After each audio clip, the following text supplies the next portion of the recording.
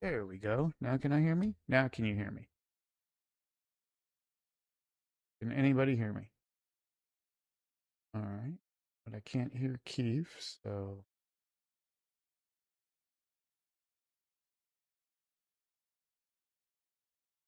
we'll get it figured out.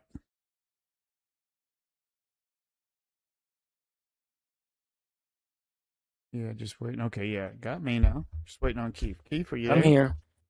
Oh, okay. Nice. There he is. And I think everything is working. We'll just give it a little bit here. Say hi to everybody. Welcome everybody to the stream. Welcome everybody to Fellowship.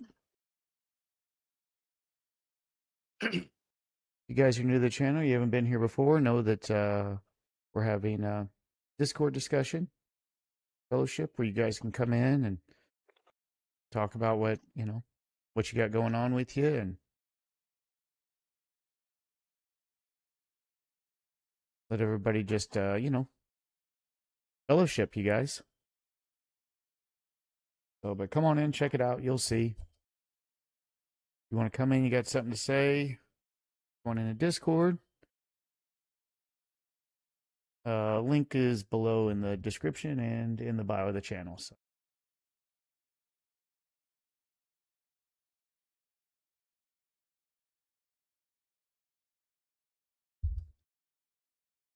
Godin. Godin? Scoden. Hey. So, Studio. Nice. Amazing, brother.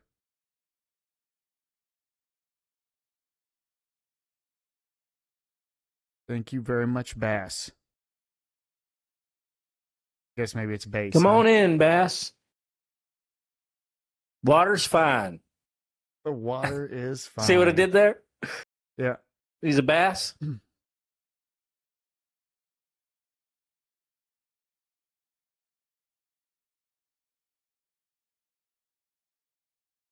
Everybody give it a like and subscribe while we get going here. Really appreciate it. Got exciting things to talk about.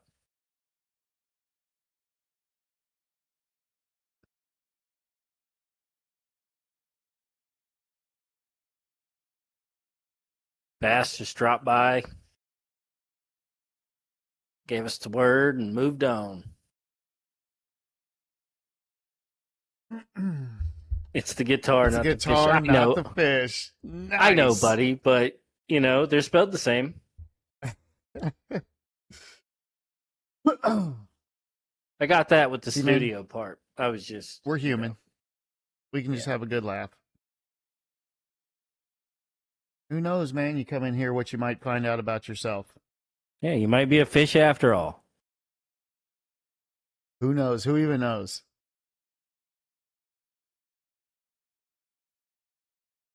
That's just it, man. If you stick around long enough, you'll find out, dude. I promise.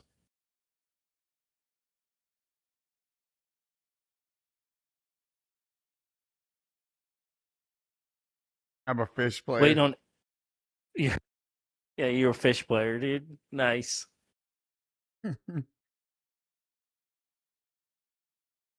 Oh, dang. You must be ahead on me in the comments. I just got it. You made me look like a fool. Yeah. That's your thing. That's my thing.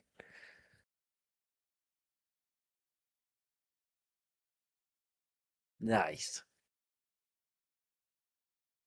We use an ugly stick? We got some other magicians in here. You guys could start a little band. Find out what? I mean, right? Didn't Who Stojo knows? play the drums? I don't know. I don't even put the answer to that, because who knows what you could find out, right? Yep. Why limit You don't yourself know until you by find out. putting? Yeah, why even limit yourself to putting something on it? Who knows, man?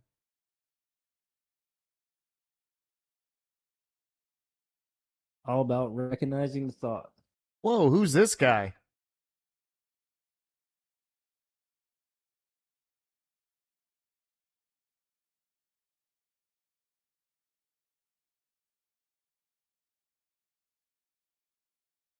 Heyo.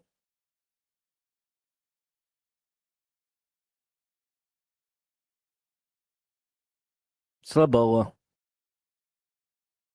What's this stream about? Well, I mean, We're gonna find out together. are you really asking? Because it's fellowship, but your first statement where you came in immediately and said the Gospels are obviously fiction. I just assumed you knew what the stream was about with coming in and commenting. I guess I shouldn't have assumed, huh? My bad. This is fellowship, brother. This is bearing witness and edifying your fellow man.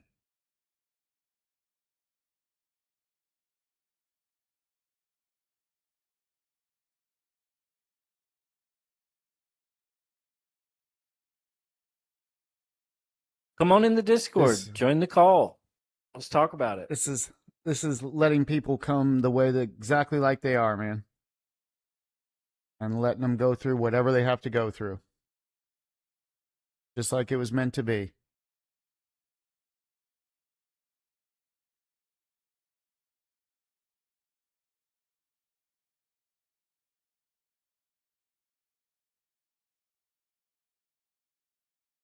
But double tap the stream. Just in case. Just in case, Who so knows? you can come back later. Study the Bible as a hobby? Nice. Well, what's wrong with that, man? It just every time we talk about this, man, it's right back to that verse in Luke 9. If they're not against us, then they're with us. You're not my enemy, brother. You're my friend.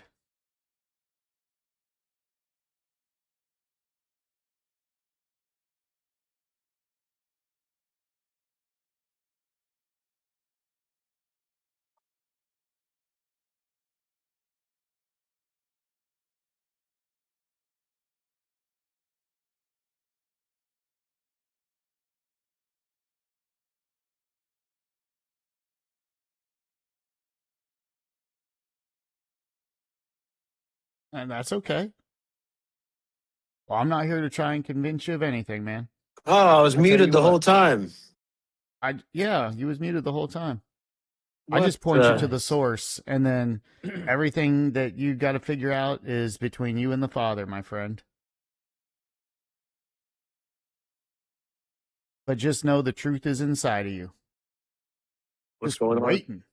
What's going on Oh, in the nothing. chat? Just we're talking to a new fisherman friend of ours Oh, nice. in chat. Yeah, he's a real angler. Oh, sweet. Me too. Me too. You play the fish a lot, little boy?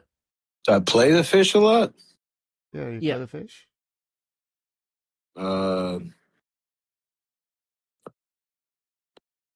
No. But what do you mean, play the fish? Just Oh, you missed it all. You have to go back and read chat. It was a whole Oh. thing. yeah. It's the guy's name. It's Yeah. Bass, like it's bass, like the guitar, but we called him Bass, and so it started a whole thing, and we're just continuing with it. Yeah. And you just Sorry, came my into the love. middle of the joke. You don't really know what's going on, and then we're using that to our advantage to make it funnier because we're bad. No man is good. Okay, yeah. The gospels are Thanks, Toots. the gospels are obviously fiction.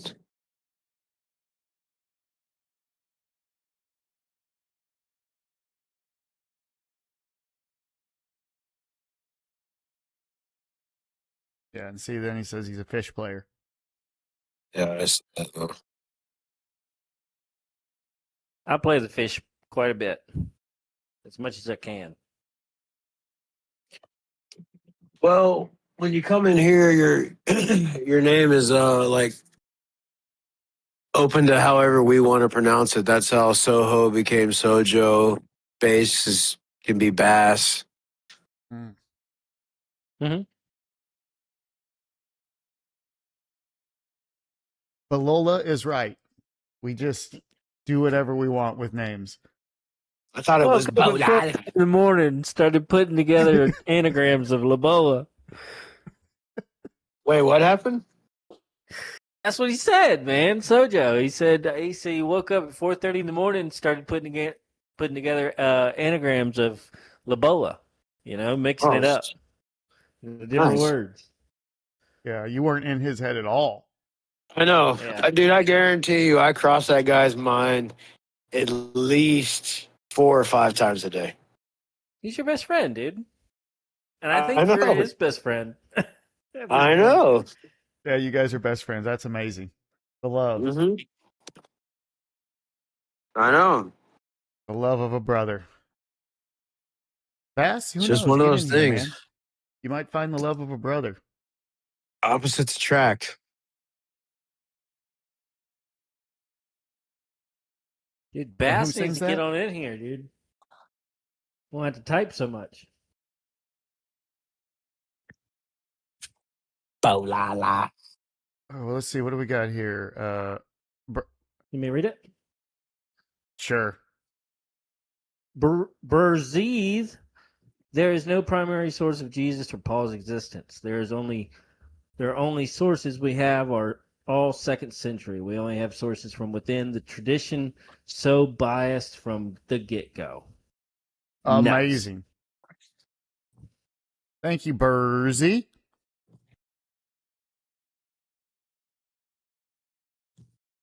Sounds like Steven. All I get from that is Steven. If you just take Jesus out of that sentence, yeah.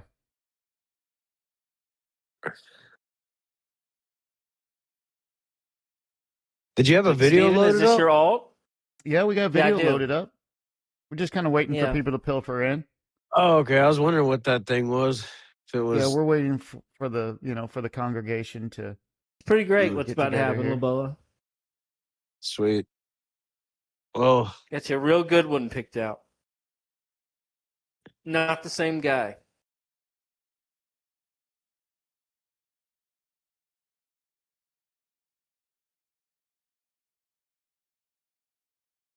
I got This some is videos. something. I'll Oh, sorry, go ahead. I'll shoot them over to you, Keith. See what you think about, or both of y'all. See what y'all think about them. Yes, please do. I mean, that way it's not just me like trying to run into videos. You know. It kind of runs in that, like, the same thing with the whole public reaction. These guys, but they actually are. They're. You remember the YouTube pranksters when that was real big? Yeah. Oh, yeah. Well, these guys are still doing it, kind of, but it's pretty over the top. It's not like a prank at all. It's like you gotta check it out. But it's the reactions are, some of them are pretty incredible. Jesse. Steven, what's up, brother? Steven. Yeah, you guys, when you talk about the Bible, when the Gospels were written and they were passed on to that person out, you guys have to look this up because I don't remember names very well, but they were passed on to this one guy, and then somehow they were taken and destroyed. And the only transition from that was basically from memory to this next guy who copied it down again. And so the truth of the matter is that, like, we can't even be for sure that the parts in the Bible that they say those people wrote were those people's parts. For instance, like Mark could have been Matthew, or Luke could have been Matthew, that's where it gets a little blurry with that. But if you're worried about all that, then you're already, you're just trying to disprove it. So we just let that go. I get it. Well, I know what's going on, what you're saying with the Bible. So I've heard that Jesus is the most documented person in history. Keith, thank you, brother. Keith with the 20 gifted memberships, you guys. Thank you so much, Keith. Amazing, brother. Appreciate that. Who did we get? Like the stream. Thank you, brother.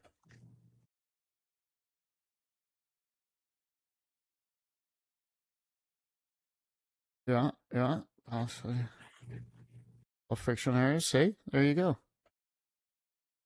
I don't know who Nina Livesi is, but I mean, you know, again, but all kinds of people say all kinds of things. You can't just, you certainly, that's why it specifically says to trust no man. You're not to trust people and what they say. They'll guide you to what they want you to think. They want agreement. They just want agreement. That's why when you guys are coming here and saying whatever you want to say, I'm not trying to argue with you about it. I don't need agreement, you guys. If we can get a deeper understanding of it, then you can really see that it's about really what's going on inside yourself, not about any of the stuff that's going on outside.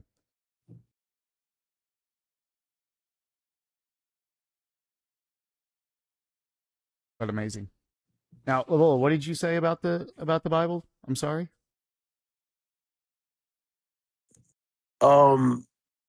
No, that About Jesus was. Jesus being documented. Yeah. It Yeah. is. I think that if you go back and look historically, the Bible is one of the best kept records of actual people who existed and kings and queens and the names, and most of it, if not all of it, I think, unless you guys tell me something I don't know, can be taken back and actually, be documented to show that those were the people in those times. So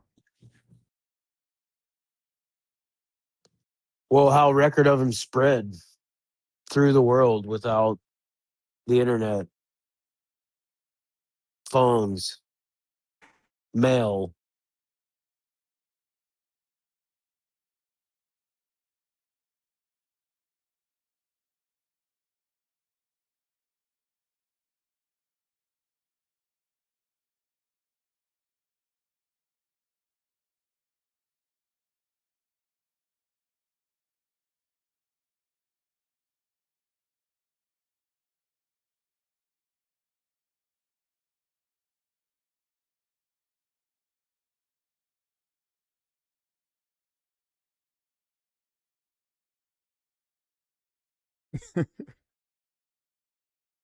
yeah.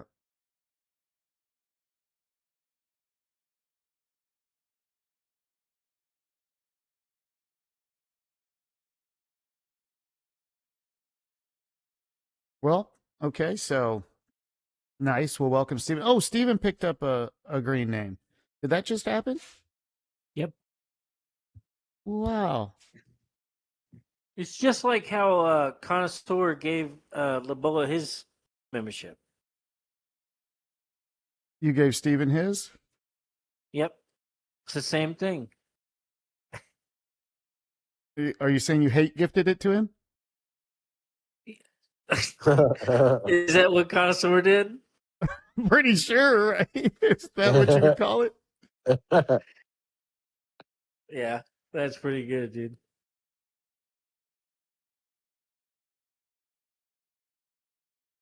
I just like It's kind bringing of it like up. it's kind of like connoisseur. Like saying, "I'll pray for you." Oh yeah, I'm gonna I'm pray glad for you. Steven has a green name now. I'm doing pretty good, dude. I've had a subscription this whole time and have never like signed up. Yeah, You guys I, keep re-upping me. it wasn't you guys. Yeah. Connoisseur. That's what we're saying. Connoisseur just bought your membership last time. This last Yeah. membership you just got, Connoisseur got. Oh, okay. Well, I No, guess he is part of you guys. but before Excuse me. that, Probably me. yeah. Yeah, that's how it goes. You don't even have to. As long as you're opted in. Don't know what it is. He doesn't even know what it is. You guys.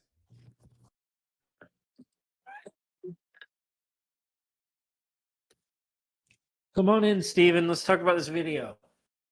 Steven doesn't have data right now. Yeah, let What? Steven recoup on data. If Come on anybody in. understands data, it's got to be Keith. Yeah, Steve is on that Boost Mobile. I think the last time I ran out of data, I was on like Primeco or something. Well, in all fairness, Aloba, you don't live in South Africa. Oh yeah. where there aren't any monkeys. So it's like There's is no it, wildlife there. well, no, he should be good if he just calls in, right? Isn't like calls are free after 9? Yeah, well, I don't know if they're still No, you doing the got nights and weekends free. I don't know if no. they You still got do to that have over there. them call you. Oh, It's that's free. right. That's only incoming, not outgoing. I Yeah, forgot about all that. it's only incoming, dude. I forgot about all that. You had to plan it out. You get I like had that, dude. That hits 500, home. like what was it, like 500 text messages a month for $20? Yeah, it was like 10 cents. It was outrageous. I know. I think everybody at least had one crazy phone bill, right? But Oh, I like, know I did. I mean, the ringtones got me. Yeah. Oh yeah. I mean, it'd be Yeah. so dumb, dude. That was back when I was still on my parents' plan. Oh yeah, there was plenty of them. Went over minutes and just keep going. Yeah, that's how I ended up on the incoming only plan. Yeah. You remember 1-800-collect? You could make phone calls from payphones, but all you did is when it I says didn't like do that. say your name now, I would just call and like check in. Like, hey, this is where I'm at. You have to talk real fast. Hey, this is where I'm at. I'll be home in 30 minutes. And then that was it. Mm-hmm. Wow. Yeah. Payphones.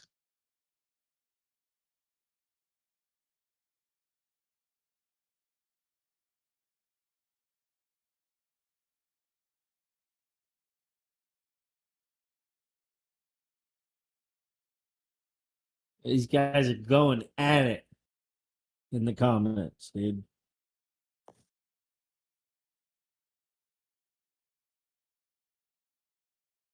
I don't know about that, but it's definitely an intellectual conversation that is beyond my expertise. So Yep. I'm coming to an agreement with you.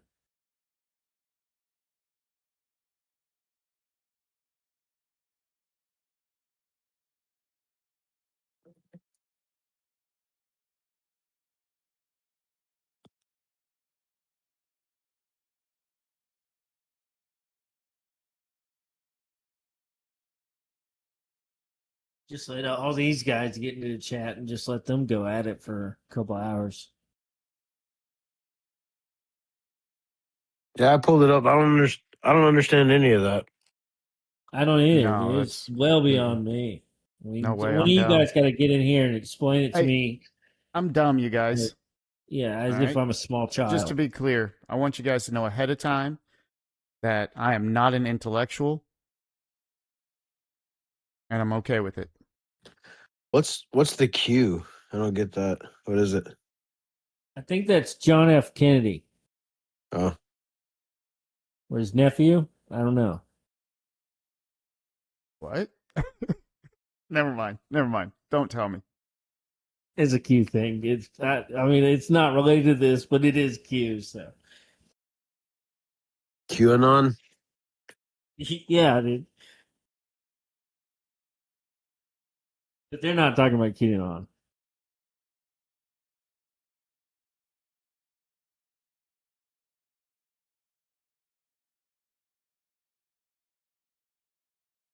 Carlos in the house. Yeah, something. So Keith, um, give us a little, you know, teaser of what's going on tonight. Overcoming social anxiety, Oh, amazing. overcoming, and also, imagine if you're at the store and this happens to you. You know what happens? Oh, nice, Steven. See how easy that was Or to if you're if explain? if you're just one of the people shopping. I think you guys will get a kick out of this. Kind of fell into this, dude. Let me know when everybody's Yep. ready.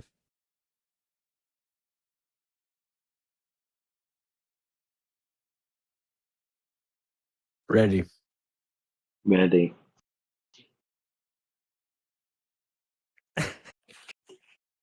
And I would explain it, but he explains it here in a second. So, and I didn't know this was happening, but it's pretty incredible. So, Toots, are you ready? Wait, Ken, are you coming in here? Connoisseur. You got to click W. watch stream. Chief. Yes, thanks for the support. Nice. Amazing, brother. Thank you, Connoisseur. Ken, are you coming in? Connoisseur, if you want to come in too, we got a video queued up. Let's see, is it Oh, it's not Friday. Never mind. Sorry, Connoisseur. We'll circle back on Friday. We'll circle back to that. Ken, do you want to come in for the discussion on this video or? Oh, crikey. Thank you, brother, for the gift, man. Appreciate you, my friend. Oh, there we go. We Didn't got he Ken. say that he wasn't available on Friday? I think Connoisseur said that was the only day that he might be available. Oh. I could be mistaken, though. He'll have to remind me, but Thought he said he had to work on his label maker or something. All right. All right, Toots, hit watch stream. oh, okay. Let's do this. You Let's see, do I gotta it. get directed here, you guys. I'm sorry. I don't even know what I'm doing sometimes.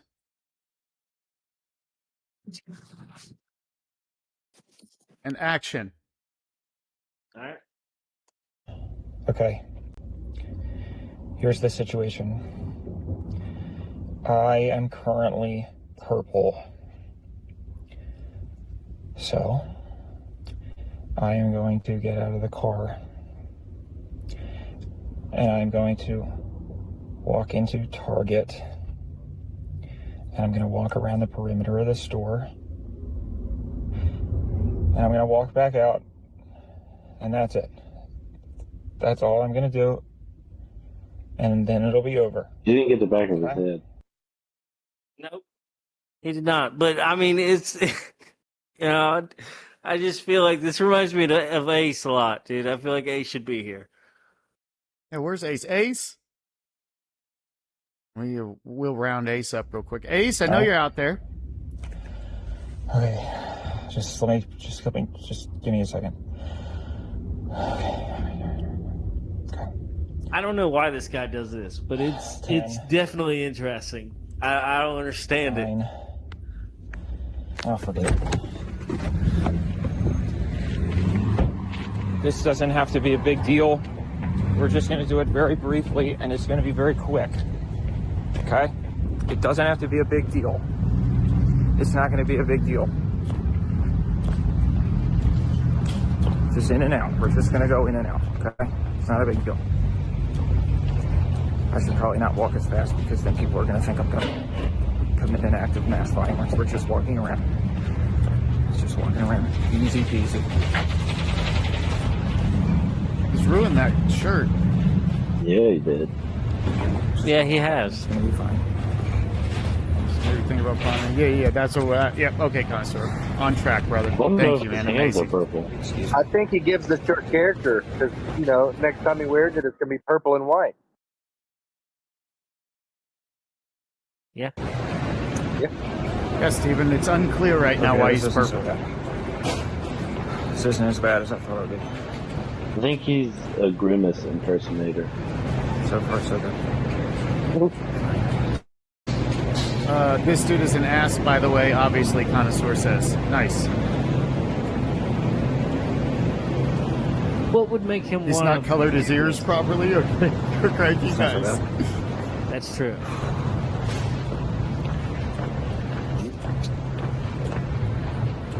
Well, he was hyping himself up to go in the store, you know what I mean? So, Yeah. He needs to close his mouth and stop mouth breathing. whoa, he missed a huge part of his head. No, I wiped yeah, off on the he did. He headrest. missed the whole back of it. The whole back of his head. Almost done. Like, Almost done. It's all in his headrest. no.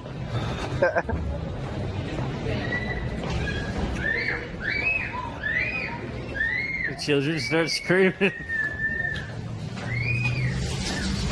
He just takes off, dude. All right, that's it. Okay. All right. And now he Not so feels bad. relieved or something. I think he just got off to it. Yeah, that's weird, isn't it?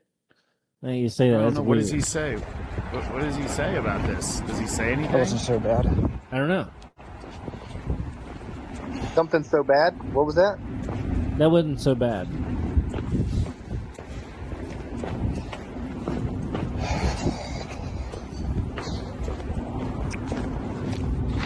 How could painting your face purple be? I don't even understand. Right? How could it be bad or good? I mean, I get where he's coming from. I have an anxiety thing about like certain things. Like I don't like going out in public a lot neither. And What made like- this dude do this, dude? What Because thoughts he has- in his he head thinks- does he have going on to tell him he to paint thinks himself everybody. purple and He go to thinks school? everybody is looking at him all the time. So he had to prove to himself that they aren't. That's, You know what I mean? He's just a huge fan of Grimace.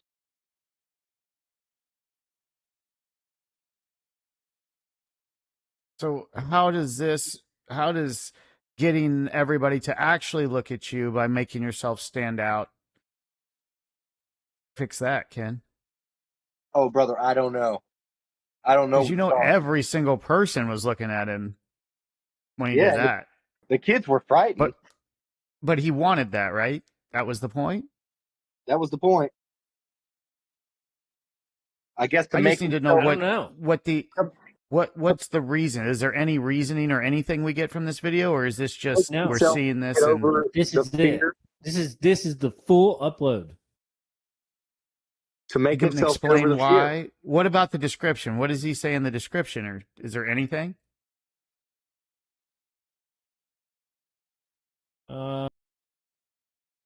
Yeah. Let's see, does it say anything down there in that description?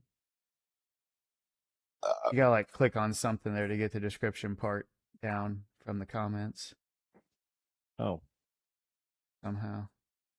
Nope. I don't know how it works. YouTube's still a mystery to me. I don't know.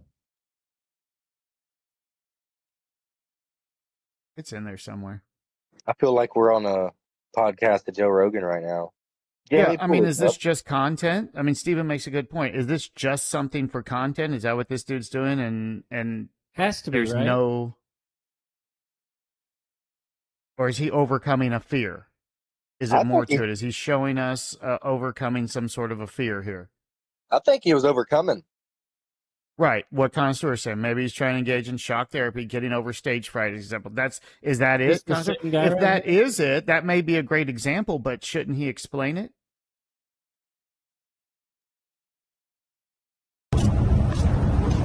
Well, to somebody that So he's doing it again?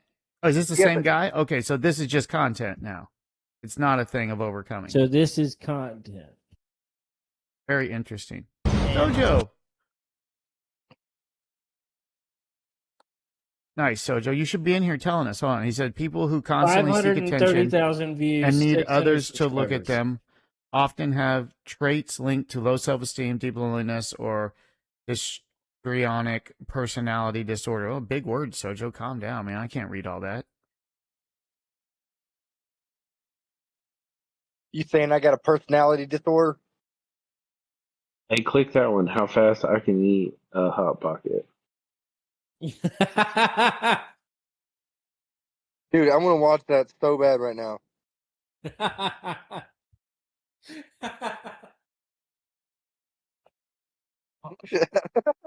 Dude, whatever we've done to my YouTube algorithm is terrible, dude. It has just terminal cancer now. Trying to find these fucking videos.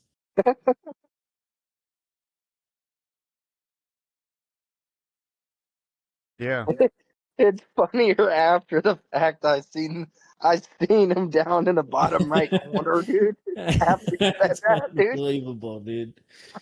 I So mean, what does honestly, if dude this do? is what the guy, if he just makes content and then goes home and he doesn't like live in this world at all, he just does it for the content, then It's know, smooth as butter. amen. I just I don't know what the intentions are. So maybe this guy just does this as a YouTube job. Yeah. In which case, obviously, people are enjoying it. The sugar! Yeah, Connoisseur, you may be right about that. Okay, this Oh, dude okay, is all right, weird. okay, bro. never mind. Check all that I said. Check all Something's that going I on said.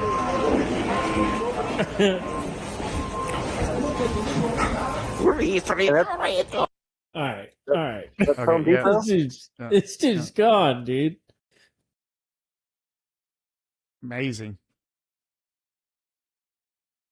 Can we go back to the Hot Pocket guy? Well, Yeah, we in all fairness, Burzy, we're trying to see what's going on in ourselves. Once you see what's going on in yourselves, you can see what's going on in others. And so this is just it's a self-reflection moment. But once We're not really but once watching you to see watch what's these inside- videos. We're watching to watch ourselves. Once you see what's inside the Hot Pocket, then you can truly vision what's inside thyself. See, Burzy, he wants the hot pocket too. Everybody's hung up on the hot Everyone pocket. wants the I hot mean, pocket, dude. All right. I guess give the crowd what they want. I don't know what to say. All right, pause right here. Pause right here. Hold up. Dude, that is the best drink in the world right there. The Yoo-Hoo. The water chocolate? Yes, I love the water chocolate. Be nice to Ace. He's a good kid. He is a good kid. Where is he? Get his butt in here, connoisseur. We love Ace. Oh, Sojo said something about Ace. Oh, The okay. water- I missed that, Sojo. The water Sorry. chocolate comes it Yeah, looks directly like Ace, from he get had in a here, fight Ace. with We his love you, brother. chocolate river in Africa. It does remind me of like Willy Wonka River, you know, but it tastes good. I like it. It's one of my favorites. But it looks like he had a fight with his sister. Please. Hot pocket and drink this Yoo-Hoo. Okay. You turned it up. This is what you guys There wanted. you go. Yeah, do you, all right. Was it Wonder very? if the insides I know that still I alive. thought we were going to be a little. Take some bigger Delicious. bites, man. I thought he was gonna be really fast. Yeah, I thought It's we a were. hot pocket, not a cold pocket, you guys. I thought we were breaking It's records. testing the with this. waters. Coming from it. That's a pretty average hot pocket speed. Yeah, that's Actually, I I'd say feel almost like I could below race average. this out. Yeah. A lot of chewing. Unnecessary I chewing. don't know what's going on here, you guys. I feel like it's performative chewing at this point. How many views does this have? Well, Labola, let's find out. 745,000. Oh, that's it. Dudes, Oh, maybe that's it. maybe if your channel's gonna blow up, you're gonna have to do something Start like eating this. hot pockets. I'm gonna have to I start think you're eating gonna hot have to make- pockets. Claim that I eat them very quickly, but then eat them at a very just moderate pace. Yeah, just name it. Extremely below. Hot Pocket 2. Eat them at an extremely reasonable pace. Yeah, this Yeah. man has no urgency to this. I don't know why the video's named I that, don't- but it's Yeah, this is man, straight I'm- clickbait, you guys. I thought you was going to eat that thing in 2 bites. Nobody's watching this, right? I mean, this isn't something. I mean, what No, is going on I'm in watching. 750,000 people's 745,000. lives? Oh, we're going to the Yoo-Hoo. This dude's even trying to be fast. This 2 is bites just and we like- got to get a drink in here. Wait, he didn't even shake it.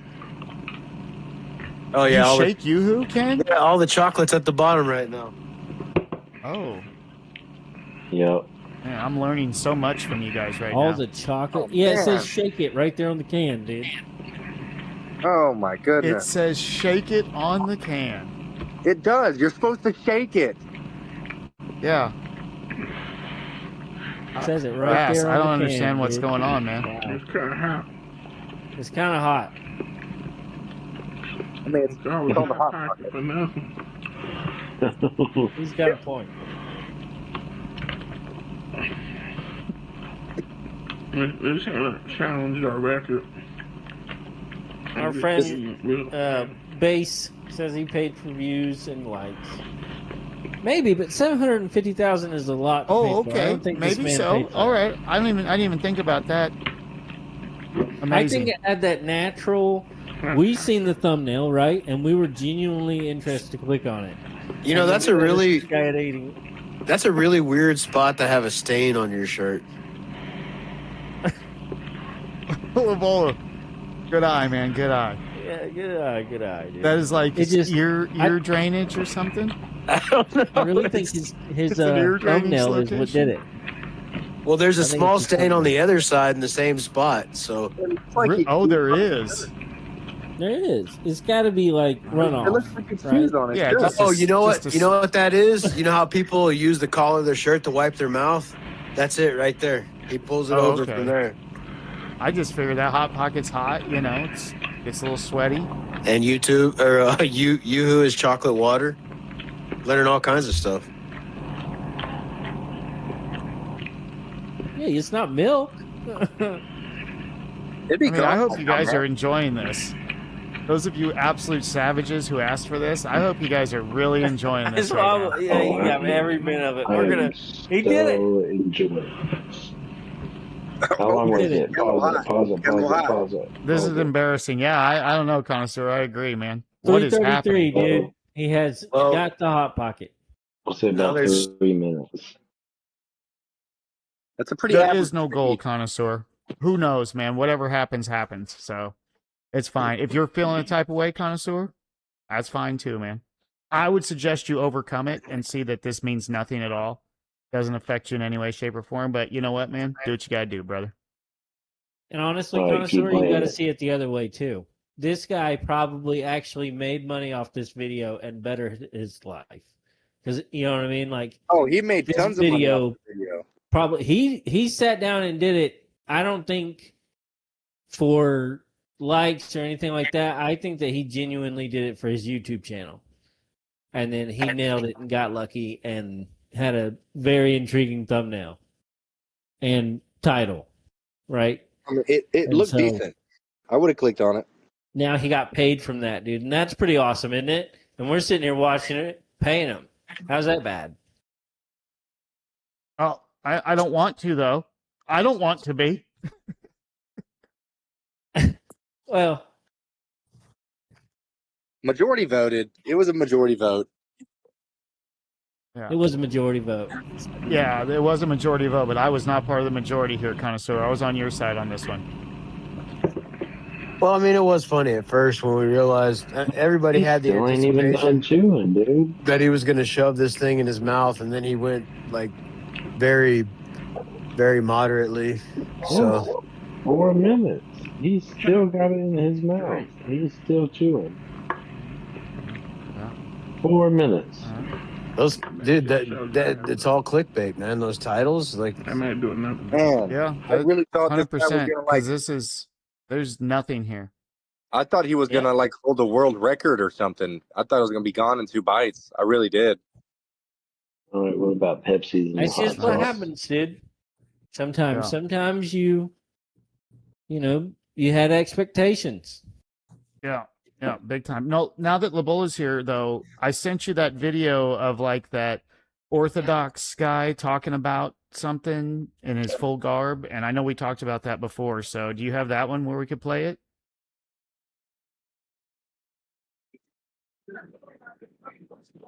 Which one? The It's like that guy in all that really Orthodox style robe and outfit. I sent you. Orthodox. We were talking about Christian. this. Yeah, well, I guess I don't know. We'll find out. But you know what I'm saying, like some type of Oh yeah, orthodox yeah. looking He keeps religious popping up robe. on my fucking timeline too now. Thanks. After you touch it once, that's the other dangerous part. Now you guys, Keith is going to be getting hot pocket videos 24/7 on his Yeah, I on mean, his feed. seriously. So that's going to be a real problem. Where did you send that at me? Send that to me at? Well, I texted it to you, I think, but I can resend it to you. I don't think you. You want me to send I it mean, to I just looked. Has anybody Send seen it to the those trash folder old-fashioned, in uh, Discord. I can pick it Hot up Pocket directly. commercials with the? It was like a Asian sensei, and he goes, "You're not hungry for Hot Pocket, or you're not hungry for donut. You're hungry for Hot Pocket." Has anybody seen that commercial?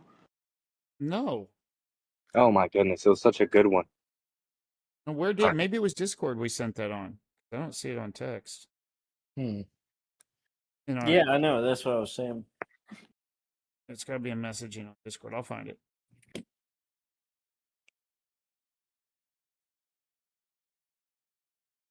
Taylor, did you see that your county seized 101 kilograms of methamphetamine? Yeah, yeah, I did, dude. Oh, it was in YouTube messaging, Keith. Remember, we have that now. Oh gosh, dude, what? Oh Yeah. my god, I opened YouTube. This dude's eating a hot pocket. Oh, it's our channel. Great.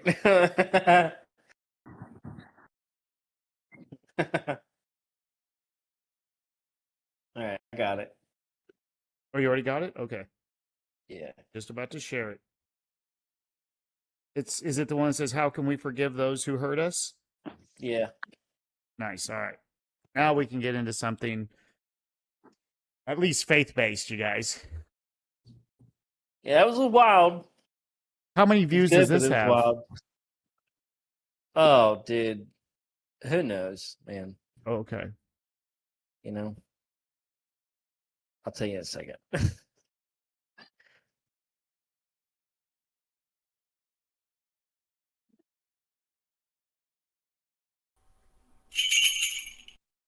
This has 128,000 views. Okay. So Well, that's pretty good, man. not even close to the Hot Pocket. Not even close to the Hot Pocket. You can see where In the people's sixth minds chapter are. of the for Gospel sure. according to St. Matthew, we have the words of Jesus where he says, Dude, I sent you that hot Pocket commercial in the whatever the messages are. I don't know. Okay. In the YouTube messaging or Discord, or what are you talking about? Discord. I think it was the life, like the one we're on. Yeah, it was Okay. in where you join the voice. That's Gotcha. That's one of the commercials I was talking about. But there was one with the same guy, but it was talking about donuts, and he goes, "You're not hungry for donuts. You're hungry for Hot Pocket." It was Okay. How does YouTube work? Is one like if you click on it, is that one view, or do you have to watch the whole thing? Is that a view, or the you got to watch the majority? whole thing, right? I don't You think watch so. I it think for a a view certain amount of counts. time, like 10 Yeah. seconds, I think. Yeah, I think if you just get some 3 seconds in seconds, there, it something counts like it that. as a view. Huh. All right. Here we go. All right, this is like Lobola in 30 years, by the way. says, What? God will forgive you. If you forgive men their trespasses, God will forgive you. In these words of Jesus, Well, I'm ready to we watch should the future. hear both an encouragement, See what he looks like. a reason to have hope, me and you both. but also a very stark warning. A warning that should make us shake and tremble and should shake us from our complacency. It is a statement of hope because Christ assures us that if we forgive, we will find mercy. God will show mercy to all those who are merciful. But it is a warning that if we choose to refuse to forgive, we cannot hope to expect mercy and forgiveness from God on the day of judgment. How far do you want to go, Shoots? How long is it? 10 minutes? Oh boy. I mean, you guys got 10 minutes or? I don't know. We Sometimes got we're on 10 here for minutes for like Jesus if 6 we have hours. 4 So I minutes. mean, you 10 guys minutes. just all sat here and watched a dude eat a Hot Pocket nonsensically for, 4 minutes. I would say, close to that. It was 4 Half minutes. that? Okay. Half that. I'll allow it. So surely let's give it 4 minutes. We'll see where we're at. What, you have to set a timer on it, like, or what loads or what? What? No. None. What? Why is he asking how long you want to go? You can't just start playing it and see how long it goes. I think it's just because it's, you know, If you wanted to pause and talk or anything like that. yeah. As we rush to that moment of our death, as we rush to the moment of judgment, let us remember, we cannot simply be casual. We cannot simply say, oh, well, God is so loving, God is so forgiving, everything will be fine. Try me. God says to us, if you forgive, I will forgive. Jesus taught us in the Lord's Prayer, forgive us our debts as we forgive others. When we think of this, when we think of our hurts, sometimes the cycle of pain, technical difficulties, our emotions, our psychology. What are you talking about, buddy? Can go round. Are we having technical difficulties? Contemplate as we I don't remember know. the Can you pause hurts it real quick, past Keith? Let's and figure out what we're present talking about here. that people have committed. Oh, is he playing the video? Yeah, And do you not sometimes see the that video cycle playing? is very difficult to break out of. No, yeah, I didn't see it neither. And sometimes we can get comfortable. Yeah, you guys are like watching it You gotta together click or on it. something. You got to click on it. You got to click Hello? on the video. on Oh, your phone. okay. Touch There it. we are. Yeah. That's All right. why. Sorry, guys. That's why everybody's confused. Is we're just sitting here waiting. Yeah, we're just sitting here, dude. Sojo, if you don't feel good, you don't got to come on tonight, man. Know that. It'll be fine. No, his presence is mandatory. He's with us in spirit. Okay, so yeah, no, I'm tracking. So that could be me. He's standing in the wood. Yeah, no, I get it. So now he didn't even realize why you said it was Ebola. Now it's see it. It's like it's hitting home now. It's like the third joke that I've fucking sent Lebola his way, and I just missed the mark. Yeah, it can't land when it's he's not even seeing it. Yeah, we're just all of us. We're just watching the screens with our little avatars or whatever, wondering what the hell's going on. Really? And, wow. Embarrassing. So now it all makes sense with the question, like, how long do we want to watch this? I'm thinking, what do you have to like buffer a certain amount of minutes before you can play it? Well, I mean, what are we doing? So many minutes, so much data. But now wait, Lebola. What happened between the Hot Pocket and now? You saw the Hot Pocket, right? I closed my thing. I closed it and went back to it. And so he just needed to close and reopen or something? And go to the trash folder and get shit. Yeah, but no, I'm not talking you, Keith. I'm talking Lebola. No, well, the thing that's what popped happened. up. I cut it off. Yeah, but then how come it came back up for me and not them? We didn't click the watch stream button, but there were also so you gotta click it again. Okay, that's what I was wondering. All right. Well, the other one, it was a picture of the purple face guy, and it said watch stream. So it was just black and had a button that said watch stream. So I don't think anybody thought anything was going on. Oh, really? So you didn't even watch that one? No, we haven't watched any of this. So, but you guys saw the Hot Pocket. I'm so confused. Wait a second. Yeah, we did see the Hot Pocket, but that well, because that rolled in right after Purple Face. Yeah, but someone you would have had to have clicked the screen, and then I opened this back up. You would have had to have clicked watch screen to get in on it the first time, right? That's and then they didn't click it the second time. It's no big deal. Yeah, but the first default though. So what happened is the first time there was a thumbnail with Purple Face guy, and then when he clicked off and then came back, it was just a black screen that said watch stream. So I didn't think anything was going on. I didn't know I had to click watch stream. Yes, same here until I figured it out. Until I clicked watch stream. We have the words of Jesus where he says, if you forgive men their trespasses, God will forgive you. If you forgive men their trespasses, God will forgive you. In these words of Jesus, we should hear both an encouragement, a reason to have hope, but also a very stark warning, a warning that should make us shake and tremble, and should shake us from our complacency. It is a statement of hope, because Christ assures us that if we forgive, we will find mercy. God will show mercy to all those who are merciful. But it is a warning that if we choose like to a beautiful refuse to autumn forgive, day. we cannot hope to expect mercy and forgiveness from God on the day of judgment. As we rush to that moment of our death, as we rush to the moment of judgment, let us remember, we cannot simply be casual. We cannot simply say, oh well, God is so loving, God is so forgiving, everything will be fine. God says to us, if you forgive, I will forgive. Jesus taught us in the Lord's Prayer, forgive us our debts as we forgive others. All right, pause it. So do we have to dress like that to get the point across? If he was wearing like a flannel and a trucker hat, would it carry the same weight? Oh, that's a great question.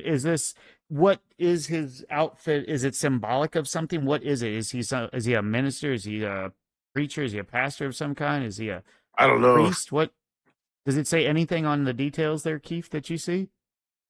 I'm not good with that kind of stuff, like looking at the garb and recognizing, what That their guy, deal is. that guy, that guy is Eastern Orthodox Christian, 100%.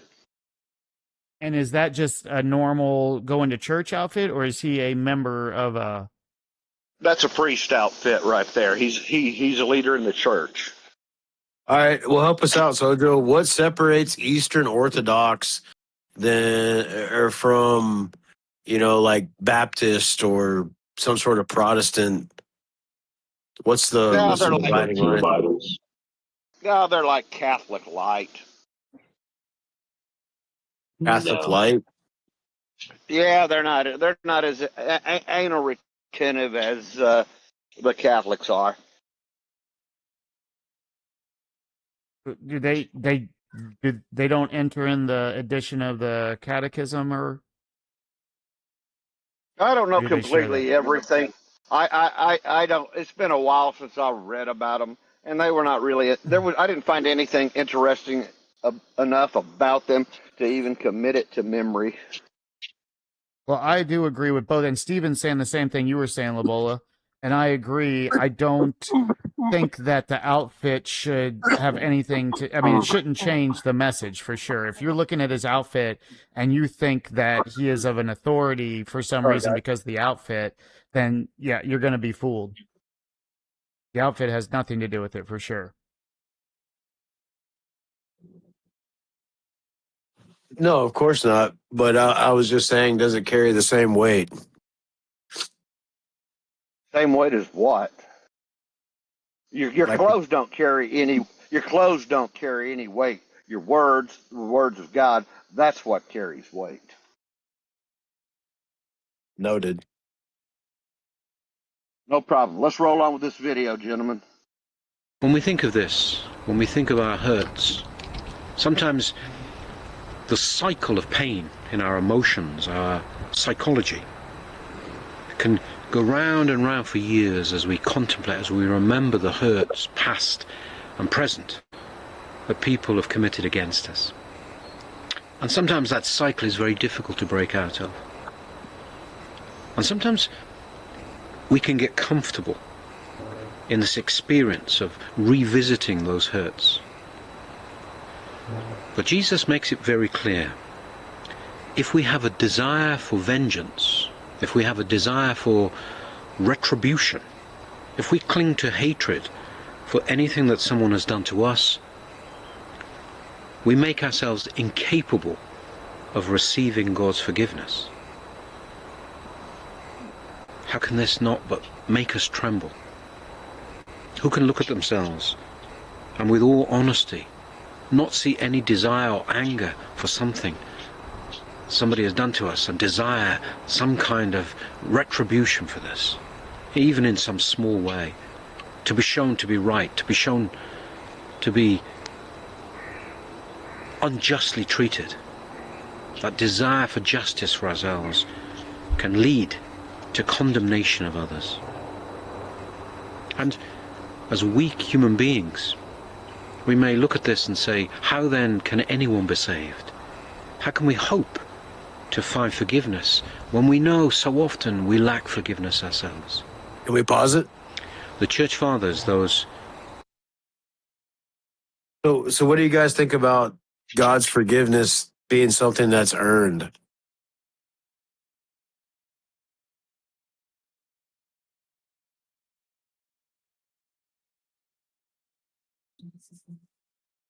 That's a good question.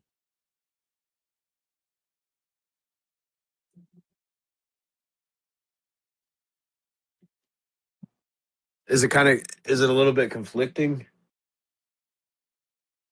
All right, boys. I'm gonna watch from YouTube, but I gotta go and wrangle these kids. All right, kid. Do your thing, buddy. All right. Or I'll just sit here and I'll watch. Oh, let me mute myself. Sorry, guys. No big deal. I don't even hear you, Ken.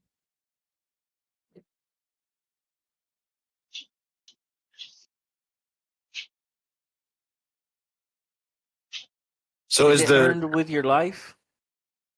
well is the consensus that you have to earn forgiveness? That's what I'm trying to figure out. Is I don't know yet how I feel about it. Because in a sense, no. But also, you earn it with your life. How so?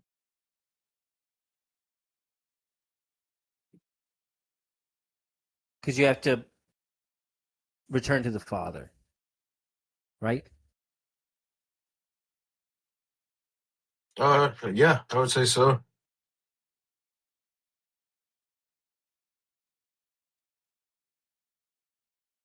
Actually, the reason for your death is the wage of sin. And even God says it is appointed once to a man to die. Now, as far as asking for vengeance, here's something interesting out of Revelations 6:10.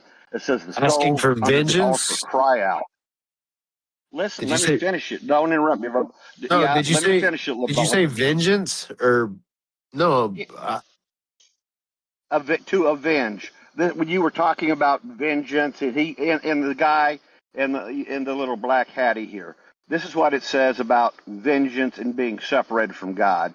But I'm going to it's interrupt you. interesting because it says Revelation 6:10, the souls under the altar cry out, "How long, O Lord, and true, until you judge and avenge our blood on those who dwell on the earth?" They are asking for when is God going to avenge their blood? Ooh, whose blood? The blood of the murdered saints, those killed by the Antichrist, those beheaded, the murdering of the apostles and the prophets. Anybody that died in the service of Jesus Christ spreading the gospel, all those are the saints. Well, if we all come from No, the the same saints. seed, don't we all share the same blood? Saints. The wicked and the righteous? No, we do not. Oh, No, you're separated. You're separated. You're not. You're not of the. They are of their father Satan. They are. It's going to be them. I was reading about this last night. I never did get over to Job, but I did a lot of reading about this last night. And there is going to be one outlandish penalty. Everything that they have put on Christians, they're going to get it all put back on them, times 7, times 10. And actually, I also read that God the Father will actually make those people that persecuted Christians bow down before our feet as proof that God loves us. but we don't have the same blood. No, we don't. Well, I don't. I mean, you're talking biological here. I don't know what this I thing do is have with blue eyes, blood or so Joe. lungs, blood. What? What? I said I do have blue eyes, so Joe. Hey, there you go. That's not going to save your See? ass either. Okay, so this brings up though the age-old question, Stephen, and this is great. This is actually amazing. This is what is what it's all about. It says be doers. That means you got to do stuff. So, Stephen, everybody who didn't know the Word of God, that didn't have that opportunity, that didn't know what Christ taught, they're all in hell. Every single one of them. No chance to be saved. All the Native Americans and the people who never, couldn't read. Stephen, are they all in hell because they couldn't be doers because they didn't know? Oh yeah, Yeah. it's even they're not allowed to have Starlink in South Africa.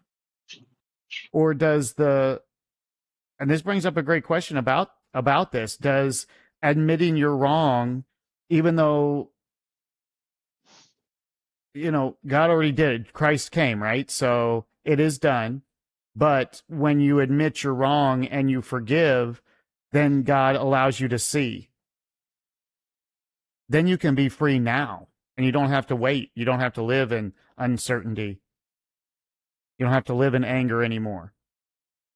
Now you can see, and that sets you free. Returning to the Father is now knowing it. It doesn't change. You're still in this world. You must overcome it.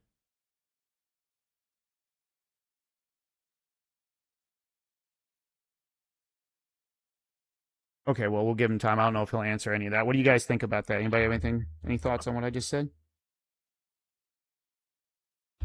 We've already plowed this field plenty of times, Lucas.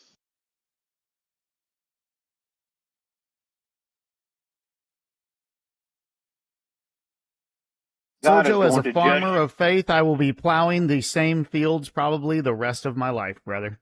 I think those fields have been getting plowed for how many thousand years are we at now?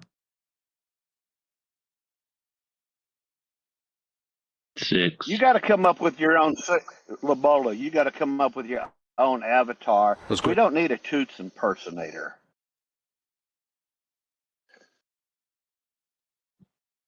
When you're going to come up with your own look, you got to learn how to do Lobola. Oh, you're You just got to jealous. get your own look. You're just jealous because it's not you holding the RPG wearing a turban. I could put an avatar in there of me doing anything Hmm. because I know how to change avatars and make avatars. You're having difficulty pushing on the watch button and figuring out how the video gets going. You think there's anything Yeah. we can do for Steven and his data problem? I know, like I don't know about Starlink. that. I don't think you can have Starlink in South. Like, if we can get him an unlocked or a black market Starlink and send it to him, and he could have all the internet he wants. I could just piggyback Why him onto can't he? my plan. It's only like an extra $30 a month or something. Yeah, there's definitely no international rates there.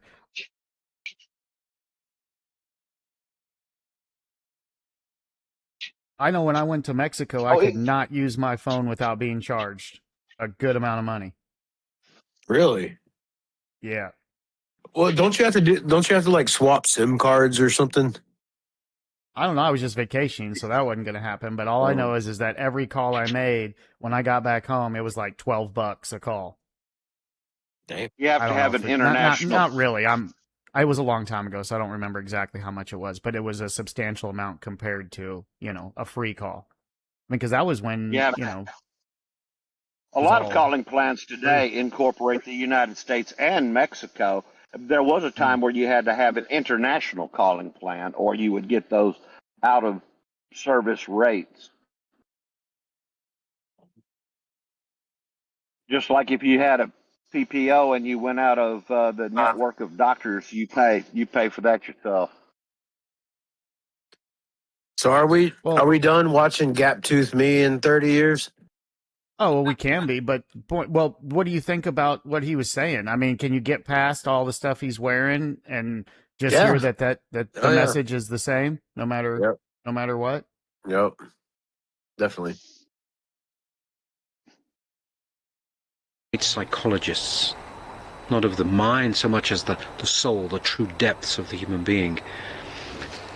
They tell us there are routes to this forgiveness. There are ways we can think. There are ways to look at other people and what they do that will help us to forgive.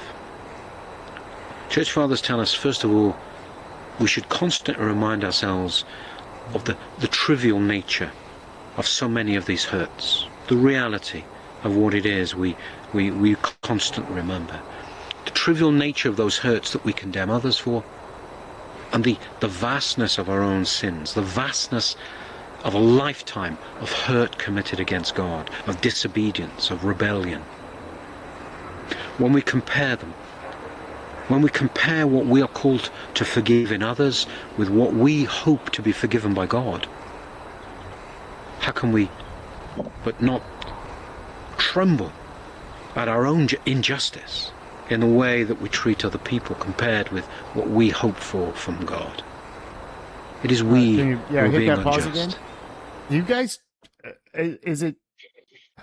Should we be afraid of that? I don't know. I don't get the tremble. I actually find great joy in the things that he's speaking about, not fear and trembling.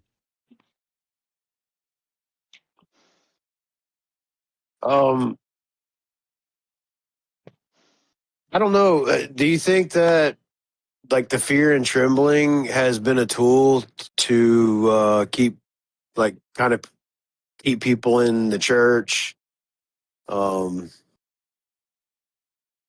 You know, for reasons other than working on yourself, keep someone scared.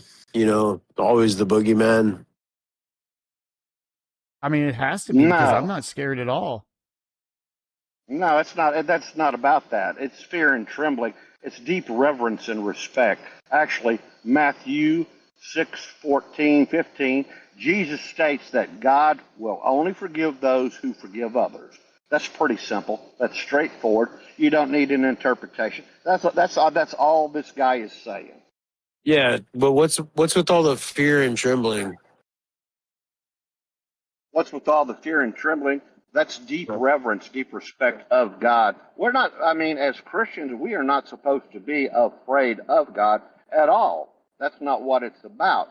It's just Yeah. to keep Well, what? people in understanding that God is sovereign, God is in authority. Jesus is the one that gives a vast descriptions about hell and paints a horrific picture of it. That is to scare you. That is to let you know how bad that is, because he wants to make it as bad as your mind can understand, so you will turn away from that. Yeah, but is he being honest? Because when I forgive, when I saw that the things that I was holding against people and myself were so trivial, it brought me great joy in understanding that and peace, a deep inner peace where it set me free from that. Is he? Do you think that that it brought him fear when he did that, or is he saying you should do something that he's already been set free from? Well, when you forgive others, that sets you free. That absolutely sets you free. That's why you feel that When you're peace. set That's what free, didn't that give you joy? well, sometimes people, you don't have eternal joy necessarily after you receive Christ. That's not all No, that's not bubble what I meant. But gum and pop. after you realized that, and then you forgave, wasn't it joy you felt or fear? People don't. You shouldn't be feeling fear. If you're feeling fear, that's I don't know why anybody that was a true Christian would forgive somebody and then afterwards feel fear. That's foreign to me. I don't even understand that. That Well, would and be that's like kind of saying, what I'm "Oh, saying. Don't you think he should? I don't want to. Maybe he really does feel fear. But for me, if I was telling the truth, I would say when I found out that those things were trivial and I forgave, it brought me tremendous joy and peace. It brought me closer to, God than I ever even thought possible. well, I don't And know exactly how he's using the word fear in this context. I'm hearing it, but I don't know what he is meaning by it specifically. He may be, when he uses the word fear, for him that might be deep reverence and respect. Just like we use some different words, the imagination and label. Mm-hmm. I'm not sure how he's Yep. utilizing that particular word, so I don't know what's in his head on that. But if he's No. doing what I believe he's doing, then he should. He's when he's talking about himself, he was not in fear. He was in deep Yeah. reverence and awe, being respectful to God and forgiving, and that would lift up the burden, and then he would feel relief from that. Coming into alignment with the Word of God and His commandments always brings you in a good place with God. Well, And although can true forgiveness and fear live in the same house?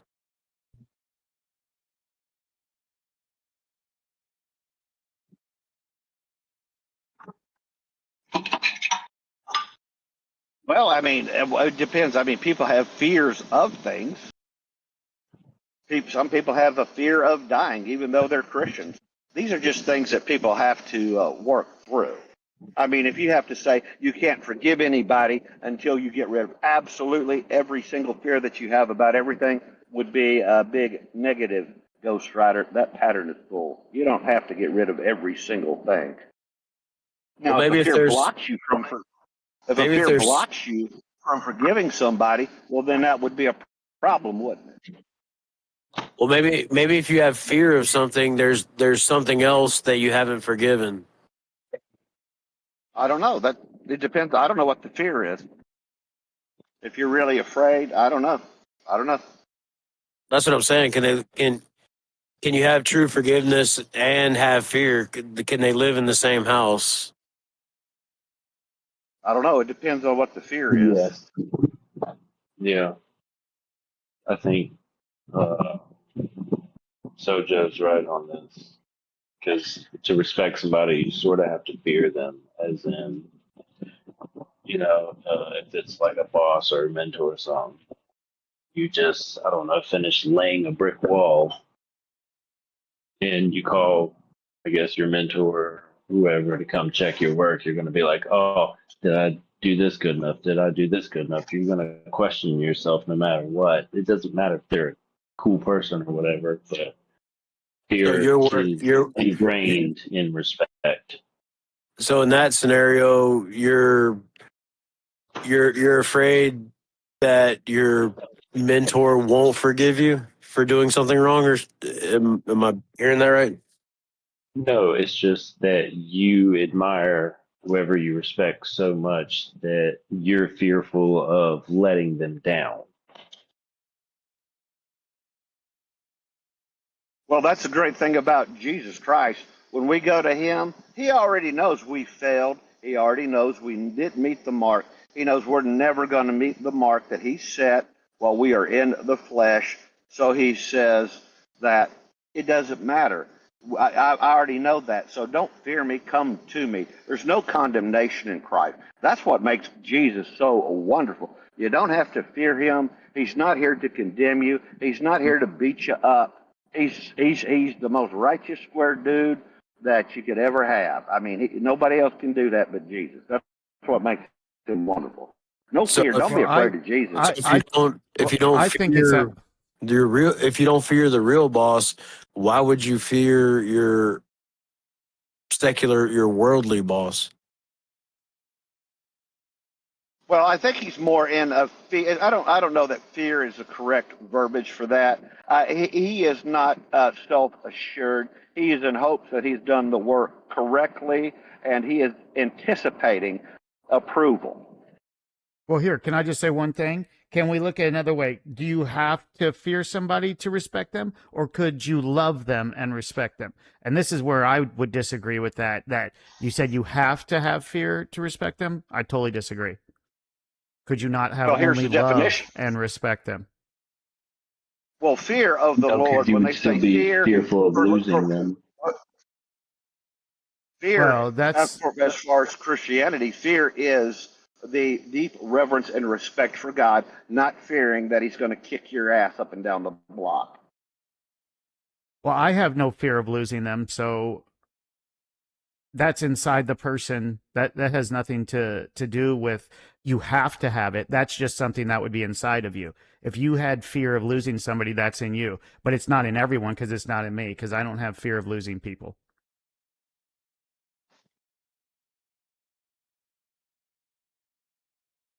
And how could you have fear in something you know is going to happen? What's scary about things that just are? And why are we having such a tough time Being with the taken from meaning of fear, them so using it soon. different ways? Is there different What? happies? Well, Sorry, what'd you say, because Carlos? Lobola, when we talk about fear in the Bible, Lobola, it has a different meaning than what it does in the secular. I mean, you have to look at the different meanings and definitions of those words, how they are being applied to get a full understanding and understand the context of what's being said. There's not just a singular fear, which means, oh, that's just terrifying. Well, yeah. No, Well, then, but it's then not wouldn't that you way. have to give that? Wouldn't you have to give that when you're talking about something like this? Wouldn't you have to give the interpretation every single time? If there's so many interpretations for a word and you're just saying the word, how could you know for sure that the message is getting through to them in the right way? I know you're Well, I mean, smart, if you're Sergio, and, talking and, about, and I get what you're saying, and I'm I do I too. could agree with that, but I don't think everybody sees that, and I think that some people can take it like what we're saying, and I can see like Lobola's right. If you still have fear, can you truly forgive somebody if you have a fear of something inside of you? Because where does that fear come from? What are you afraid of? What is that fear? And well, if you I mean, haven't overcome that, can you truly forgive them because you haven't let go of yourself? You haven't done it for yourself. You know what I'm saying? So there is something with that. well, possibly, but I mean, as far as the definition of fear and going back over that, it's just like I had said. Well, as you said, rather, we need to keep plowing that field because people don't understand the word and the meaning of fear. We're having that conversation right now. What does that mean? Yeah. I mean, Well, much that was like my when you exact point. say, So if I said yeah, yeah, I got yeah, joy we from that, reiterate, wouldn't that make a difference? Would I right? have to give you the so many interpretations of what it means that I got peace or joy from understanding forgiveness instead of saying fear? Do you think I need to explain that as much? That's what I just said, but I used happy. Well, I mean, most people understand joy and peace, but I don't really see those as being words that are that have any level of ambiguity in them. But fear, I don't know that it has ambiguity in the Bible because it shouldn't. It depends on where you're using it. Secular people think the word fear something they're afraid of, something that terrifies them. But the word fear in Scripture means reverence and acceptance of the Lord and deep respect Right. for him. But also in the Bible, the word fear is also used when the Israelites feared different nations around them. They were scared of them. So you have to be very specific with these things to get the understanding, to get the meaning. I'm sorry, but one label for one word will simply not work, gentlemen. It will not No, work.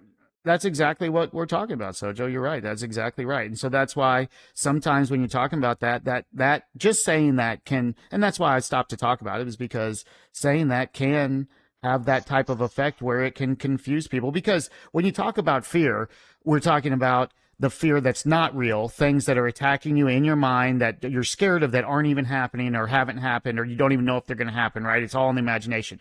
But then there's that real world fear where someone's got a gun to your head or something like that, right? So there is a difference between a physical act that's going on, fear, and then this existential fear of just going through life Well, no, or fearing what's greater than you. you're saying Oh, yeah. fear in the Bible can mean reverence. Why not just say reverence? I don't know, Lobola, because I didn't write the Bible. God authored the Bible. So that's kind of, you'd have to ask God about why those words were put in there like that.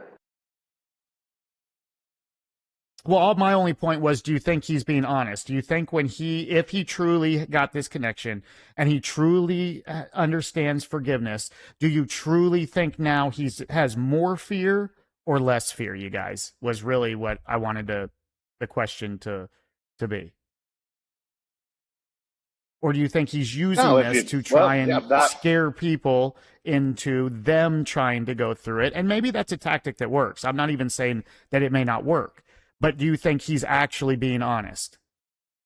Well, I wasn't saying that about this guy. yeah, I think I do think the church keeps a level of fear because it's self-sustaining.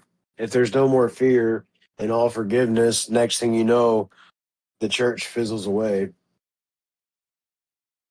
well, if the church is doing that, and Lobola, you're right, and Lucas, you are right. Some of these churches do weaponize that fear against you to keep you in line when they're giving the worst message they could possibly give about a loving, all-knowing, all-forgiving God, and they're doing that to keep the pulpits full and keep the money coming, and you better get your ass here next week with the check, or you might be going to eternal damnation. Do they abuse that? Absolutely. And then taking that back over to what Carlos said about, respecting people because of fear, is that not in alignment with basically, what most churches tell you biblically? I mean, you should be afraid of what you respect. You think that translates into that where, he's wants to, thinks that fearing someone can give you a respect for him? Not that it can't. I think that may even be true as well. But is that the right kind of respect you should have?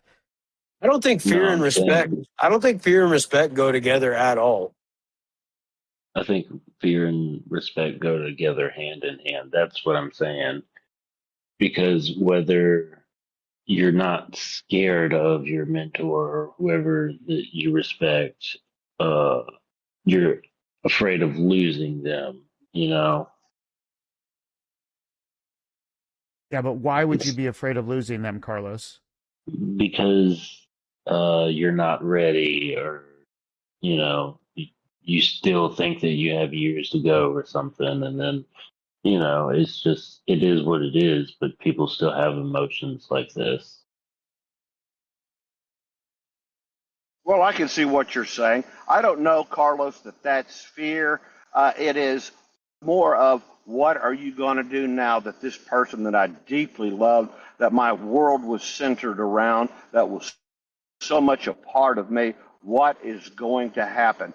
You don't know because you can't Yes. know the future. And I think, I don't know that that's so much fear as that is an incredibly deep uncertainty, and you are relying on your own mind and what you Mm. are going to do when you had no control in the first place. When you Now, understand that you don't have to have those uncertainties, that God will fulfill you. He will work you through that. He will set your feet back on the ground. By all means, you will grieve, you will wonder. Those things are not bad, but that uncertainty will supplant and take the seat of God. If you and let now, God stay in His chair and don't put yourself up in there, He'll take care of it for you. Go, Lucas, go. how does uncertainty turn to fear?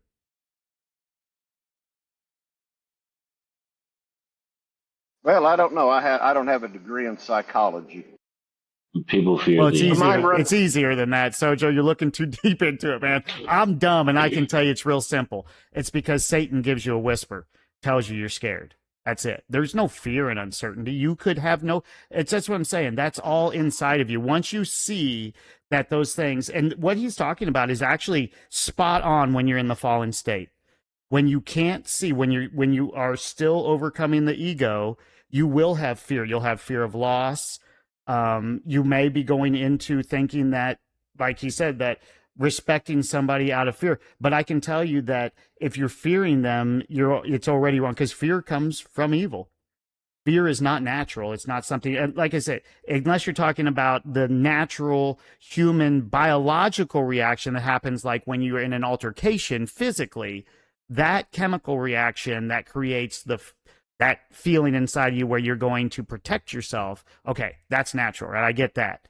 But not this one of this thought of there's, I'm going to lose this person, so I'm feared. I do get it. That everybody does that. He's right about that. It's just that we do that in the fallen state. Once we overcome, we know that if they go, like, if you're talking about death, if you're just talking about losing them, like they're not a part of your life anymore, then we have to definitely be ready for that also.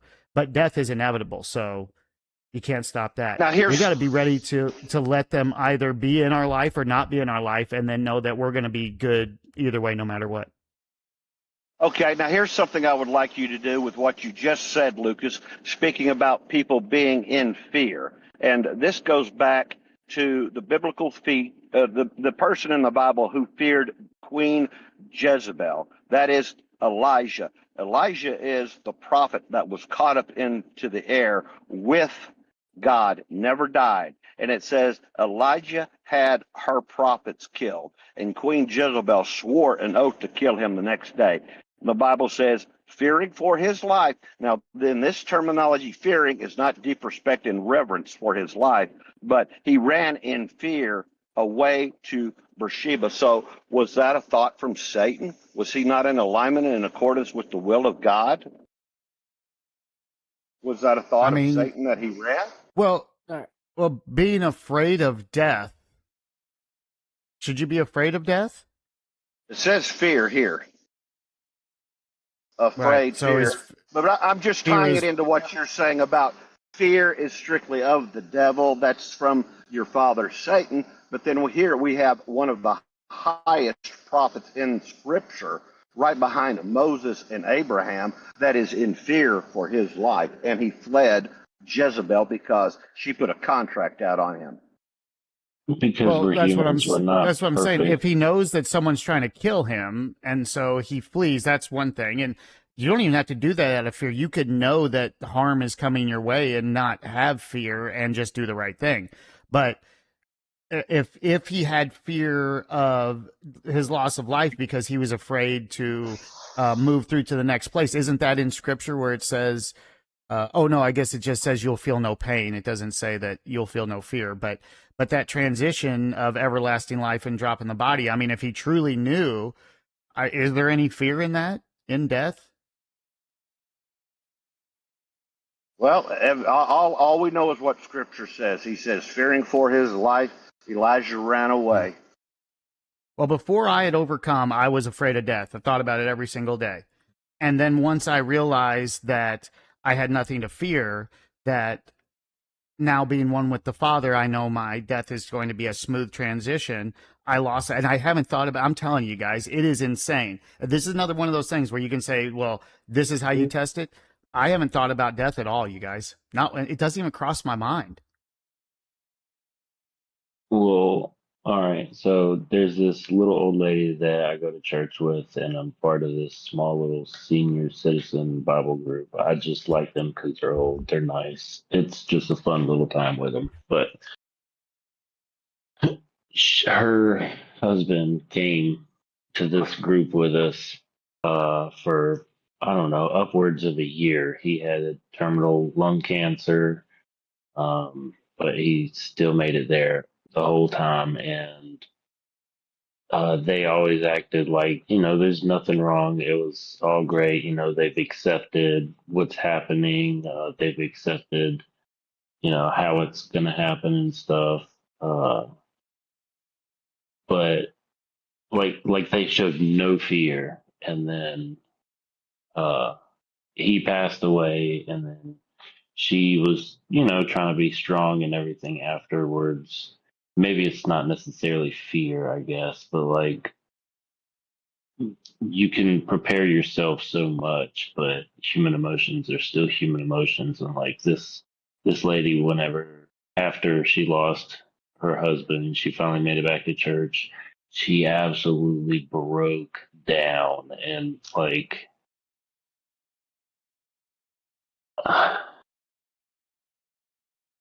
you can't be ready fully for it. You can say that, oh, I'm not scared at all. It's going to be a seamless transition, but like it's not for everybody. And yeah. Well, you know what? You're going to find out. You're going to find out if you are as good as your word, if your commitment, if you really where you are think you are at the time of death. That's going to be that'll be your time. That's when it's going to happen. But whether you fear it or not, it's coming anyway. You're not going to get out of it. Fearing doesn't stop it. Yeah, I think everybody fears. It's just what you do with that, whether you choose to be courageous or not, is what actually matters. Well, we 'Cause see everybody's death as going to a have doorway. fear.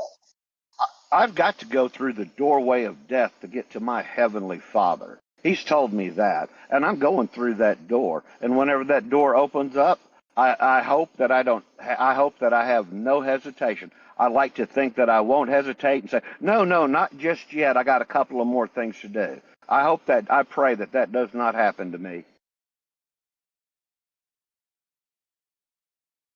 Well, going back to what he said about the lady, just because she broke down, you think that has, I mean, all those emotions, all those things, she could have overcome that. She didn't have to succumb to any of that. But people get a time to grieve. It's not like, I'm oh, not saying somebody that she died. Okay, doesn't have a time to grieve. I'm just saying not that she didn't grieve. have to do it. She could have overcome that. I just because if what are you saying like Why? so when Like, like why would you not grieve? Why when would you someone not dies, grieve? That's incredibly natural. well, what is grieving? What is do I have to grieve the same as you? Is there a standard on grieving No. as well?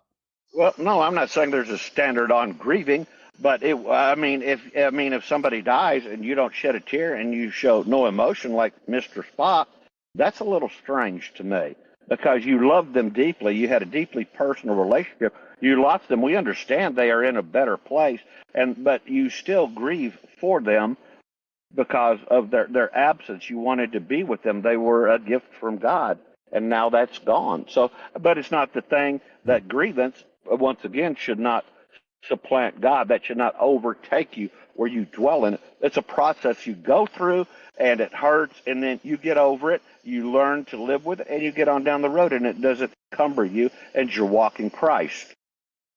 Yeah, but the only That's reason grieving. that you even, if that's the case, if the only reason that you are bothered by it is because you feel bad about it now because you've lost them, I mean, that is like pure from the ego. Well, let me go find some Bible scripture where Jesus wept and some other things like that. And let me get that, Lucas. I'll be right Yeah. back with you. Yeah. I promise you, you will not find one where Jesus wept for long periods of time and then went and cried out to all the members and broke down and made a big scene about it. All right. If Christ had a No, tear fall down his well, eye, no, no, I was no, just no. going to say that. I was just going to say that as well. If someone died in my life, I'm not saying that I wouldn't have a tear come down. I don't know how physically I'll have a reaction to that, but I won't live in that world. I don't choose to live in that Right. world. Well, So whatever grieving I'll do like, it right there. It'll get done and over with, and then I'll move on in my life. And any single person could do that if they chose to. well, right. Well, they You just said the tried same thing to. I They said. were You they were just out in you just public. said the same thing I did, Lucas. I said yes. You have that natural grieving process. It's something you go through, and then you get over it. You just said the same thing I did. So we're in agreement there. Okay. What were you saying, Carlos? No need to look it up. Well, like they were trying to be strong before, like he was facing it right in the eye. She was right there with him the whole time, and they showed nothing. They were strong, and once he passed, like she still knew that was going to happen, and once he passed, like she thought she was strong enough to go back, out in public, and she couldn't hold her emotions, I guess, because Hmm. that was her husband for what 30, 40 years and terminal lung cancer, and no matter how much preparation they had for it, they knew 9 months in advance. But do you think the But same would have been for him, the husband? You think if the wife would have been gone, that he would have not been able to overcome it and not go back out in public without breaking down? Or do you think that maybe he would have, because he was not as emotional or emotion based, that he may not have that same reaction? I think Well, that could be it. I think just for the fact that he's a dude, he wouldn't be as emotional about it. But yeah, he still would be. But I think that he would probably, I don't know, take an extra week, Yeah. not out in public or something, and I make don't sure say he's what good is before or he what goes isn't. out. Yeah, I don't say what is or what isn't right when it comes to dealing with whatever you have to deal with. I'm just saying that no matter what it is, every situation is put in front of you. It doesn't change. You overcome it. That is the reason it's put in front of you, is so that way you can overcome it and move through it and get to the next thing. So no matter what it is, each and every person can do it. They don't have to live in it for years or their whole life. I get it. It takes a little bit of time. I'm not saying it can happen instantly. For some, it's going to be quicker than others. But for everybody, if they truly see what's going on in themselves, they won't have those things holding them back, the whisper from Satan holding them back over and over again, reminding them that, hey, oh yeah, your husband's dead, over and over again. That's a thought. It already happened. You don't have to relive it over and over. You could move on. You could drop it as quickly as possible. I'll say you could drop it right then. I still say right when it happens, you can see the thought come, you can see the sadness and all of that, and not fall into it, not go with it, overcome it, still have joy, knowing that that person is now one with the Father, and that everything that's going on inside of you is all because of our selfishness, that we want to have this person. I mean, what could possibly be better than returning to the Father? I can't think of anything, certainly nothing of this earth. So it is possible. But you're right. It's in us to overcome that, Carlos. That's the thing. That's why we talk about it here. That's why we try and give this message to as many people as possible, because the only way you can do it is yourself, by looking inward. It can't go by looking outward. Nobody else can do it for you. It's not going to happen. And then we go through those times and then we test ourselves, right? So I don't know. Here's the thing is I can't tell you my exact reaction when something's going to happen, but I'm going to go ahead and not have an expectation that it's going to do anything to me. We'll just see what happens when it happens, and then I'm positive that I can overcome it. That's the one thing that I pray for to God, that he allows me to overcome every single thing. His will be done. I allow him to do it. I don't understand it, man. People are going to be taken from us early. Things are happening. We're going to get sick, all these things. I don't know. I don't understand it. His will be done, but just give me the strength to overcome it. That way I can get to the other side and not live in that emotional, painful world. I don't want to be in hell all the way to, death. I want to be free from it. I want to have peace on earth, inner I peace. mean, I Outer get peace isn't going to that. happen. You can have it inner, though. I get that, and like I'm sure they're plenty prepared to return to the Father or whatever. But like, you're still allowed to have emotion about it. Yeah. Well, you're allowed, but Carlos, don't set yourself up by assuming that you will or won't. That's all. You can You know, totally not say that, oh, it's definitely going to happen, and just have a wait and see. Maybe it will happen. Maybe it won't happen. yeah. We only know for ourselves. You know what I mean? Who even knows if she truly had overcome? Who knows if she had truly overcome that evil spirit inside of her? Maybe even though on see you the guys outside, the tomorrow. representation, you out of here, Keith? All right, buddy. Love you, Yep. brother. Even though on the outside, the representation showed that she's, got a great spiritual understanding, maybe she really doesn't. You know what I mean? That's the unfortunate thing. A lot of times it happens is we put our faith that these people in church and these people around us, they have like this deep, you know, understanding of God beyond us. And a lot of times, man, they don't. They're just faking it. Well, here's something that I found that's What's up, interesting, Doof? and it says the Bible shows several times when God allowed people to suffer deep emotional pain and grief over death. That would be Abraham mourning and weeping for Sarah, Mary, Martha, and Jesus Christ weeping over the death of Lazarus, and David fasting and weeping over the death of his child. Because we're humans, we're Amazing. gonna have emotion. Yeah. We are sinners. but like that's the point that or that's why he's merciful. Oh. Each one of them overcame it, though, Sojo? Aforementioned? Oh, I would say so. Absolutely. That unequivocally, like we've said, you get to weep. I mean, and when we weep and we feel that sorrow and that pain, we are like Jesus in that moment. We know Jesus is perfect. So it gets down to that thing. I think Lucas will really like this when it says there's a time and a season for everything under the sun. There's a time to weep.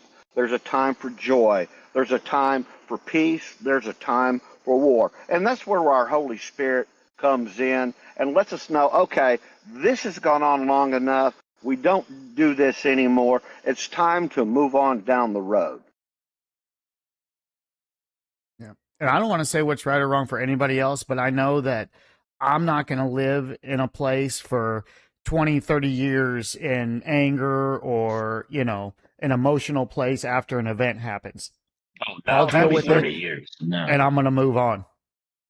Oh, I'm not going to Lucas, get down that road and have that still holding me back. So, yeah, Lucas, I did that to myself for 10 years. I put myself in hell, literally. And you're right. The day I got over that and I dropped that, oh my God. I said, no, that I've told you that once that happened to me, I said, no matter what anybody puts on me about what had happened, no matter what they say, that's them. I don't have to suffer anymore. Absolutely not. I didn't even have to suffer those 10 years, but that's how deeply disturbed I was over what had happened and how much I felt like I needed to be punished. And I did all that to myself when God forgave me the minute I asked him to forgive it. That's how the devil works.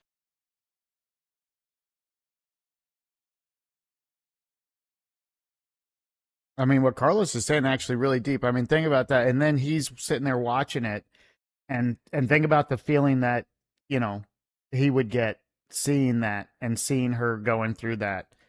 And then how much the impact that would have on him also.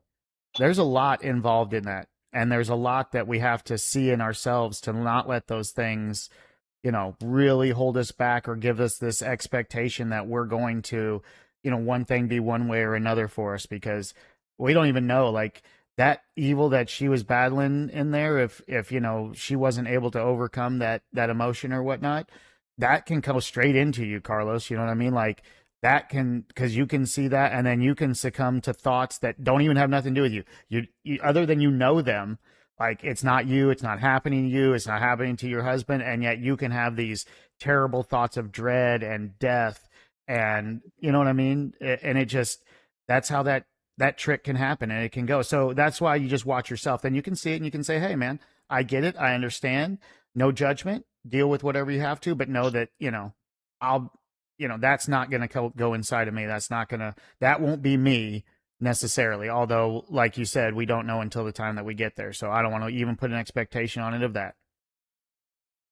That's right, Carlos. And we don't do that through our own power. We don't have any power. When we struggle, that's something we're struggling with, and that's where we pray to the Lord to take this away, to restore us. Say, Lord, give me a joyful heart. Give me your peace that passes understanding, because that is something that God absolutely wants you to have. That is a prayer that is in alignment with the will of God, and that is something that he will absolutely give you unequivocally if you pray to him and you ask for that, because he knows you can't make it on your own. That's why none of us can. We can't do anything without the power of Jesus. So that's why we go to the Father and ask for the things that we need. And he will heal you, brother, but you can't do it on your own. You can't fight that power. But God can. He fights our battles for us.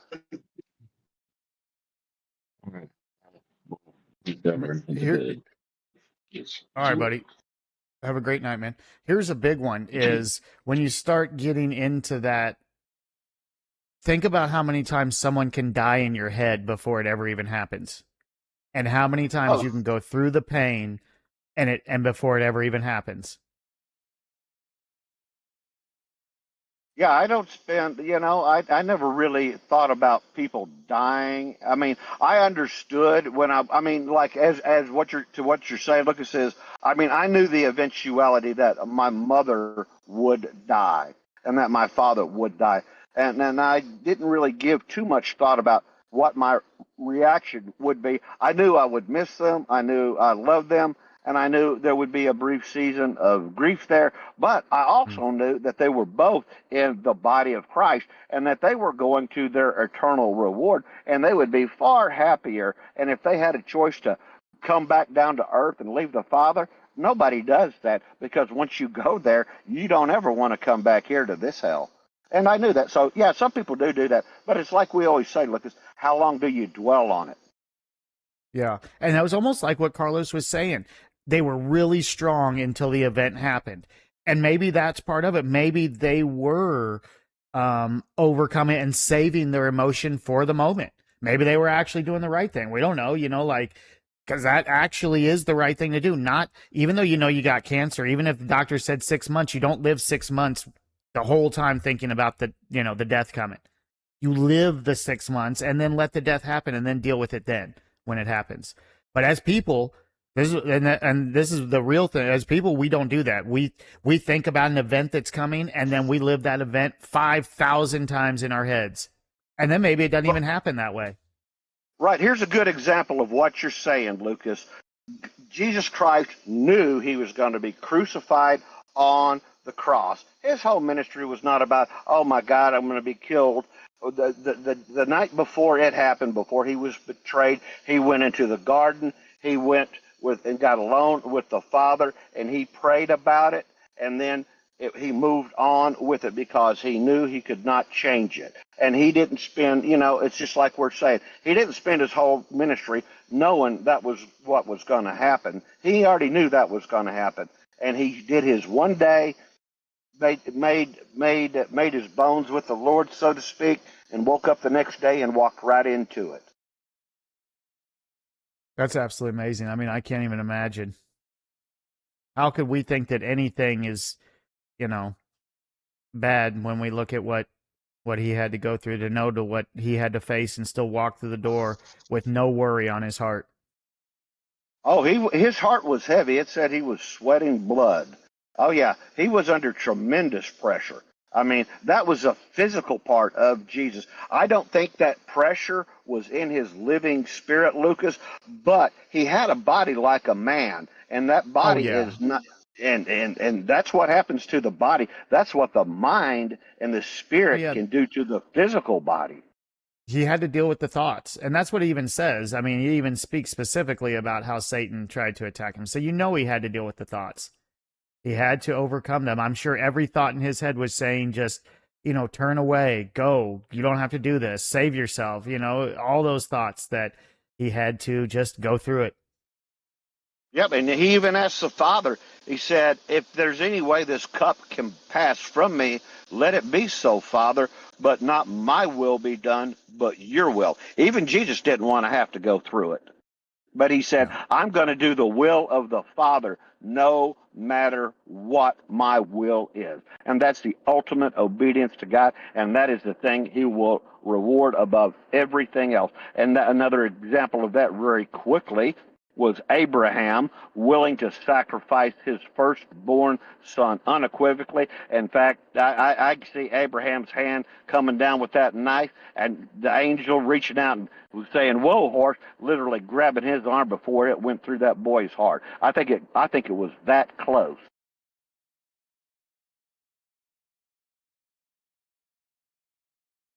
Yeah, Amazing stuff, isn't it? I mean, and I absolutely. mean, amazing stuff, powerful stuff.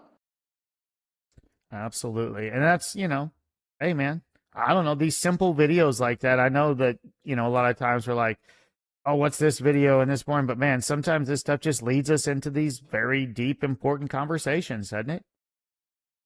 Oh yeah.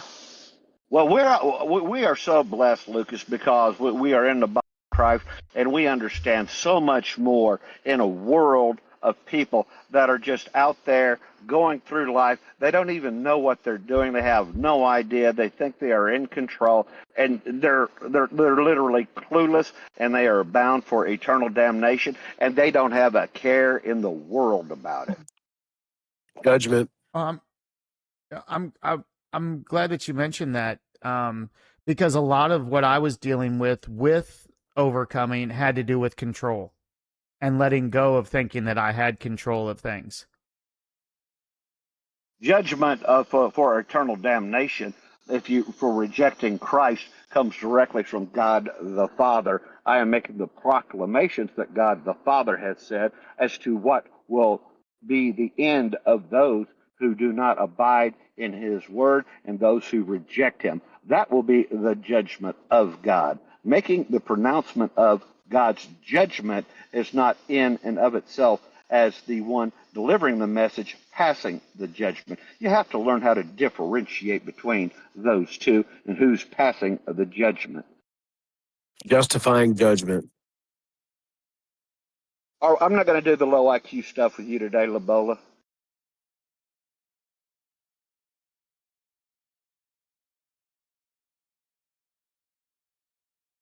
Well, it does get a little confusing though, Sojo, and I do talk about separating those two in your understanding of them. You can use whatever words you want, because I know a lot of people say when I talk about discernment, they immediately go to saying it's judgment. But again, with what like with the word fear, if we change something a little bit, if we allow God to control the judgment and we only have discernment, it's easier. Even though you can say discernment is judging a situation, I totally get it, right? The way that we use words, it's very difficult to, like you said, put one meaning on a word and then only use that because there's so many meanings to it. Well, that's why we have to take a little time, study the scriptures, read it, learn what that word in that context is saying so that you can discern what the true message is. That makes it even more important that it can be applied in different ways. So if we want clarity and understanding, we have to study. That's why scripture says study to show yourself approved, that you can rightly divide the word of God. It's a jobby job. That's what it is. It's schoolwork for Christians.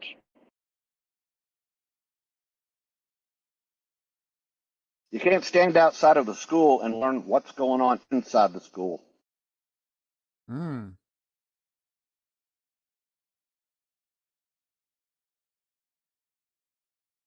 I had an interesting conversation with Ace last night.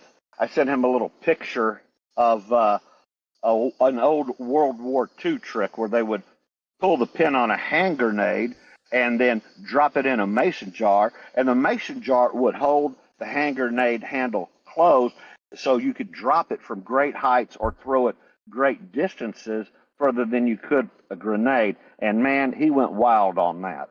He already started telling Really? me, Ace, oh yeah, get how in he knew here. all about that.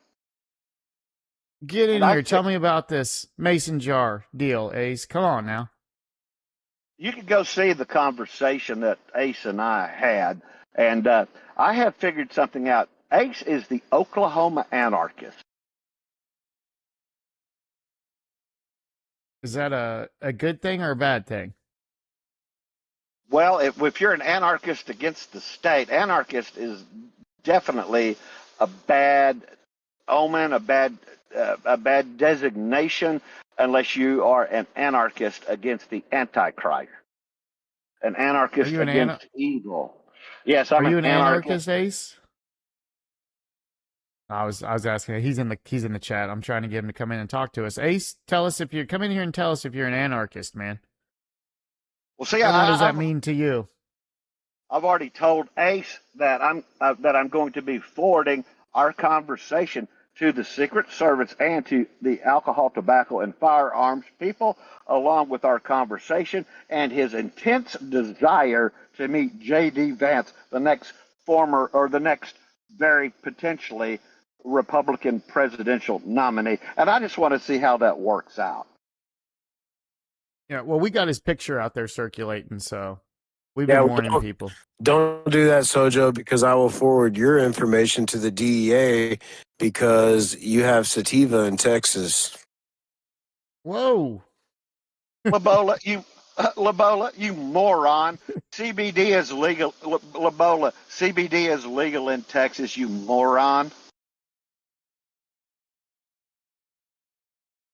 Lord help this boy. Ebola. What are you doing? Resetting over there or something, Labola? Why are you on mute?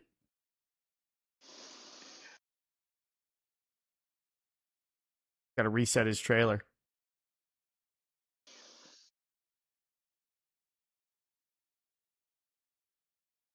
Just because all the work he's put in. But yeah, so, okay, well, Sojo, you said that you didn't get much studying on Job. Is there anything you want to talk about at all? I know we talked about yesterday, maybe having something. Is there any story you want to tell? Or I came across something that was a little bit different. We have a lot of talk about what it is to be a friend. And I was reading some scriptures, and Jesus actually refers to us as his friend. And what he is talking about, he's saying that no longer are you my servant, because the servant does not know what the master is doing. But when you are a friend of Jesus, then you know what the master is doing. So it is good to be friends with Jesus. So what would you think about being friends with those that are in the body of Christ who dwells within each of us? Should we be friends at that point and be like Jesus, where Jesus remains our friend no matter what we do? No, he has expectations that he wants us to fulfill, but no matter whether we fall short, which he knows, Jesus is our friend no matter what we do. So should Christians that are in the body of Christ be friends and love each other like Jesus does, no matter what goes on between us? Well, is that not the literal embodiment of what Jesus Christ is? That is, I see that as us being directed by Jesus Christ to do exactly as he did. So how do you like the word friendship now? Let me know what you think. well, I think that it's amazing, and I think that it's a human, obviously, definition that makes that word a problem. Not if friendship was truly that means you loved somebody no matter what, then that's the actual, what friendship should really be. But friendship, because of what we put on it, the terminology, that we put this expectation on our friendships in this human world with that. But yeah, I completely agree with that. And beyond that, not only are those are my true brothers and sisters, not blood, not relatives, but those in the body of Christ are my true family, brothers and sisters. Ace, what up, brother? Not much, Lucas. Just dropping in. Nice, my little mason jar grenade anarchist up in here. Yeah. Here's the thing, Lucas. Jesus himself actually uses the word friendship, and it comes from the Greek word friends, philos in Greek in the New Testament. So that's a word that Jesus used. Now, what do you think friendship meant to Jesus? Not the world, but what do you think Jesus meant, and what's his term definition of the friendship?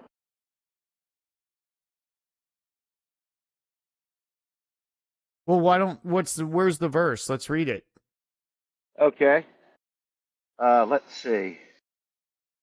John 15:15. 15:15. Give me a second, I'll go there with you. Now, this is what I found interesting last night. I had planned on doing some of that Job stuff today. I was doing this study last night. I didn't feel good today at all, so I never got to Job. Well, that's okay. Maybe this was more important.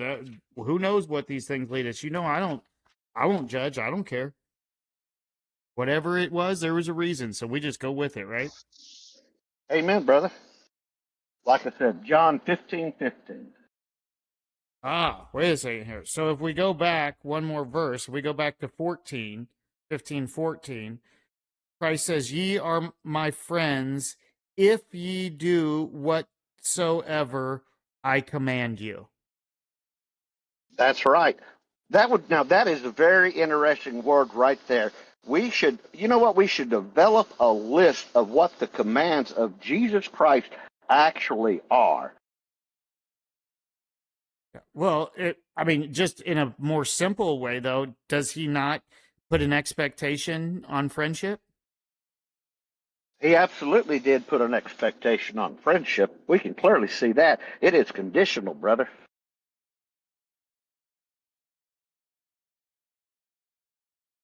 And see, Christ being perfect, obviously, doing his what he commands would mean being righteous and right? So you're doing the exact right thing all the time. So that makes perfect sense coming from Christ. But could you imagine hearing that from a man, having an expectation from another man, and that thinking that you could fulfill that expectation without failing? You can fulfill Christ's expectation because Christ has forgiveness, so he understands. But Don't I we mean, have that's don't we actually have a really deep, list? Sojo. Don't we have a list of commandments from Jesus? The like the Sermon on the Mount. Yes, connoisseur, real conversation, brother. Amazing. Yeah, what did he command? Are you talking about when he spoke to the prophets? No, the Sermon on the Mount when he spoke to the masses, weren't there a bunch of things in there that were in essence like kind of commandments? I thought it was like I thought he limited it to um love all, and then once you do overcome, you'll follow all the commandments. That he didn't break down each and every one, or am I wrong? Maybe that's a different time. No, I guess you're kind of right. Like blessed are the weak in spirit. But no, you're right. I'm wrong. Those are Oh, commonly Stephen says referred to. it's God speaking in verse 14.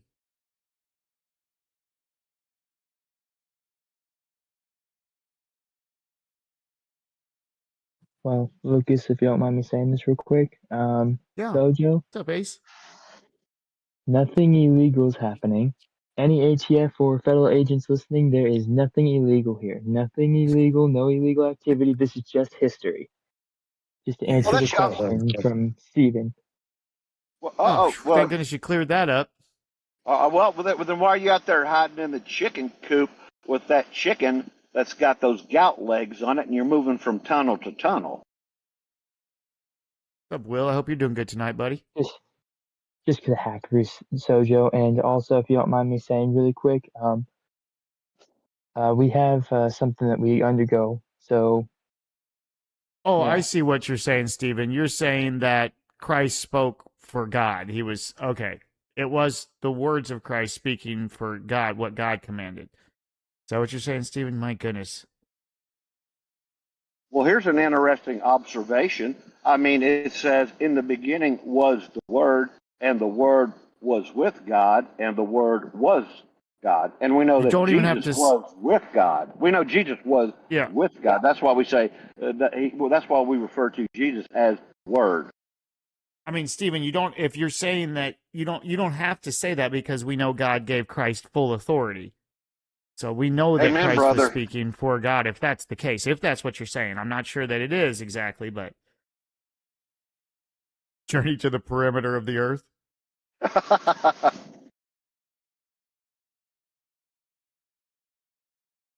Follow God's commands makes you friends. Right, Stephen.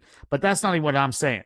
You're saying you're going into some type of knowledge from the verse, and I'm saying that even God put a stipulation on friendship. I'll be your friend if you do this. And that, to me, is very similar to what people also do. The only difference is I'm okay with God doing it. I'm not okay with people doing it. Right. I would say, Lucas, if you want to be friends and in the state that we are in the body of Christ, all falling short, we should be friends. I think the best way to say it, you can have all the friends you want in the body of Christ, but don't have any expectations. Yeah, because then you're not really their friend. If you put an expectation, it's just like, well, Sojo, I'm your friend unless you don't like what I say, and then I'm not your friend anymore, right? You can't do that. Absolutely. We are really this. I mean, it gets down to our relationship with Jesus Christ, how we treat him, how he treats us. I mean, every time you want to see the example, it's so perfect. Jesus is always the example of how you are to treat people. Absolutely. And for even that, like, have no friends on this planet. Only have God be your friend. Just be friends with God, and you've got it. If that's the case, Right. See, some I people don't even can worry do about that. any friends of people. Yeah. Right, because I've already told you, I haven't had friends since I went to prison, and that was that's been over 10 years now, and I'm not interested in making new friends. I don't need. That's why I tell you, I hang out all day with Jesus, and everything's perfect. It's just fine. All right, got you, Stephen. We're on the same page then, brother. I understand. I guess there were Everything commandments Jesus said, on God said. there were commandments in the sermon. I had to refresh. All right, well, can you tell us about it? Yeah, the eye for the eye, tooth for the tooth, right? I say unto thee, there was definitely commandments in there. I thought so too, but I'm not a Bible thumper, so Oh my God, did you, Labola? Did you just read Scripture? a little bit. And Oh, oh, I knew I knew oh! I knew something was there. There definitely were commandments, but you know, I couldn't pull them out of the hat just like you, Sojo. You know, when Well, you So fast, I like see Stephen went back to. when you That's fast, also don't look crazy. There definitely were commandments in there. Yeah, that's Oh in yeah. John right here, Stephen. What you're saying, I know you said it's in Deuteronomy, but it says right here, John 14:10. Believe thou not that I am in the Father, and the Father in me. The words that I speak unto you, I speak not of myself, but the Father that dwelleth in me, he doeth the work. So, same thing you were saying there, Stephen. Again, it's right there in John. And amen, Labola, Will says.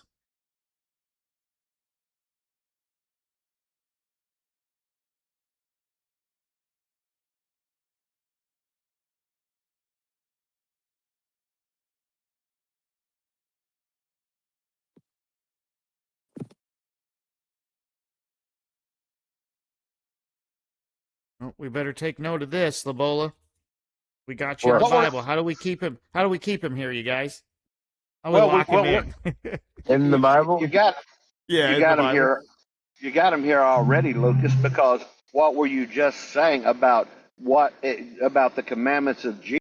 And Jesus says, "If you love me, you will follow my commandments." That's why I said, let's whip out that little chart and find out what those commandments are. Because if you really love Jesus and you really want to be his friend, Yeah, you got to I follow the I commandments. knew You don't get to pick and choose. All right, Hold on, floor though. back to you, Lucas. Floor I back to And you, knew then Lucas. I knew they were in there. Like even the he talks about when you pray, don't go out in the streets and hoop and holler and all that stuff. Go into your closet. That's a commandment. private. Yep. Yep. Stephen says, eye for an eye is a false ad, false pens of scribes. It comes from the Hammurabi Code, Labola. Yeah, but what does it say about it? It's something about like you're told eye for an eye, whatever. I'm telling you, turn the other cheek or some shit like that, right? So he's saying to go against the eye. Don't fall victim to giving an eye for an eye, that Yeah, to turn the other cheek instead. Okay. Stephen, is that accurate? something I like get that. Stephen to. But it is a commandment. Like he is giving commandments. eye for an eye, a tooth for a tooth, right, Stephen? But he's saying don't be like that. Is that what I'm getting, Labola? That Christ is saying to not be that way? Yes, yeah, that's Okay. what he said. And So then you're in even agreement. So then Stephen is in agreement then. I had to remember too, and all of these things, like he kept saying, like in old times you were told to do this, and then I think he wraps it up with the whole like I'm not here to like go against the prophecy. I'm here to fulfill it. Each and every one of you, on and on. But Actually, the Mosaic laws did incorporate an eye for an eye and a tooth for a tooth. It was Jesus that showed us that, and the reason those Mosaic laws were set up, I believe, was to show that man could not even follow simple laws of God. So Jesus came down and said, "We're done with those old laws. The new law is, we understand, is to love the Lord and love your brother as you love the Lord. And in all these things, the commandments are filled." But there was a time in history where that was the law. So did God change, or why was that law set like that? It seems like one day with God, this is the law. And now over here, Jesus seems to be telling us, no, that's wrong. That's not the law. It should have been this. So is that a contradiction in the Bible within God?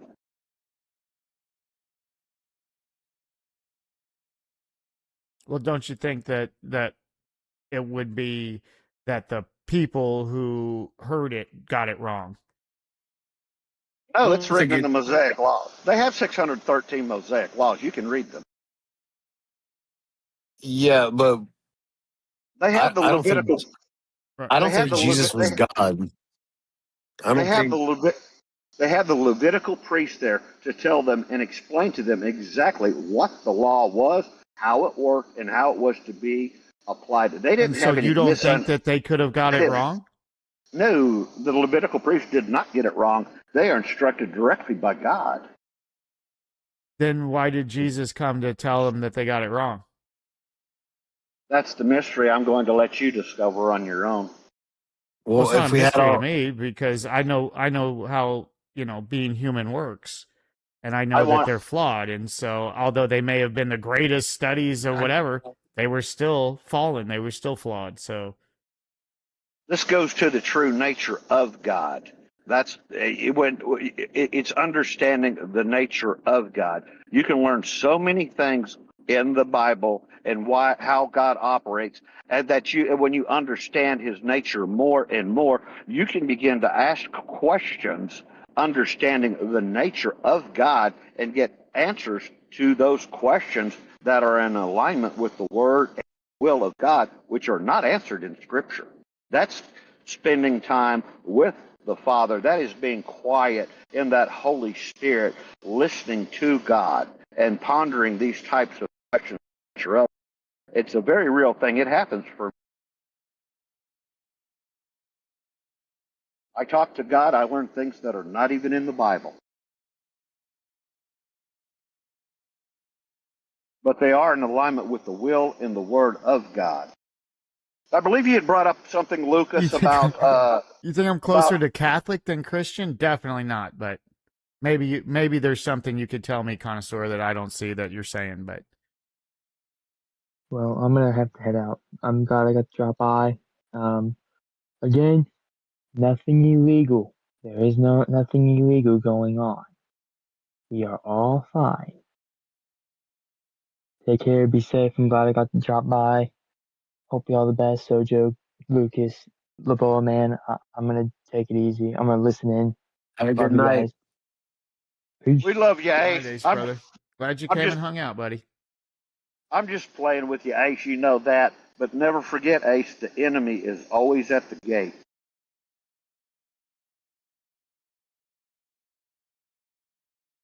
Your enemy, Satan, that is.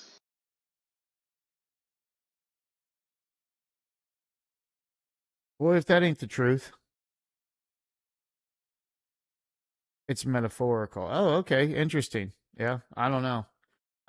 Connoisseur, that's why I don't even put a label, like that's the thing with religion, man. they all want to label everything, and maybe I could align with all different kinds of people. I don't know. I don't even care about that.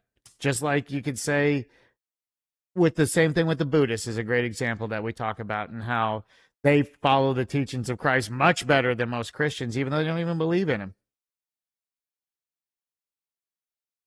Well, now, in response to commentaries, critique that Christians believe that the words are literal. No, we do not believe that all the words in the Bible are literal. That there are metaphors, there is poetry, there is embellishment, just to draw the picture. We don't believe everything literally. That's where, as Christians, the Holy There's four Spirit will definitions of the tell. word fear. Well, yeah, we've Are already there a done. group Yeah. of people who think it's all literal? Is there people out there like that think that it's absolutely 100% literal? Oh, I'm probably sure there. I'm sure there's some lunatic fringe out there who thinks it. Huh. Like what they were talking about, like eating actual flesh, like cannibalism, talking Right. about, Yeah. right? Like that kind Right. of literal? Yeah, that's... Oh yeah. Here's the easiest one, Lucas, because of what it says in Genesis. The earth hangs on the pillars of God, and that it is covered by the firmament above. That means we have about 1% or less of fringe Christians that believe that the earth doesn't rotate, the earth doesn't move, and that meteorites can't come through the atmosphere, and that we can't go into outer space. And the conspiracy theories that they go through, the gyrations to make that become true, are off the freaking chart. They are lunatic fringe because they take it literally. And yes, they are out there, and I have done battle in those fields, and that is a bridge too far. Their father Satan has them so twisted up. Only God can bring them back. I couldn't even scratch their armor. Okay, here, let me read through this. Ace says, please don't call the ATF. And then Connoisseur says, oh, so all the magic guys are embellishments in the Bible? Oh, Lucas, we got to read. Well, ask Stephen. I'll ask Stephen. Stephen, do And you then believe that Stephen the said the Earth Earth is is really flat. flat? Oh, he's laughing. I don't know. Meteors always fall down, huh? Grow brains. What? Are you saying that it's not? I'm so confused. I guess I don't know, man. When I came to Christ, I lost the ability to understand sarcasm, I think. Because I don't know if you're serious or not.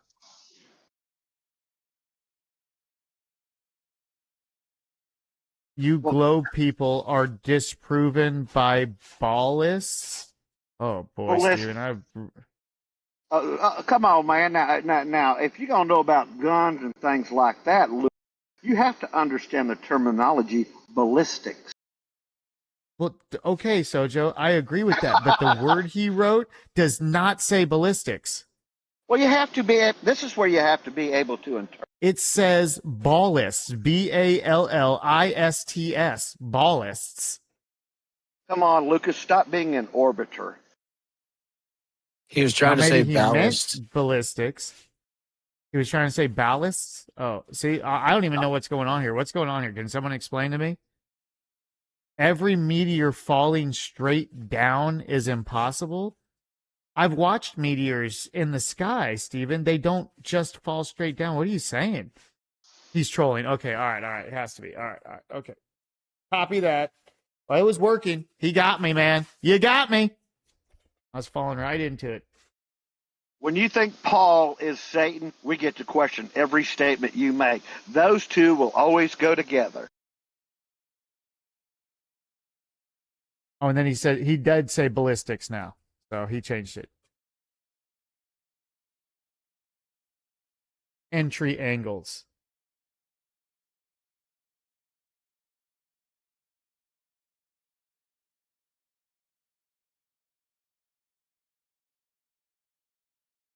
I don't know. This conversation has gone well beyond my realm of expertise, you guys. I can tell you that. You guys may continue, but I will have to just sit back and be dumb here. I work at Lockheed Martin Missiles and Electronics, so if Stephen gets too out of line, I'll let you know.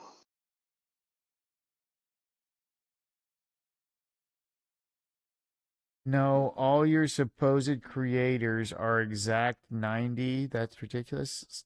Look at your craters. That doesn't even make sense. I've watched in the sky them going across the sky.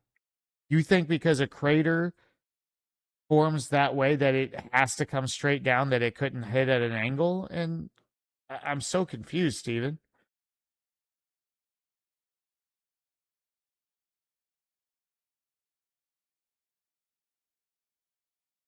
There's no different angles or trajectories. You understand the theory of gravity, right? I don't even believe in gravity, you guys. It's just a theory. But you do understand the theory of gravity, right? That once it enters and then it pulls it towards the earth, it doesn't matter how to the left or right. It's what is happening? Look at the craters, perfectly round. Okay.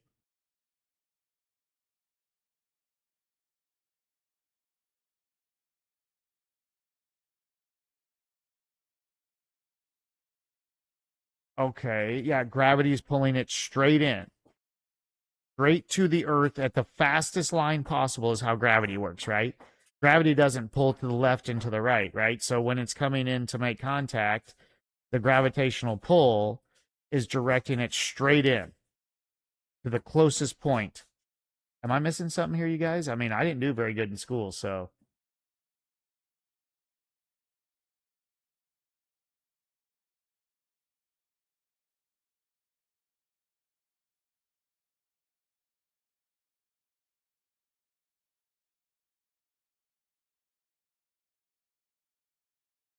Well, again, doesn't prove it to me, Steven. There you go with the whole something proves something again.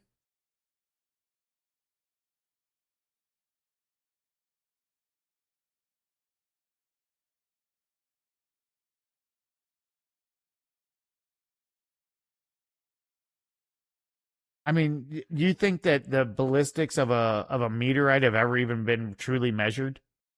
How do you measure the ballistics of a meteorite, you guys?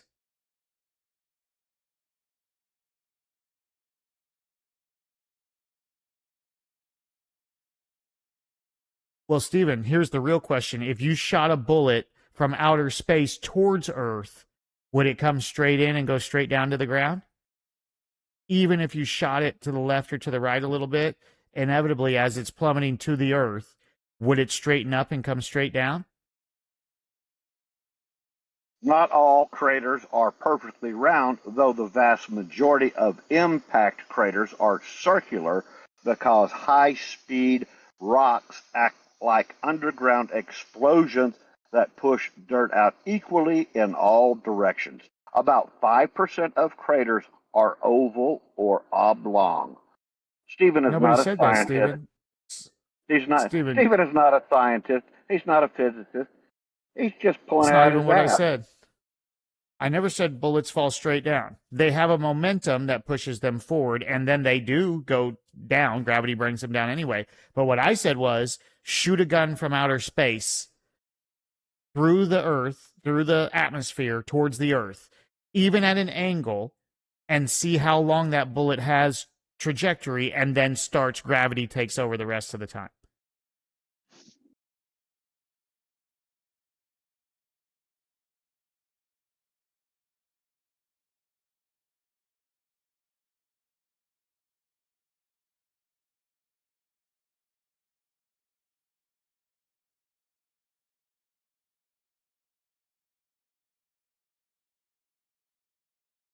I mean, but you know what, you guys?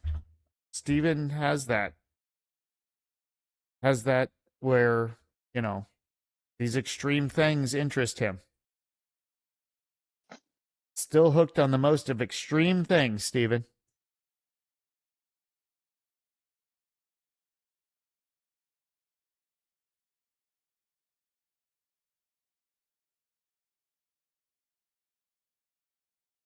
Just a little FYI for you, Lucas. Actually, they can estimate the size of meteors that are inbound if they pick them up soon enough. And we know the distance of the exoatmosphere, the endoatmosphere, and the Earth's atmosphere. And we measure speed and time, or we measure speed and distance. And then you have the answer. They come in smoking hot, brother. Way faster than anything we can produce.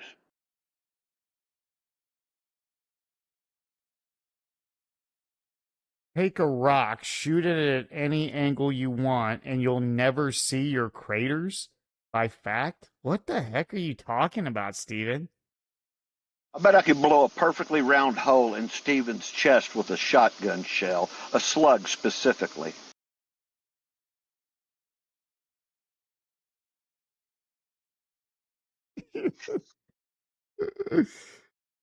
No, Oh yeah, Steven has the spirit of extremism. Stephen is wackadoodle. In Christianity, we love Stephen, but Stephen is the village idiot of Christianity. But we love you just as much, brother. Well, I mean, Steven, if all that were true, let's just say everything Steven's saying is true, the earth is flat, all this stuff is true. Now what, Steven? What does that mean, dude? How does that change my life from what I'm doing right now in this moment? No, Steven, you can't shoot a bullet from outer space to the earth, so you're just wrong again. But how would any of this change my life, man? How would any of this affect me? Going through this on stuff that you'll never even know. I mean, what, you think that we're just going to sit here and be like, oh, Steven knows. Steven's way smarter than, all the data that's been given to us through all the years. But even so, what does it mean, Steven? Stephen, I know all about guns, weapons, and trajectory. I understand exactly how that works.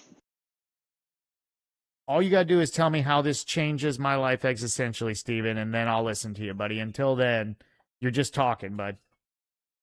I can go on top of a high tower, point my gun straight at the ground, and blow a perfectly round hole in it.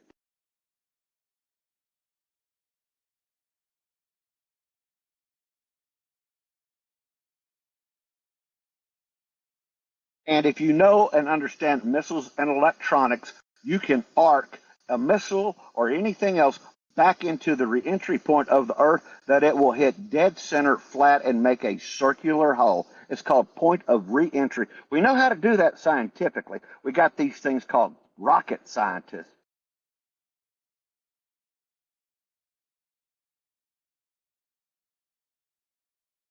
All right, Steven, you buy us a couple of tickets on SpaceX to go into outer space, and we'll shoot a gun, and we'll see if your theory's right. And we're going to need your GPS coordinates precisely and exactly, and do not move from that spot. You tell me when we can get up into outer space to give your theory test. I mean, how many feet per second do comets travel at? It's not feet per second. My God, they can travel anywhere from, they can travel up to, I think 35,000 miles per hour. It's insane. Let me go check that real. Yeah. See, well, the only reason I said feet per second is so we could compare it to Steven's bullet theory. So that way we can see how ridiculous it is trying to compare a bullet velocity to a comet's velocity. All right. The answer is meteors travel at speeds ranging from 36,000 to 236,000 feet per second, which equals roughly 7 to 45 miles per second. So you're going to compare a 200,000 potential feet per second rock to a 800, 1,800, 1,500 feet per second bullet. I mean, what? If it's 1,800, you got a pretty good bullet. What is a 30-06? That's about 1,800, isn't it, Sojo, feet per second? No, you got to up that, big buddy. That's going to depend on the bullet weight. Now, typically, If you want to go with 150 grain, you're going to be at about 3,100 feet per second to 2,800, depending on the formation of the bullet. And if you want to get up to the heavier loads, like the 220 grain round nose full metal jacket for knocking down big game, I expect about 2,700 feet per second to 2,800 feet per second on those. So what is it, a 5.56 that's below 2,000 feet per second? Was that around 1,800? Oh no, 5.56. That those run about 3,000 feet per second. Are you sure? You want to, brother? That seems high to me. I don't know. I mean, I'm not an expert. I'm not trying to claim to be an expert, but I thought that those calibers were under 2,000 feet per second. No. Anyway, no, point being, no. right? It doesn't even matter, right? It could be 3, it could be 10,000. Point being, you can't compare a 200,000 feet per second rock to a 5,000 feet per second bullet. They're not. It's not even comparable, Stephen. So it makes no sense, man. How could you even compare that? Lucas, the upper edge was 45 miles per second. This is not even in the same country. It's not even in the same continent. I was saying feet per second, right? 200,000 feet per second. But yeah, 45,000 miles per second. You were saying? No, 45 miles per second. So 45 miles per second. That's insane. Oh. That is moving. Oh yeah, brother.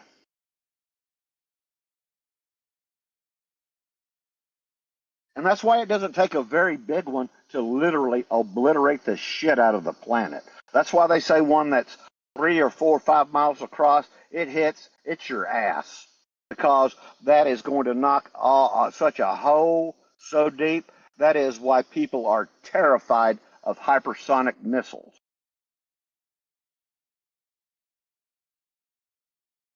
They make big, big holes.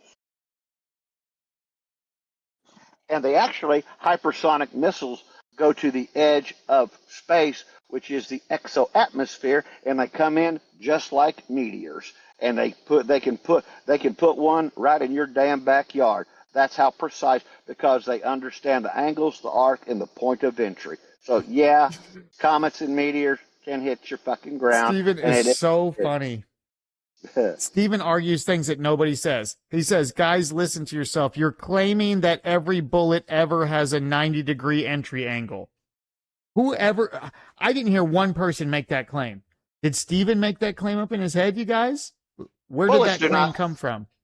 I would never say bullets have a 90-degree entry angle. That's the dumbest shit I ever heard. All right, so the question is Stephen making that up, or did somebody say it, Stephen? Oh, he's pulling it out his ass. Well, see, that's the thing, is once that happens and you start going down this, how much of this stuff do you make up that people are saying in your head that they don't even say? That it's again, Stephen's in that whole where you have to agree with this because it's fact, because I'm telling you it's fact, when really it's in Stephen. It's not even anybody else. But I can see that what Stephen's going through with this is exactly the same thing with Paul, is exactly the same thing with the S&M stuff, exactly with everything in your life that you've talked about, Stephen. This aligns with it perfectly, man. Oh my God! Hey, Lucas, get me up to speed. What was the S&M stuff? Is that sadism and masochism? What was he talking about? I guess. I mean, I'm pretty sure he said that. That was his life for a while, that they were full in with the extreme full suits and leathers. I don't know. He'd have to come back in. I believe I remember him talking about that, but basically went to the complete extreme of that world as well. Oh, okay. Well, Lucas, I already know what. Okay, well, that explains so much about Stephen, because what happened to poor little Stephen is he got into that autoerotic asphyxiation, and he killed way too many of his brain cells. He didn't bust a nut quick enough before he got his head out of his sling and part of his brain died. I believe that. Now I understand Stephen. We can't bring him back. He is a victim of autoerotic asphyxiation. Come on, Stephen. So what are you trying to prove, Stephen, here? I guess that's just, what is it? That the Earth is flat? You've proven the Earth is flat? Is that what it is? I mean, everybody just, I guess if we all agree with Stephen, whether we believe him or not, then this conversation's over. So, yeah, Stephen, you're right. Thanks, Stephen. Stephen's got us all lined out now. Hey, still never be afraid of me, brother. I'm not gonna call anybody here to do anything. That's the head game that I run. Right here You by gotta my have a feet. you gotta have a strong mind to be around me. I test people. No, I love Stephen because Stephen also shows me that I need to continue to look inward and work on myself. Ain't nothing wrong with that, you guys. I don't care what anybody says. When someone tells you you could be more humble, every single person could do that. Could be more humble. Did Me, Stephen Bell? you, everyone. Oh, absolutely. Did Stephen Bell out of chat on us? Stephen? No, he's in there. Okay. He I just bet said that. trajectory and ballistics 100% prove your crater's moronic.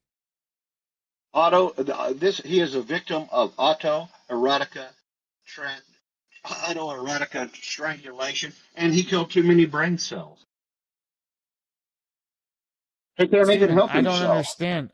I mean, it doesn't even make sense how you could compare meteors from outer space to bullets, man. The comparison doesn't work, Stephen. It's just a bad comparison. Maybe you could find something else, but that is one of the worst comparisons you could do. It's not even remotely the same. What are you saying? I mean, if you stand in a tower and you shoot a bullet straight down at the earth and it's soft enough dirt that it can penetrate it, it'll go straight in and leave a hole straight in. The bullet will still be there. You can go and dig the bullet out straight in. So I don't understand. You guys have guns. How could you fall for that? Fall for what? Fall for what? Do you think that I'm living my life thinking that meteors, that the Earth being round and meteors have somehow confused me, and I'm living an alternate universe because I believed that meteors and the Earth was round, and that meteors were making craters? Like, what are you even talking about, though, Stephen? Like, what's the point? What if I believe what you're saying? What does that give me, Stephen? A headache. What? No. What? Meteors are in the same gravity as your bullet? Not when they're in outer space, Stephen. Where do meteors come from, Stephen? All right, this is where we're going to get to the meat and potatoes here, apparently. Where do meteors come from, Stephen? Do they come from Earth or do they come from outer space? Here's an even better question, Lucas. Ask him how long something is in the gravitational pull of the Earth if it's moving 45 miles per second. Ask him how many miles up we are in outer space, and I'm already going to tell you it's about 100. So that meteor or whatever is going to be in a gravitational pull for maybe 3 seconds to 5 seconds. It is coming on. The Earth hardly has any time. Gravity hardly has any time to pull it anywhere. That's why we have these long range railguns that move at hyper velocity and shoot flat for 30 or 40 miles. Yes, Stephen, I think where they come from affects trajectory. Yes, I think if a meteor comes from outer space, it is traveling down towards the Earth when it enters the atmosphere. But a gun that you fire is on a flat plane opposite with the direct down towards the Earth. So, yeah, I think that where they come from affects the trajectory, Stephen. We should buy him. We should buy him. They don't come from the Earth. They don't fly up from the Earth like what you were talking about with a gun. They don't fly out of your hands like a gun. They don't fly out of us like what a bullet does. It comes from outside the planet and in. So how can you make the comparison is all I'm saying. Make a comparison with something that comes from the outer space and into the Earth's atmosphere that's comparable.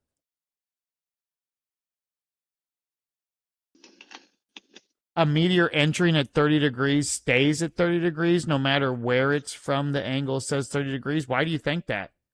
As it loses speed, it couldn't change to 28 degrees, 27 degrees, 26 degrees.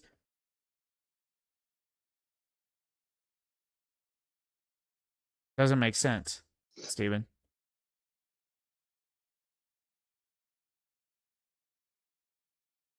What is it? If it's moving across the sky, wouldn't that even be as the Earth? So as the curvature of the Earth changes, wouldn't the degree change just as it's moving across the sky? Not only that, Lucas, depending on what direction, is it moving and going to impact the Earth within its rotation, or did it come in from the other side and is even moving faster because it's going against the rotation of the Earth? That would change everything as well. Yeah, is it chasing down Earth when it enters the atmosphere, or are they colliding? Oh, I got you, connoisseur brother. Hold on. I got you, man. This is all me right here. And me, I suck at physics and mathematics. I'm not quite sure what went on with him. No way am I a physicist or a rocket scientist, but I do have the basic understanding and principle of how that stuff works. Stephen is both a physicist and a rocket scientist. That's why we love him. I'm telling you, the boy done did that autoerotic asphyxiation too long, where he was choking himself out, trying to increase the pleasure of busting a nut. He left it around his neck too long. He strangulated and killed too many brain cells. That's exactly what happened to Stephen. He can't help himself. You just cannot have a conversation with that. That's like talking to somebody retarded. All right, Stephen. So now that you're right, we've all agreed that you're right about all this. What does this do for us now? How's this changed my life, Stephen? Or do you only care that we're in agreement with you? That it has zero impact on our life?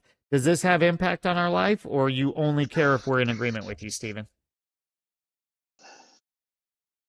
Because I'm so confused at what the point of this conversation even is.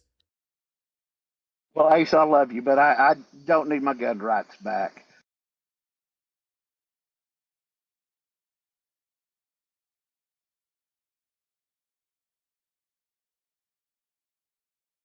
I will Ace tell is you gonna this, fight Ace. for your right to party, Sojo. Ace, I'll tell you this. There was one point in my life where I was so much into guns that I pulled out the ballistics chart and I memorized all the different cartridges from like the 17 Hornet B up into through all the 30 caliber rifle rounds, and I knew the muzzle velocity, energy, and the drop from 0 to about 300 yards. I did that, and I had about a 85% total recall on that.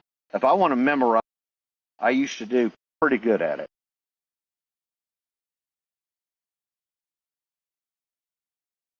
So yeah, I had a hard on for guns and weapons. Yeah. So when I talk about that, I'm not guessing. I'm not playing, Stephen. I actually know what the fuck I'm talking about. I mean, Stephen, are you sure? Do you deal with a lot of 200,000 feet per second rocks? So you would know how they deflect and slide. I mean, you're talking about something you don't know anything about, Stephen. You know zero, man. Crazy how you come in and act like you have all this, like, deep knowledge and just not being like, okay, well, here's what it could be. But actually, because I don't really know, this is just my theory. But because at the end, like, Stephen, what is the point of this, right? The only point of this conversation is agreement. That's all he cares about. It's just that he's right, and so we have to agree with him about something. It's the same thing with the Bible that he does. It's the same thing.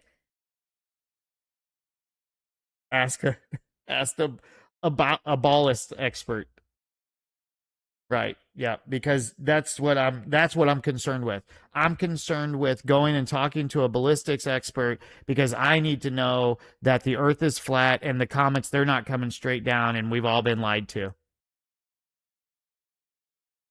All right, let's go see what the real scientists say, Lucas, when it comes to impact angle of meteors. No, All right. meteors do not all come in at a 90-degree angle. Instead, they strike at various random angles, with 45 degrees being the most common average impact angle. Thank you. Elvis has left the building. So 45 degrees is the most common impact angle. And with an can you do you have a picture of a 45-degree angle impact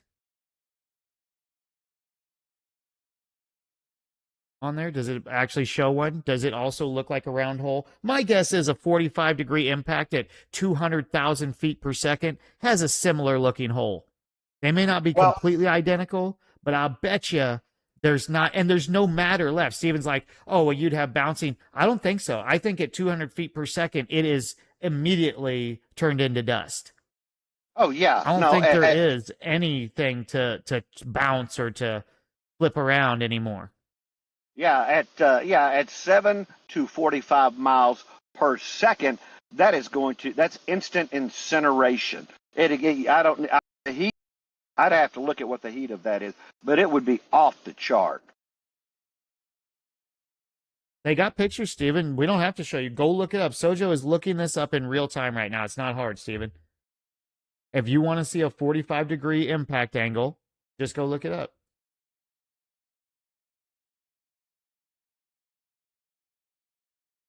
I don't know why he keeps comparing a bullet. That is like the most juvenile, ridiculous thing that you keep doing, Steven. There's no comparison. You can't compare a slow. That's like, all right, Steven, does a turtle walking and running into a wall do the same thing as a car driving straight into a wall? A car driving at, let's just say a race car driving at 250 miles an hour hits the wall. Does that leave the same impact as a turtle that walks into a wall? No, that's mass times velocity. So how can you compare a bullet, how much does a bullet weigh? How much does a comet weigh? How fast is a bullet going? How fast is a comet going? So although they're similar in what they do, moving forward, hitting an object, they're so far different you couldn't compare them. Just like you couldn't compare a turtle hitting a wall to a car hitting a wall.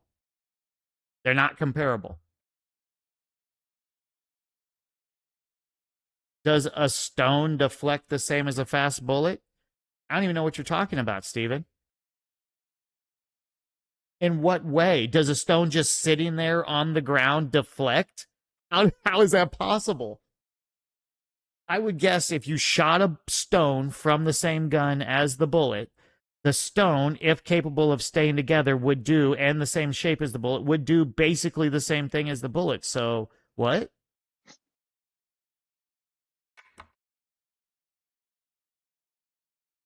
Even just now, he just arguing with himself just to argue. Steven, all you have to do. Go see a 45-degree crater, Steven. Go. Yeah. Before you run out of your little internet time there, you need to go online and Google up pictures of 45-degree craters, and then go look in the mirror and make the same smiley face.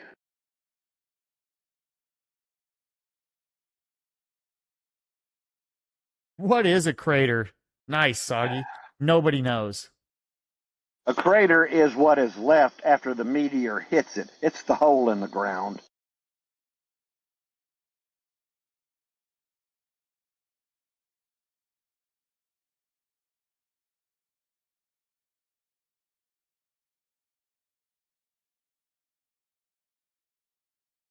I mean, this is the same mentality here of the reason that the whole Charlie Kirk debate is so going nuts, is because you have so many people saying that it's impossible for this bullet to have done this thing. And we know, especially Sojo, you being in the military, you definitely know bullets can do weird things sometimes. They don't always abide by this exact law of nature where hitting when there's an interference of that bullet, you don't know the reaction. And that interference could be enough to break the bullet. The bullet could have fractures inside of it. There could have been things that are going on. And as soon as it makes that impact, even against something soft, it can change everything about the bullet in that moment. And all these people are saying, oh no, a bullet won't do this. A bullet has to have an entry and an exit. There's no way it could have hit and not exit. It's like, leave that kind of stuff up to the experts when it comes to that. We don't even, nobody, I don't think anybody in here has shot enough rounds to even have a close to an understanding of that at all. What's up, Sojo? Well, I was out in the San Angeles forest when I was working out in Lancaster, California. I'm out there firing a 20-inch barrel Golden Boy 22 long rifle cartridge. I did about 7 or 8 plinks. I'm firing at a target about 50 yards away from me. That son of a bitch ricocheted and came right back by my ear. I could hear it. Now, that thing went straight out and came straight back at my head, and then I moved and changed my target.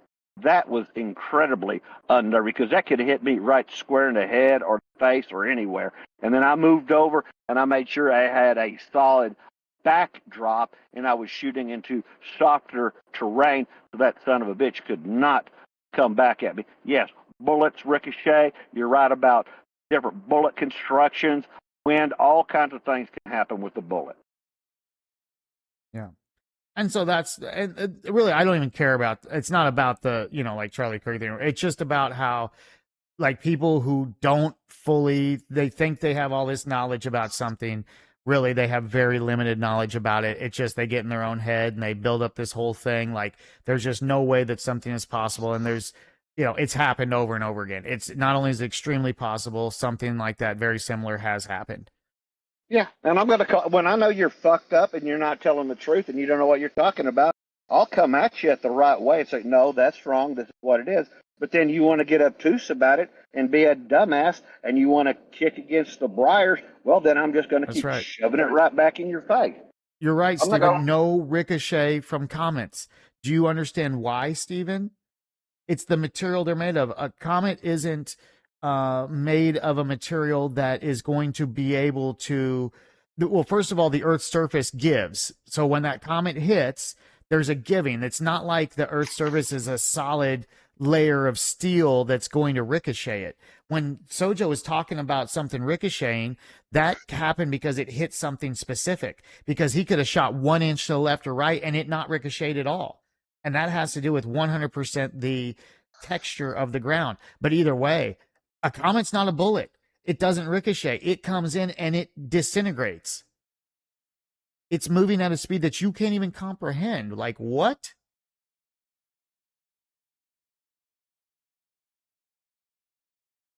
And yet, and all of a sudden, Stephen is the foremost expert on 90 and 45 degree angle craters created by meteorites, Stephen. Like, dude, this is the same thing that controls your thoughts, brother. I'm going to be just smart. If this is what it, what's I'm that? Hollering at, Sojo? I'm dumping Steven. Ace had a question for Ace. I'll tell you about the different calibers and what I think, but I need to know what you're using. You keep that thought, and you and I will have a discussion in Discord chat at some time. How about that? Well, no, actually, if Ace, you want to come back in and talk to us, dude, we can talk about it right now if you want, in person. That way you don't have to even type. I don't mind talking about that a little bit. Ain't nothing wrong with that. At least then we can have an actual conversation about something that, we have some experience with. None of us have ridden comets through the atmosphere. Most of us have owned and fired guns, so. But Ace, 5.56 millimeter is a really good weapon, and you've got some nice choices there for bullets, but they're not, they're really good for about 500 yards, and it has to be the right wind, and there can't be anything out there that's to deflect them. What are you wanting to do with it is the question, right? It's not even about the gun. 5.56 amazing caliber, 30-06 amazing caliber. I mean, they're both they're both awesome rounds, but they do two different jobs. That's exactly the perfect response. You do not pick a gun. You pick a cartridge to do the job that you need done. Perfect, Lucas. That is the answer every time. Then, if you want to switch up A cartridge, there are some that run very close to one ballistically, and it might not be offered in you want a Remington or you want a Winchester or you want a Ruger. Then you might deviate a little bit to get the rifle that you want. That's all subjective. But the cartridge, absolutely. Pick the cartridge. Hold on. Let me do this to Steven real quick. Steven, you go watch some craters enter the atmosphere and crash into the earth, and then come have this argument. I want to shoot him into the ground at 45 miles per second and see what kind of hole he leaves.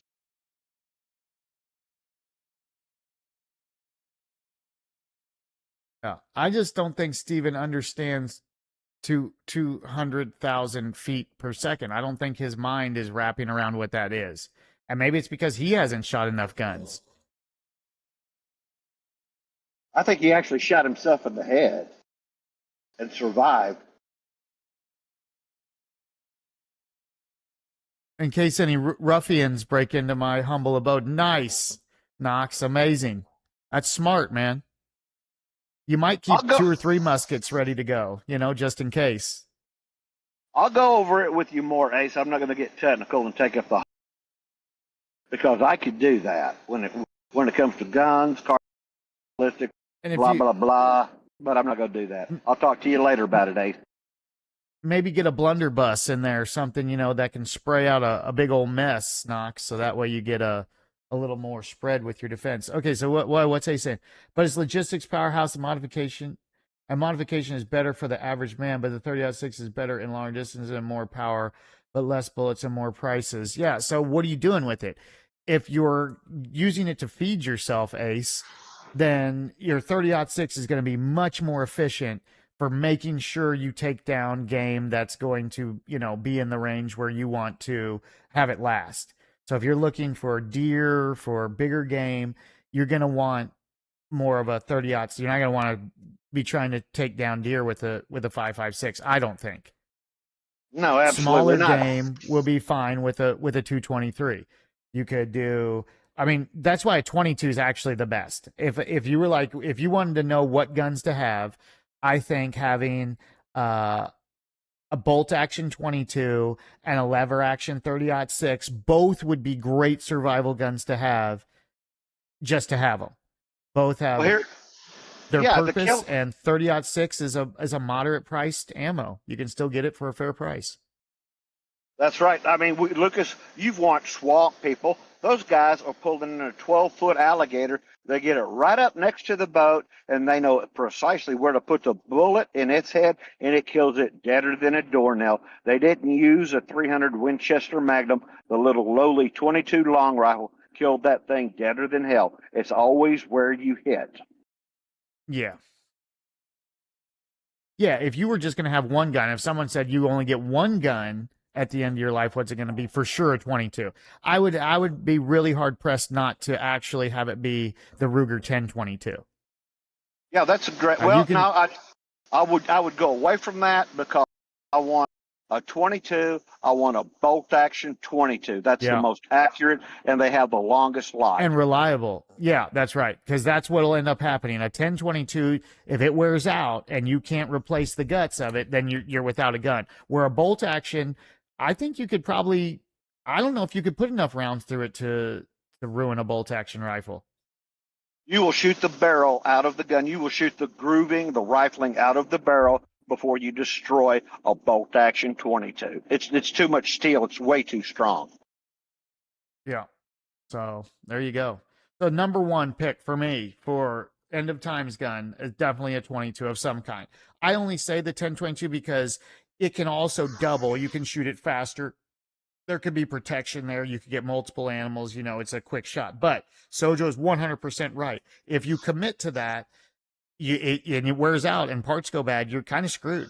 A bolt action is much more long-term reliable for the rest of your life.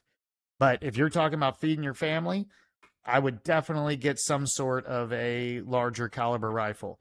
And then it depends on where you live, Ace, because if you live in the mountains, you may want like a 7mm or an 8mm or a a 45-70 or something to knock down really big game. Maybe you want to take down elk and bear.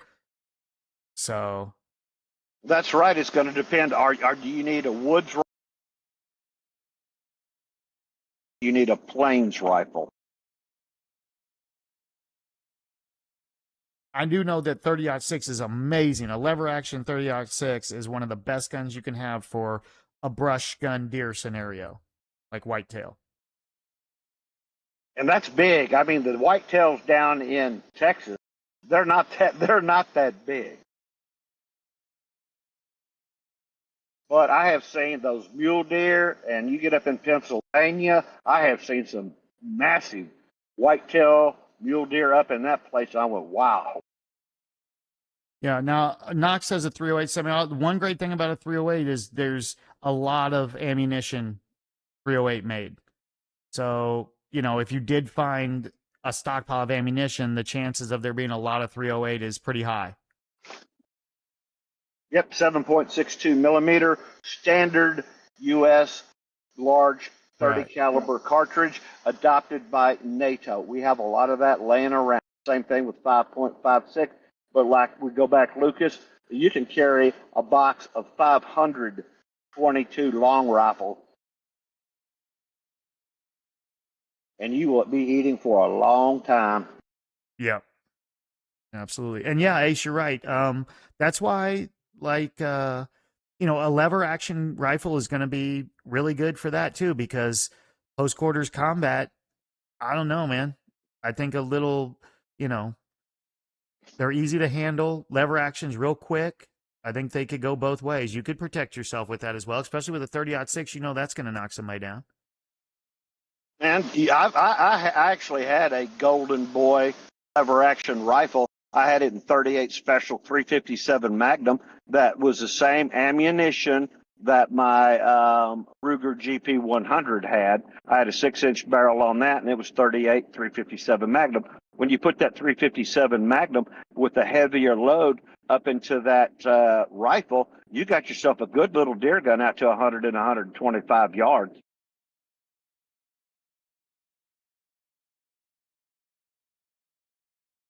But, man, we like big things and we like big power. More power, more power. Yeah, and then availability for ammunition. A gun ain't going to do you no good if you don't stockpile ammo for it.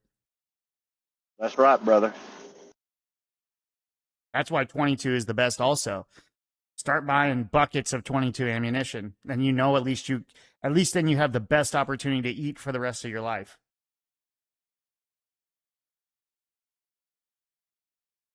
Even if it is small game. But I can tell you this, I got enough like squirrel and rabbit and things like that. I could eat for quite a while on that. But a deer would be better for long term. Yeah, my grandpa, he used to eat that dark squirrel meat. Steven's still arguing about meters in the chat, dude. About meteorites.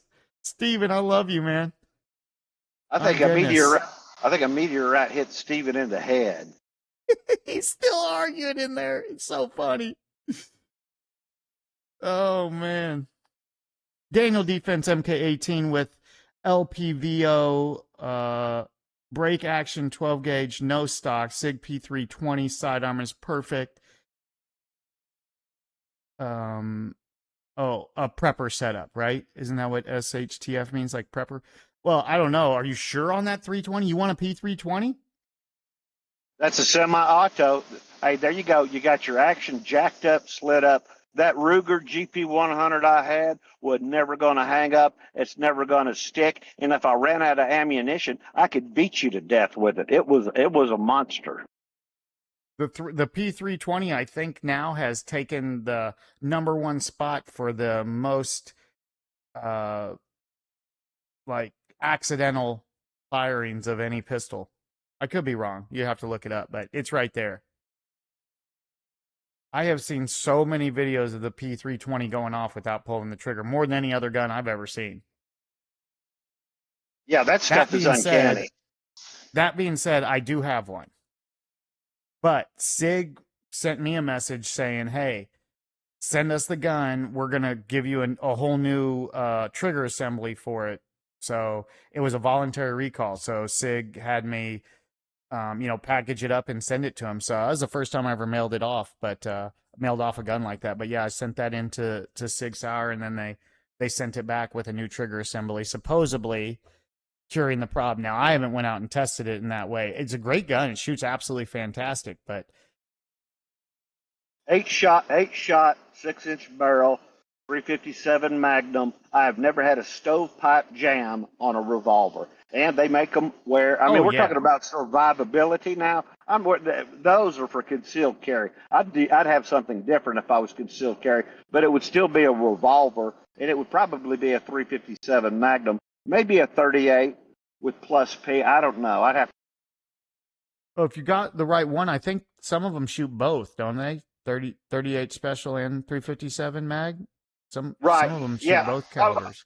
Oh yeah. Oh no. If you shoot anything that shoots 357 mag, shoots 38 special. Those are completely interchangeable. 100%. Yeah, Knox. Mine's a 9mm as well. Yeah, and I haven't had any issues with it either. I'm not saying I've had any issues with it. Mine has been absolutely amazing. I've just seen a lot of videos of it, more than any other gun having issues. I've seen it. Have I ever had personal issues? Heck no, man. That thing's been amazing. It actually is really nice. I like it a lot. It used to be one of my favorites until they had all these issues with it. And now I just don't use it as much because I don't want to take the chance, man. It's not even worth it. I'd rather just grab a Glock and, I mean, you can launch a Glock. You know what I'm saying? They don't go off. And that is one thing I appreciate about Glocks. So. My favorite handgun was the Browning 9mm high power Mark IV. You could carry it cocked and locked. That means you put one in the chamber. You could draw the hammer completely back, and then you could flip it on safety. And then all you had to do is draw it, knock down the safety, and you've got the single action trigger pull, which is very accurate under a stressful situation for the first shot. Yeah. And I agree. Knox, the Taurus Judge. Yeah, I agree. What a very good all around self defense gun. Just flip it out. You put the 45 long Colt and then the 410. You alternate them, and man, as long as you know which one you're starting on, that is a nasty freaking gun. So yeah, for sure. Now I don't know about for hunting, obviously not for gathering food necessarily, but definitely for protection. That is a heck of a gun. Get you a nice big spread, like, I don't know, like a 8 pellet or something, bird shot, something like that, or a 12 pellet of like 410, or unless you want to get like a real fine bird shot with like whatever they got, the bunch of pellets. But otherwise you keep it like tight like that, and then the next one has got the long Colt in it. Yeah, that's a really good setup to have. And I think they make them now. Don't they make those in a rifle formation? I think you can get the Judge style revolver, but in a like lever action or something formation, if I remember. Yeah, Lucas. Steven says toward Earth's center, but because they travel at massive speeds, tens of kilometers per second, they mostly keep their original entry angle rather than falling straight down. All right, nice, Steven. Thank you. Right. Well, Lucas, that's what I done told the guy, because of the incredibly fast speed of them coming in, that the Earth's gravity has almost no time to influence and arc them off. Stephen is just regurgitating what I already said. Tell Stephen to go to bed and shut the fuck up. Stephen, yeah, Sojo did just like, you're repeating what Sojo already said, Stephen, just so you know. He's like pointing me out to read it, to look at it, and it's exactly what you said. Like he's looking at the same website you looked at verbatim, reading it. So,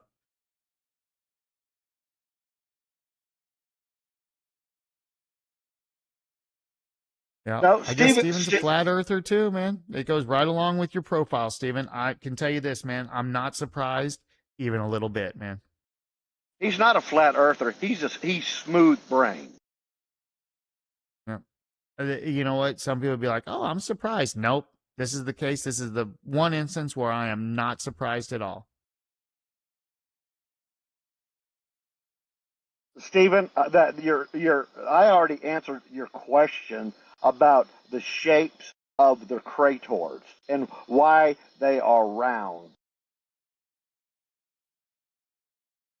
It's like welcome to another edition of short attention span theater with Steven. Well, Bola does that same shit too sometimes. Yeah.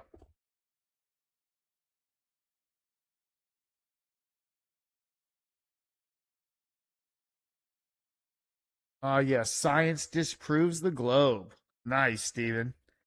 Well, now that you got that figured out, now what? What does any of this knowledge do for you, Steven? What does it do, man? That's the part I want to get. Like, if it's so important to know these things, what does it do for you knowing them? How does it change you? How does it change your life? How does it bring you closer to God?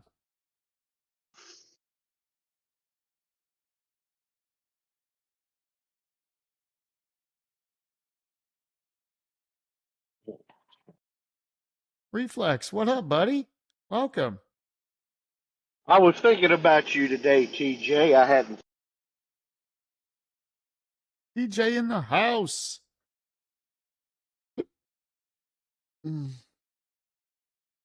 Nice, Steven. Well, guess what, man? I don't care. How about that? Now what?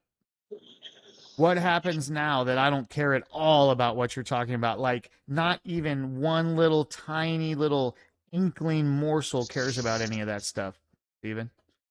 Now what? Like, you got to tell me there's more to it than. Let's see. All right, we'll just say Eminem. Brother Toots and my fellowship brothers, wonderful to meet again. God bless you and keep you. You too, brother. Thank you. Amazing. Glad you're here. I can join? Well, come on, TJ. You know you're welcome to come in here, man. Do you need an invite or can you see it there in the chat still? Jump on in, man.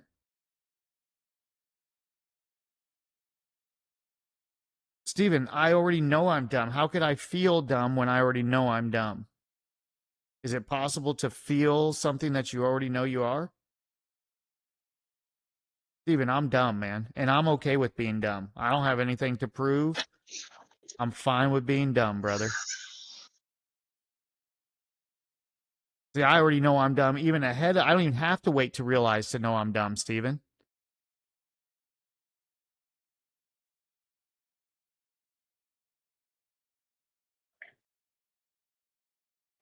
Ooh, that's a nice looking barbecue right there. Yeah, I guess so, Steven. I mean, if my discernment's that bad and it really matters, then what are you even doing here, man? What's the current debate? We're not even on your level, Steven. Oh, the My current discernment debate is so bad. Oh, you don't want to. You don't want to know anything about it. It is at a I mean, what does level that say about you, Steven? If my discernment is that bad, what does that say about you and what you're doing right now in here? the level of idiocracy in this debate. I don't even. Right, Steven. It matters in everything you decide. What's Right. the- So what are you doing here, man? Doesn't that make that like a really bad decision for you that you could choose to be anywhere in here and yet you're with people that you're claiming to be so dumb What's the and yet lowdown you're of it? spending so much time in here? What's going on, TJ? Nah, Steven's trying to convince us of flat Earth. Oh God. I And don't I'm know just trying to Steven, tell him but I don't care. Like, does it matter? If the earth is flat, how is that going to change my life? How does that change my connection with God? The thing Not is only. that Stephen cares about it so much that it's super important for him to prove that he knows it, and he's proving it to us. And like, look, it's his science is undeniable, and he's proved it. And now he's right. wait, But that's really all he wants. He slow just down for a wants us to second. say, Science, Stephen, yeah, what's up? science does not prove flat Earth. It's quite the opposite, actually. As a man of science myself, I can assure you Okay. that the Earth is in fact not flat. TJ, well, believe me, son, you got no chance here of convincing him. You got about as much chance of convincing Steven of anything as you do of catching a fart in the wind. It is a fruitless endeavor. Don't even attempt. We've already done this. Trust me, brother. We'll move on to new business in just a minute. In fact, we could do that right now. What's up, TJ? We're just going time. Interesting. Not much. I knew one person in my life that was a flat earther. It's pretty interesting, I guess, the idea of it, but that debate would have went really hard back in like the 1600s. Yeah, it would have. Yeah, But Steven, unfortunately, there's science backing my claim now that the Earth isn't flat. So it's, you just can't prove that it is, but I can prove that it isn't. yeah, well, Steven has an issue now with meteorites, is what he's hooked on. He's hooked on Meteorites. telling us how meteorites aren't real because the impressions that they've left on the Earth are round, and there's no way that they could just be perfectly round. That there would be some other shape of Oh, a crater. nothing's perfectly round. I mean, nothing. Like the Earth isn't perfectly round. The sun isn't perfectly round. No meteorite's perfectly round, and obviously the crater they'd leave wouldn't be. I mean, what's that have to do with a flat Earth? Oh well, we started out with the craters, and first Stephen was telling us they all hit at a 90-degree angle. Then I jumped on Google real quick and found out that no, most of them hit at a 45-degree angle. And then he starts talking about the gravitational pull making it skip across the Earth. And then I had to get him up to speed that the distance from the surface of the Earth to the exoatmosphere is about 100 miles, and something that's moving at 7 to 45 miles per second, the Earth's gravitational pull is going to have almost no time to make it arc over to a 90 degrees. It just doesn't happen. And you can't reach Steve. Logic is out of the door. Forget it, TJ. No, Steven makes stuff up Okay, just like this. I just saw this example. message. How does centrifugal force prove your claim that the Earth is flat? Please explain that to me. I'd love to hear it. Steven says, yeah, it was real dumb to claim gravity is an excuse for 100% round craters. But nobody ever said that gravity was the reason that it was round craters. All that was said is that gravity plays a part in when something's traveling towards the Earth. It wasn't saying that, the meteor 100% comes straight in. And then when you go and look, it's like, oh, well, although gravity may play a small part, it plays a part. So what is real dumb about that? Like, Steven just makes stuff up. He does it over and over again. He'll say, you guys claim this, and nobody's even said that. You guys say this, but what's going on is he hears stuff in his head, and then he just says, you guys, because I guess he correlates it with, like, normal Christians, or he puts us in a box or whatever he does, and now we're round earthers, right? So it's like, you guys, so we're all in just this box. And oh, Look, nice. you So Steven's understand. got to come. Look, this is how important it is for Steven to think he'll prove something. And now watch. This is going to be an amazing thing. Steven will come in. He'll do this whole song and dance. And I'm going to tell him that he proved nothing, but he's not trying to prove it to us. He's trying to prove it to himself. So that's why we just let him do it. Oh, this is a perfect time for me to take my lunch break. I'll be back in 15 minutes. Right, so Joe. Okay, yeah. I'll explain to you why science disproves your whole idea in one point. Let's go. Bring it on. Okay, do you know what centrifugal force is? Yes. What does it do? Centrifugal force. It's the force required to keep something moving in a circle. On a spinning object, what is centrifugal force? It pushes the thing away from the spinning object, right? Yes. Like a merry-go-round. That is scientifically proven, right? Yeah, you feel like you're being thrown outward on a merry-go-round because of centrifugal force. Every scientific experiment ever done proves that force on any spinning object at any speed. Do you agree? Mm-hmm. No. Okay. Wait, now, hold on. where your whole theory fails is on anti-centrifugal force. Is anti-centrifugal force proven by science? Where on a spinning object, something gets pulled to the center.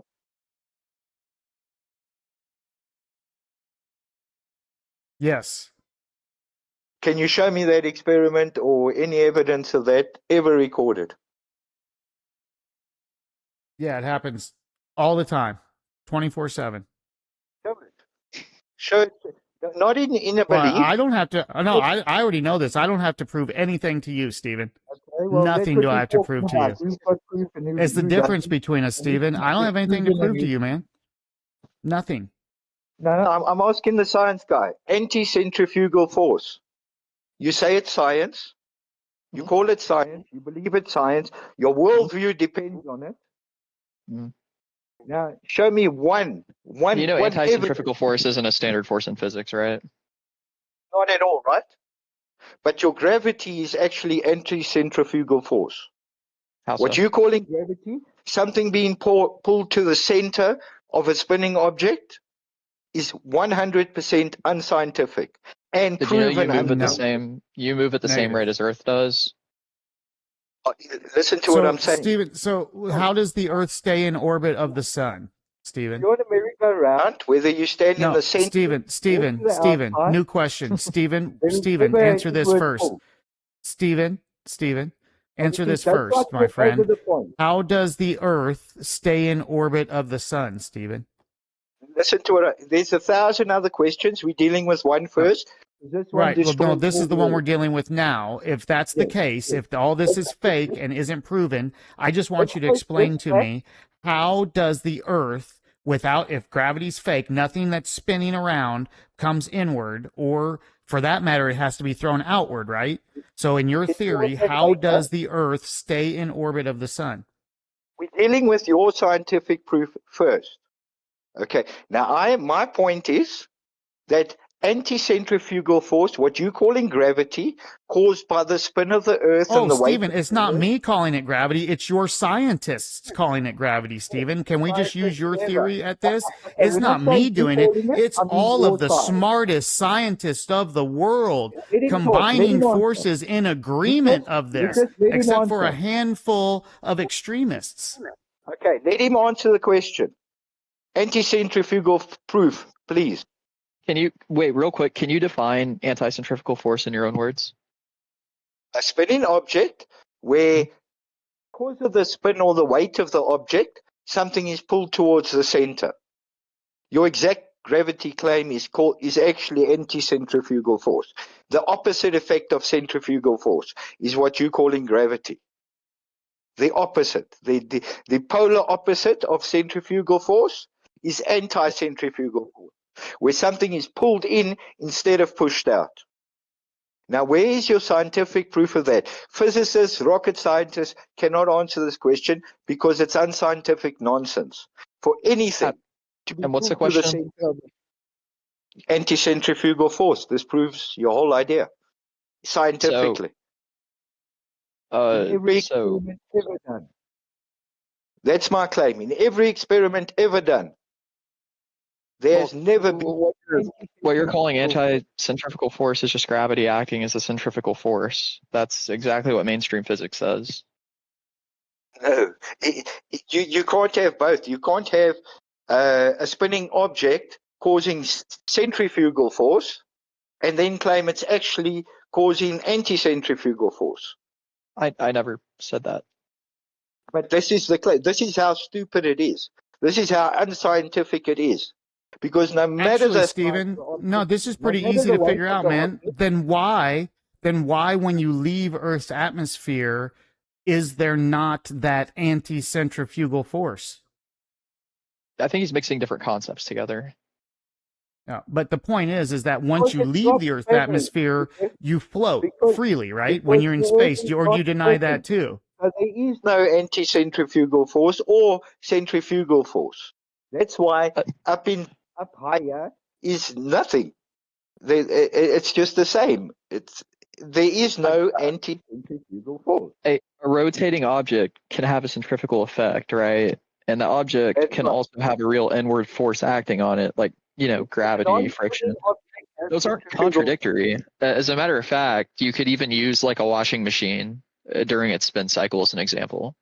Like the drum spins, clothes tend to move outward as the drum spins relative to the rotating drum, right? Right. And the drum pushes inward on the clothes, which would provide the centrifugal force that makes them move in a circle. That does not prove flat Earth. Where do you see the washing being pulled to the center of that spinning thing? What? When do you see that washing being pulled to the center of the washing machine because of that spinning force? it's backwards No, science. but It's we op- clearly see I it think that's a pulling down to the misunderstanding of my floor. analogy, but yeah. Yeah, no, but The we washing clearly machine see it itself is pulling not down being, to the floor, though. it's not being pulled towards it. The clothes are being pulled towards the center.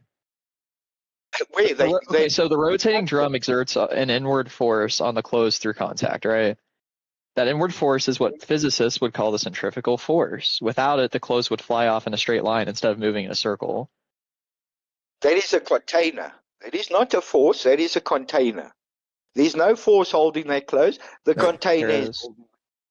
It's There's spinning. no and being held in by a container, not by a force. There's not a force Okay. holding it. The container away, it would fly away. Gravity would container- provide the inward force, like on Earth.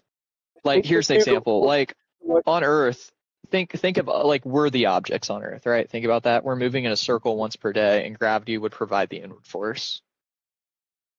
There is no gravity. You're assuming there's a gravity, and So it's never been. does gravity exist? Gravity does not. Gravity does not exist. Okay. So what would you say is holding us towards the Earth right now? What is pulling us towards the Earth? When you jump, why do you go back to the ground? Weight and density.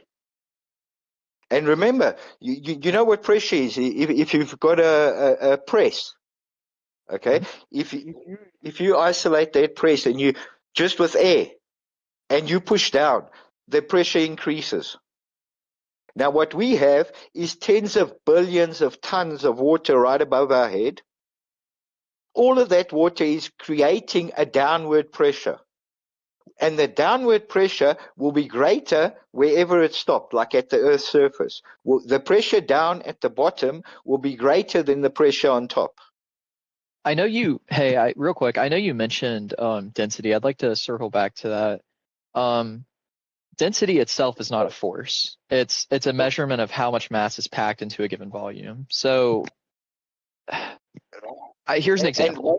Think of a bowling ball and a feather, right? Both of which have different densities.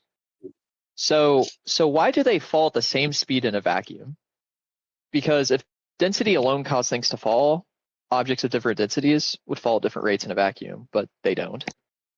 Their density is different, not the atmosphere's density is different. Their density is different, not the atmosphere. They're falling in exactly the same atmosphere. That's why they're falling at the same speed. Their density doesn't affect the density of the liquid, well, I can't get the word now. What they're in. That doesn't affect the atmosphere's density. But my point is this. Density relative to what? I can't talk very long. For that matter, if density doesn't matter, then if you put a pound of gold in a bag and a pound of feathers in a bag, are they going to hit the ground at the exact same time, dropped? They're in the same atmosphere, the same medium. That's not what I asked, though. We don't understand it all, okay? But because obviously we've been made fools of to think they don't anything. have the same density, right? But they have the exact same weight. To ever actually check and research these things. But my point is this. I can't talk very long, guys. Your anti-centrifugal force. You can work on that. Try and find, if you're going to say it's scientific, okay, you got to try and find even an inkling of scientific proof. Just like one line or one experiment somewhere that showed any anti-centrifugal force on a spinning object. And you will realize there is zero. There's zero. There's one. Zero, it's Earth. Nothing. It's actually planets. anti-scientific. No matter what the object was, no matter the density. It's extremely scientific. It's actually so scientific you can't even understand it because it's not something. There is no recognized force in physics called anti-centrifugal force. I'll agree with you there because scientists don't use that term because it's not mainstream physics. Gravity's just a name. You don't believe in gravity, but gravity is just the force. What is it? Mass times acceleration equals force. Gravity is just a measurement. It's not even, you're thinking of it like, isn't gravity actually just a measurement? That's what, there isn't any. There's nothing for me to show because It's totally unscientific, totally disproven in every experiment ever for there to be an inward Well, no, pull. it's Any kind it's of Hey, proven to the question. point where What evidence it's shows common. gravity cannot provide inward force? There's none that do. You can't Is there prove a any that negative. don't?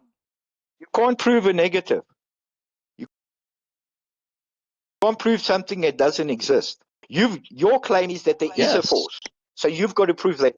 You've got to prove that force scientifically. So where is it? Okay. Hold on. Because I can promise you gravity I'm not saying exists. there's an inward force. So I can't prove So there's an inward.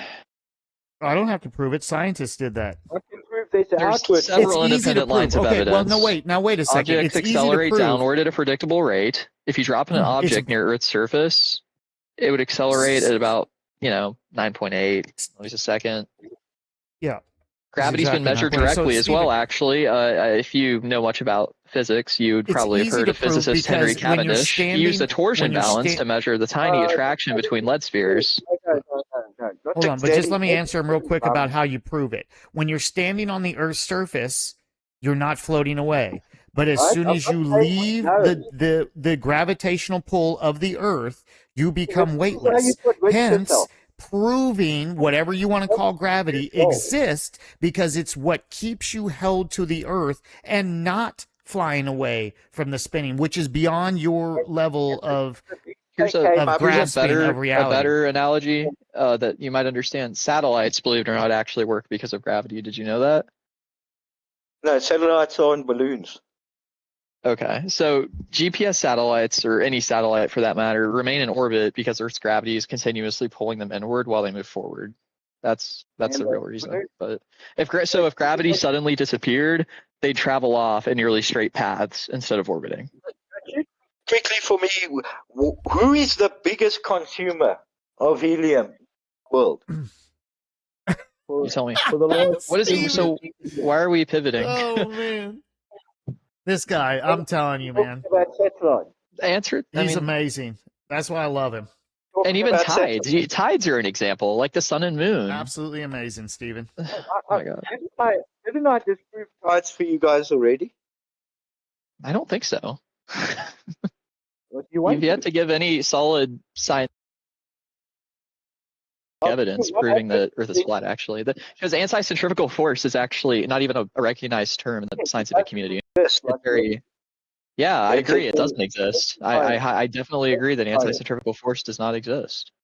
Yeah, and that's what you're calling gravity. But let's do the tides. It's not anti-centrifugal force, though. It's completely different. You want to do tides? I mean, that's what these things are like, theories that we talk about, that they're the best suitable hypothesis. It's not something that can be proven because it's like someone is just trying to get an understanding of why this thing happens. So it's named this. They do the best to study this, and you're just like, none of that's real. Well, for that matter, nothing. If you can't prove something beyond a reasonable doubt, is it not real then at all?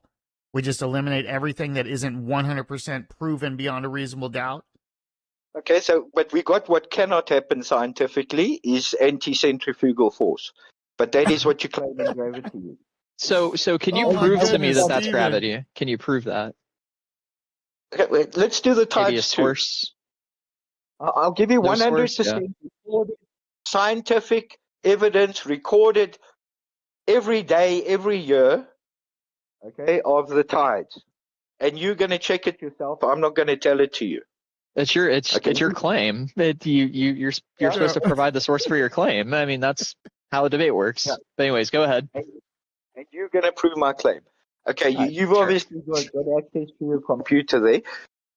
Look up quickly how many earthquakes per day happen worldwide every single day, 24/7.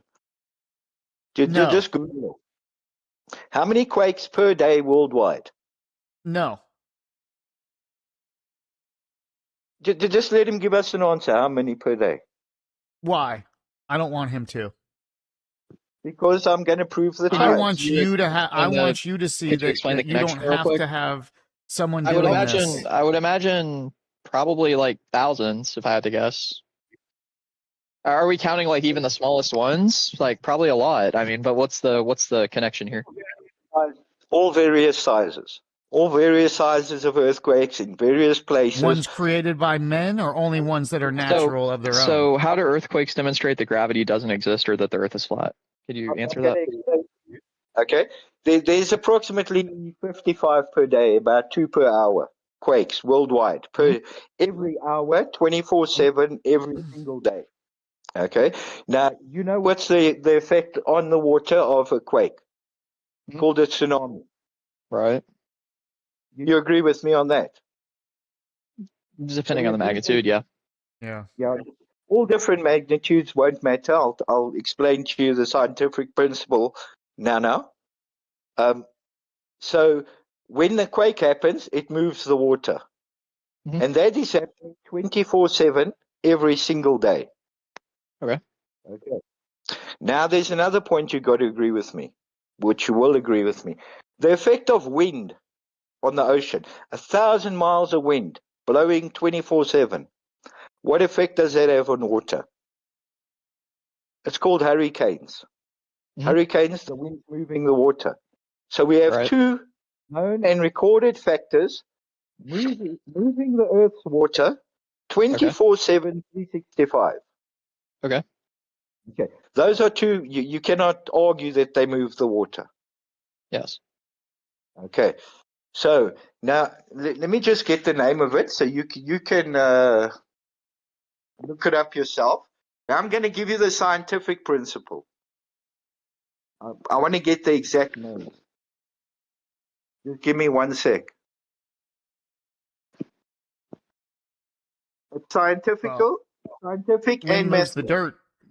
Wind moves the dirt too, right? Yeah. Okay. So not just water. Is what you're going to argue is that Earth isn't stable enough to be a rotating globe? I'm going to tell you what's causing. We're talking about the tides now. No, he's totally on something else. He's dropped that topic. Totally different topic now, just so you know, TJ. He's on to his next extreme topic. Which is, I can just clear this up in 2 seconds. clarify- The tides are controlled by earthquakes and wind, not by the moon, is all he's trying to say. Which is another basis of gravity. So he's trying to deny gravity by saying wind and earthquakes do it all, and that the tides are not controlled by the pull of the moon. That's it. That's where this whole conversation's going. Done and over with. Boom, boom. Can we wrap this up now? Steven, you can go ahead and save your data, buddy. I'm going to post it, and you check it out. I'm going to post this.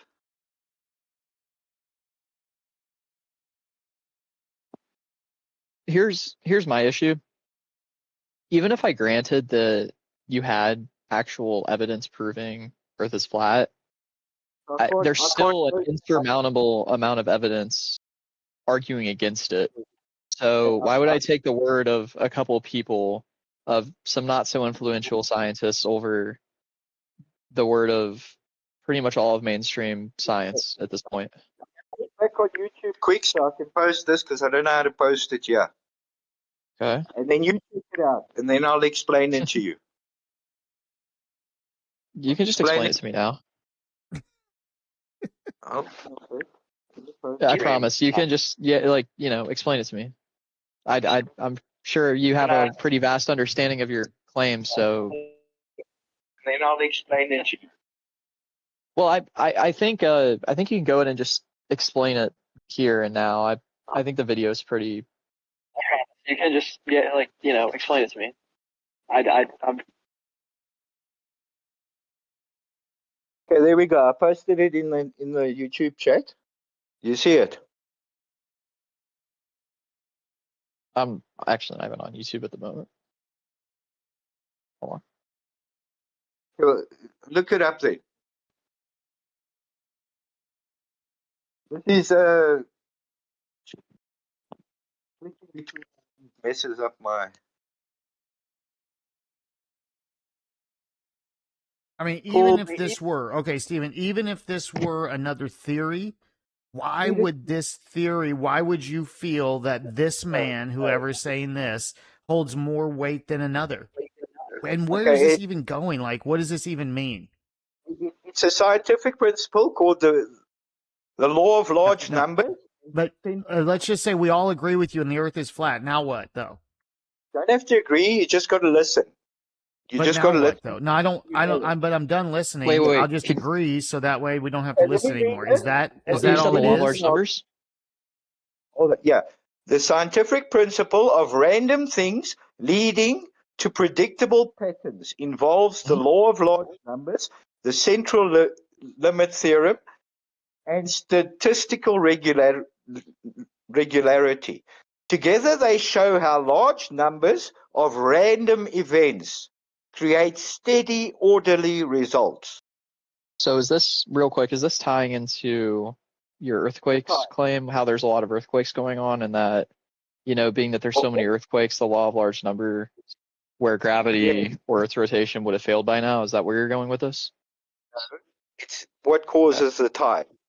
You've got hundreds of earthquakes happening all day long. You've got wind blowing over the ocean It's all just day another long. disproving gravity, I guess. At the end of the day, Moving it's the just water another way in of random ways, random places. another theory. And If you don't believe in gravity, scientifically, all of these random events, plus the wind, plus all these earthquakes, and the fact that both move water, will land up with the exact tides that we have.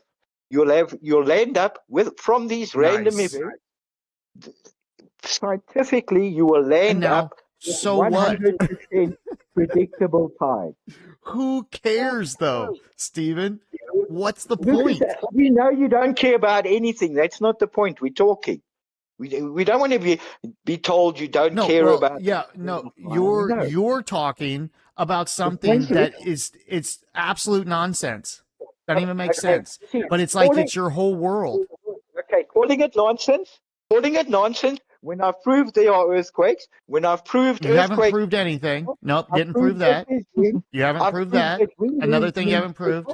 and I've proved. I tell you this and over I've and over proved again, Stephen. Who'd you that prove it to? Did you scientifically prove it to that will you? land up Did you in prove it exact to God? result Did you prove that it to we see in Satan? the tide. Because you didn't prove it to me. So who did you prove it to, Are Stephen? you trying to talk me dead, Lucas? What I've Who did proven you prove it that there to? are earthquakes. Listen, I've proven a bunch of I'm scientific. listening, but you didn't prove it, though. Yeah, no, You you keep listen. talking. It's not proven. I have proven that earthquakes happen. I've proven that they do move water every single You day. didn't prove any of that.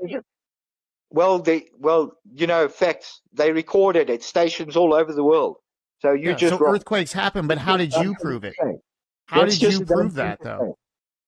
Because No, they the dumb thing to say is that Lucas, you proved it, Stephen. Did you prove it, or is that I've proven by proven scientists? that this is a fact, a recorded fact. So did you prove it? If you want to deny every proof, is your prerogative. But this No, is I want to know recorded- what proof is. Did you prove it? What is proof, Stephen? What is the proof you've shown? a couple of thousand machines recording it all day is proof. Right. So you're just saying stuff. So you That's haven't what humans actually call shown proof. any data. Correct. You have no That is data. You what have no humans call actual proof, proof, just and your there's words 1,000 saying I machines proved it. monitoring it all day. That's what we call proof. Okay, when we Right. observe That's just like me saying, though, how is this any different than me saying, look, scientists said gravity's real. Scientists said that there's gravity. I proved it to you, Stephen. I proved to you that there's gravity because other scientists proved it already. Where's your proof? Where's your recorded Where's proof? your proof? Where's your recorded proof? Where's your proof, Stephen? In recorded fact. Data. Where's your proof? Show me. Data. Where's yours? Data. Data. Data. Where's Recorded. yours? Do you see how this is endless? The point being, Stephen, I don't care about any of this, but the point being, I can just do the exact same thing back to you. And there's no proving it because you're not proving anything. You're just saying words, including saying, I'm proving it, except even if it was proven, you didn't prove it. I'm proving it to you. I didn't say I went and measured You the didn't, though. earthquake. I don't believe you, Stephen. So how did you prove it? I think you're wrong. So how did you prove it? People who measured it.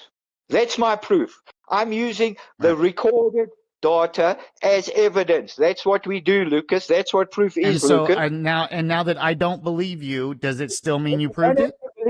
You don't have to believe it. I'm not asking you. Okay, so then who did? Then then the question is, who did you prove it to? Okay, now besides who did you prove it? Now, who did you prove it to? Lucas, you're just arguing. Let him answer. Is there any point that I've made that you'd like to say is wrong or false or unproven? Yes. Yes, Are Which you all one? of them. talking to him or me? To you. Not to Lucas. Lucas is just arguing. I mean, when somebody denies every proof there is, I'm just they arguing. they don't want it. So I guess one When point proof I would doesn't disagree matter, with you on is that I know you mentioned that earthquakes may cause water movement. I would disagree that most earthquakes don't generate a significant amount of water movement at all, actually. Are you sure, Even TJ? a He proved it. magnitude 5 earthquake He- deep under the ocean would produce little or no TJ, noticeable surface effect. he proved it. and Did he? the whole day Yeah. full of those Ask are him. very serious. Listen here. The whole day full of those, the whole day 365 of various magnitudes would. You have to understand. I'm not saying they don't produce any at all. That would be an incorrect statement on my part. But I'm saying they produce a little, like such a minimal amount. You also got to understand just the sheer size of Earth. I mean, even with the amount that you're saying are happening, that still wouldn't cause enough. How many hundreds or thousands of miles does one earthquake in one land move water to another one? How many thousands of miles does a tsunami travel? If you're calling Are you that asking minimum, how many miles does an earthquake move water? yes, It would know, depend on the earthquake size and depth and Right. whether it displaces the seafloor vertically. That's right. So how far can it move water? And is that significant?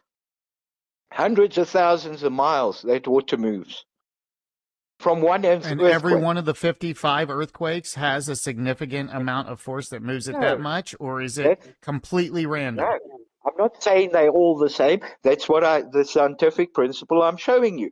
That random, But small. if they're not all the same, then you've already disproven what you're saying, because you are saying that there's an orderly result.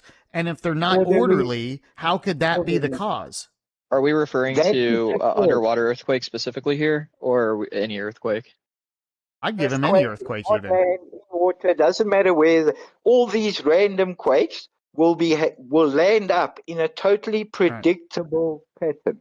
All the wind blowing in different directions, in all across the world, all across the ocean, 24/7. All of that. If they're also predictable, no, that doesn't even make sense, Stephen. Then why are we not predicting every earthquake before it happens to save the people?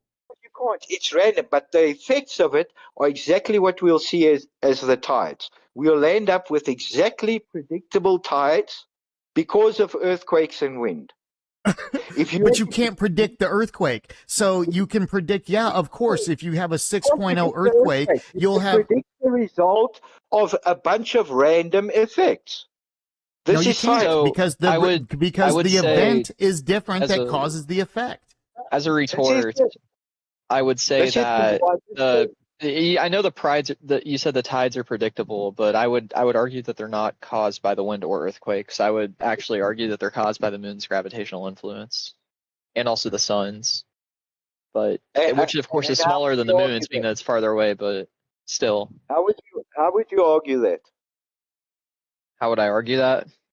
Yeah, I don't have to. Other scientists have already argued it for us, Stephen. It's the same logic that you use.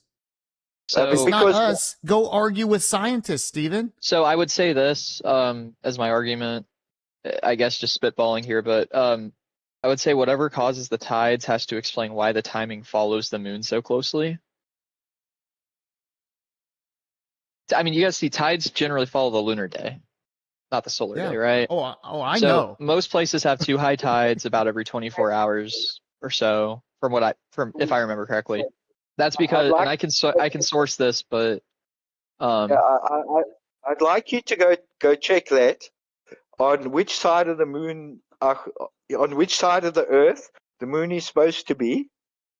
Okay, and then relate that to the tides on the other side of the moon, on the other side of the Earth. Well, yeah, obviously it relates, because then there's less gravitational pull from the moon when it's on the other side. So it would be less on that side. So then it would change that side. Well, so then when it came back around, then it would change it again, Stephen. Let me ask you guys this: if the moon isn't the main cause, what alternative explanation would prevent the exact timing of high and low tides at the 24-hour cycle and at the spring and neap tide pattern as accurately?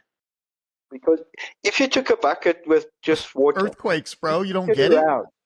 If you banged on that bucket, okay, and you've put a fan on it from different directions, all of that is random. You can't predict it. But what's going to happen from that is you're going to get that back and forth tide in the bucket. Mhm. It's easy to even test. It always lands up the same. When there's a bunch of random occurrences that are having an effect, it's going to land up in a predictable pattern, which is what we see. Only after the effect, though. You can't predict the precursor, which is the size of the earthquake, which is exactly what he's saying. What you're then saying, why what you're isn't there a whole basically bunch of referring to- 6.0s one morning that then affect the tide?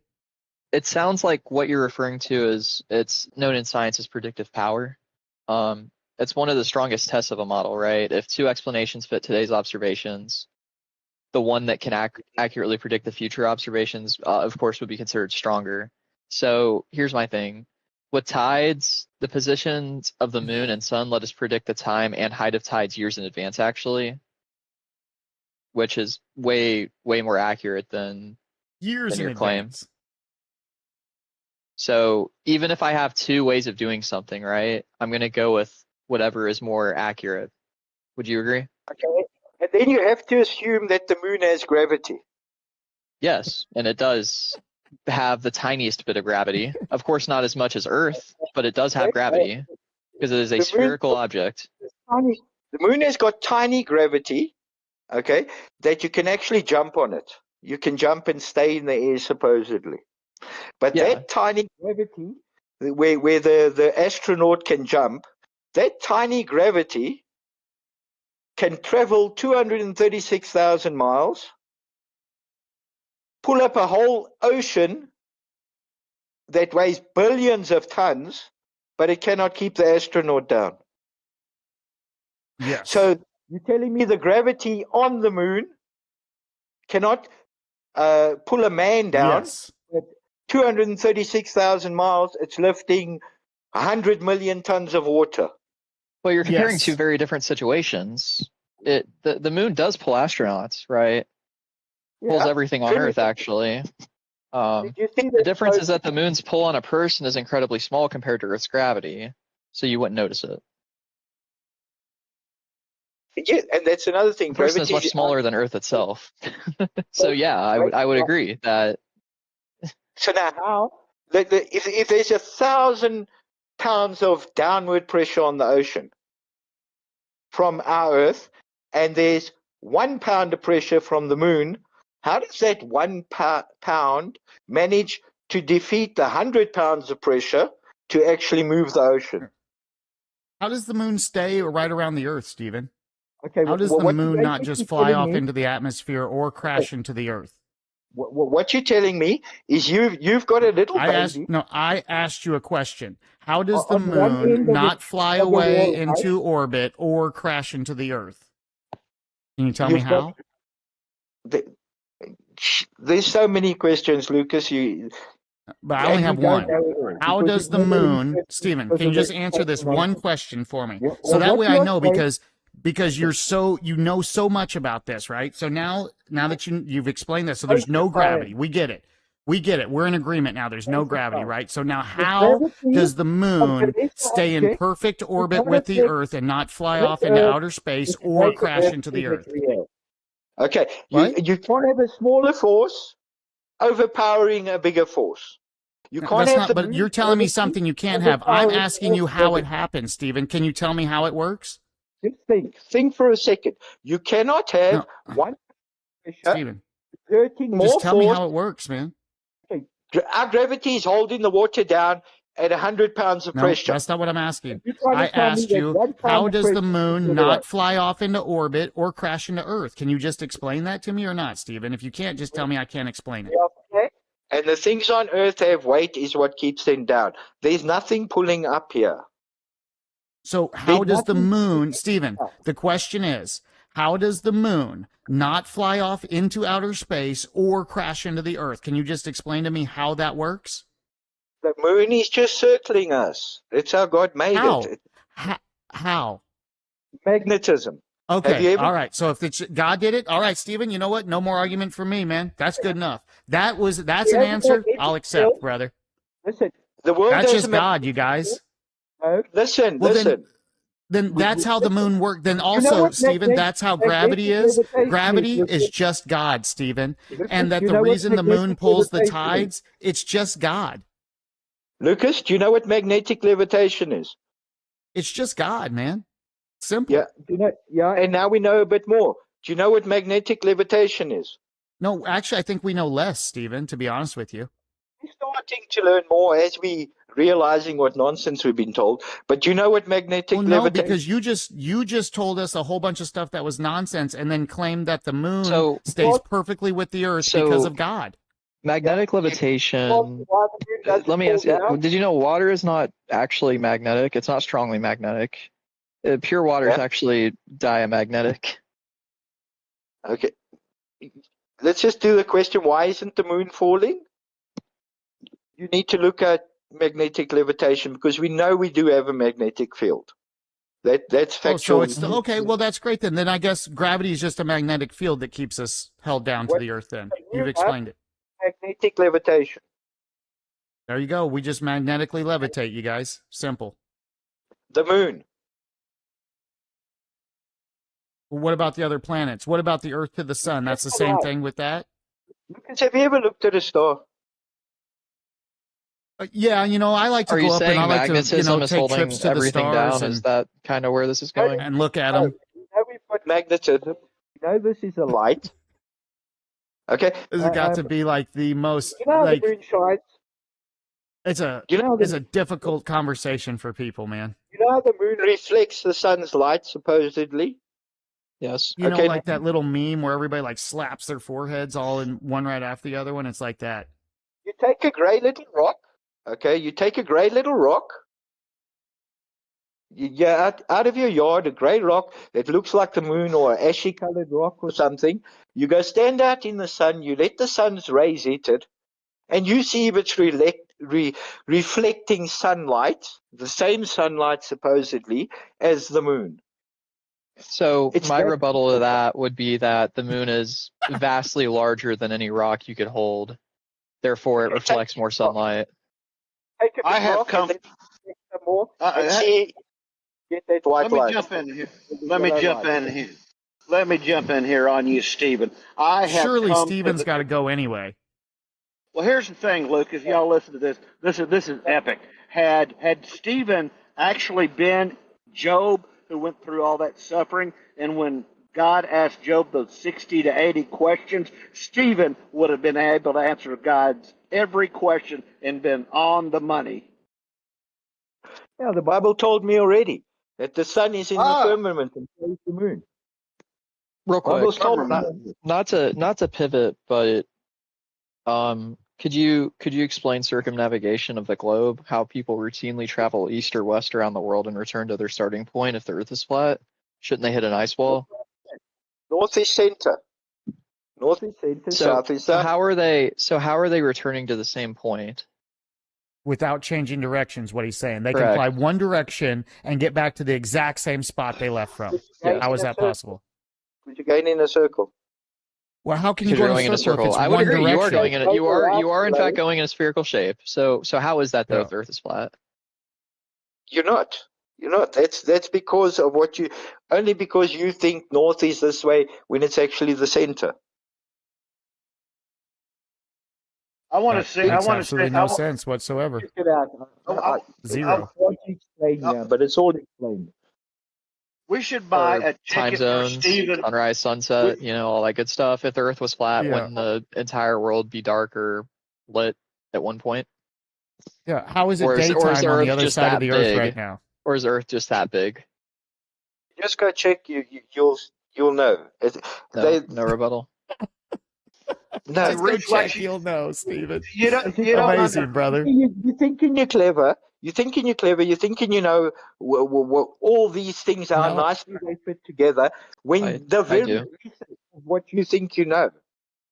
Okay. Well, here's what I'm pretty confident that I know the Earth is But we round. just asked you a couple Now, I easy will say questions this: that I definitely agree. rebuttals There's a that. lot of things that we've been taught that just absolutely aren't true. Do you agree that if there's But no gravity, no ball? Would you agree with that? say it again. I'm sorry. Would you agree that if there's no gravity, then this ball theory of yours is out? The whole entire thing. If But there gravity is gravity. That's the No. problem. There is gravity. You're in your worldview. You're saying there's no gravity, but that's just scientifically just infactual. I deal disprove with facts. gravity. Yes. So all we have to actually do is disprove gravity, and your entire theory falls to Okay, pieces. disprove gravity. Centrifugal force. There, it's disproven. How does And there you how go. does centrifugal You force didn't disprove it. disprove See, that's gravity? all in your head, What's the Steven. correlation there? This You have guy's to lost. see an anti-centrifugal force. Steven, that data, man, that data's running out.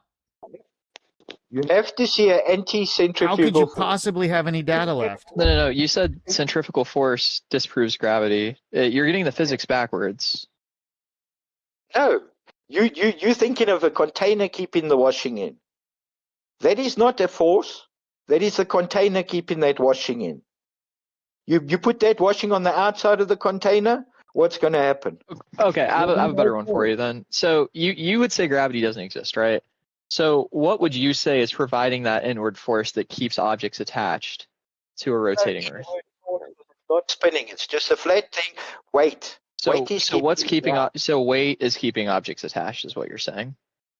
keeping objects So why doesn't so you believe in the ice walls as well, right? If the Earth is flat, would you say are ice walls on all four corners of this flat Earth?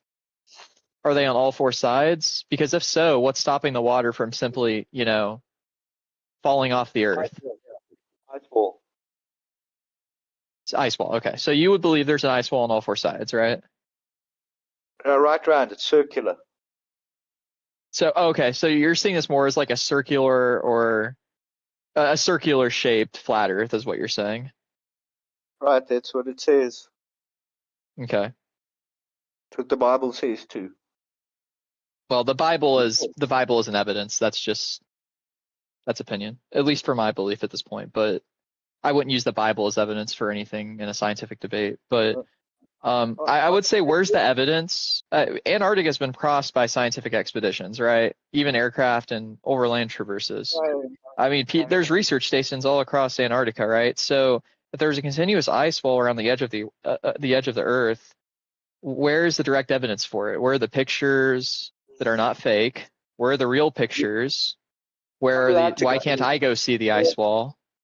You know why 165,000 or 165 countries agree not to explore or not to allow exploration? To Antarctica? keep the place, to keep the place free of people and come on, Sure, it's man. not because it's a very hostile area. And if people want to go there, let them go. Okay, so you said the ice wall surrounds all of Earth, right? Even from your perspective of it being a circular shape, you shouldn't even have to go to Antarctica to see that ice wall. I could go anywhere. So why The actual reason they anyone... want to keep people out of Antarctica is because they have a lot of high-tech weaponry there that they keep in underground facilities, and that they use it for multiple countries. The reason so many countries have got together on that, and you guys can check in on this, is because they all band together with this secret information of doing these, these underground weaponized. These weapons that some of we don't even understand. I'm telling you guys, there's stuff that you don't even understand that's going on out there. But that's why Antarctica is kept off limits. It's the one place that they can keep control of. On one thing. Is that the first time simple. Ever? TJ said it. TJ nailed it. Just hop in a plane and go take a picture of it then.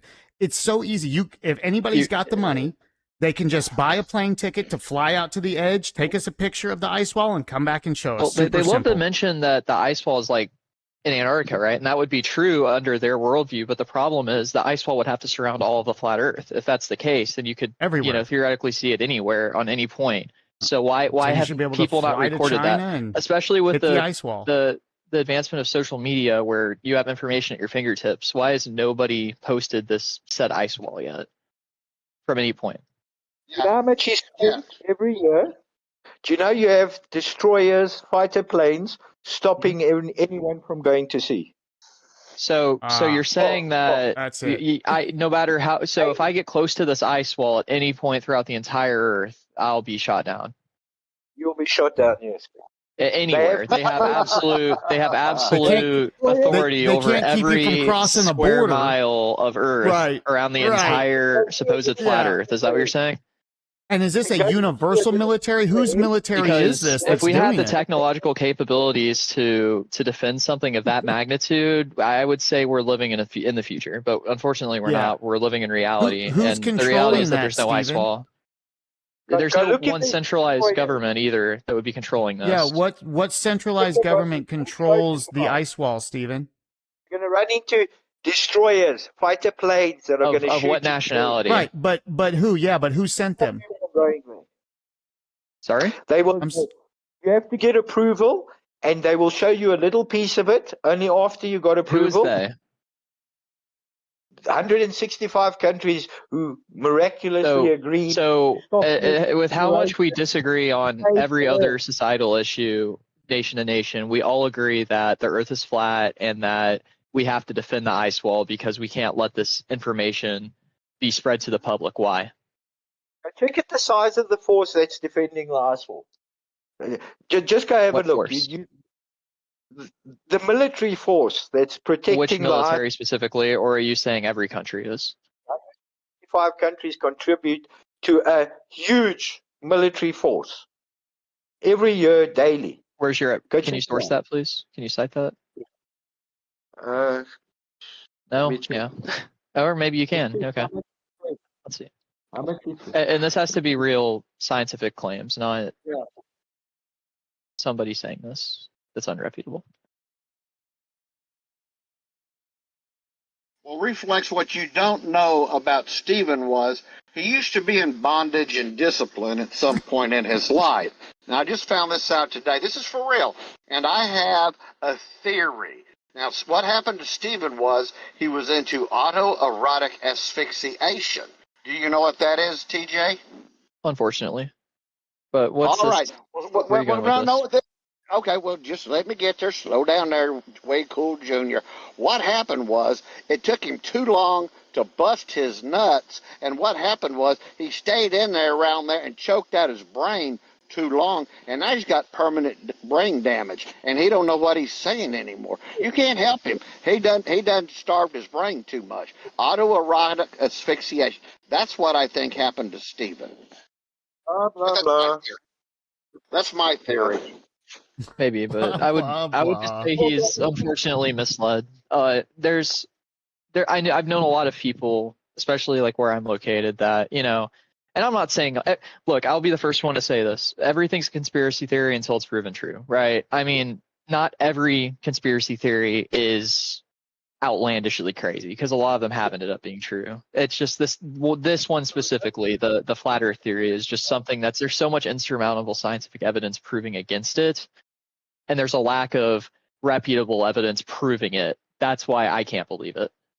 Honestly, you could say it's the same reason I don't believe in any mainstream religion at this point. It's for the exact same reason. But does making something that you can't prove, does that automatically make it a conspiracy? I would say that flat Earth theory began way back in the day. Of course, not as a conspiracy theory because it was widely believed in.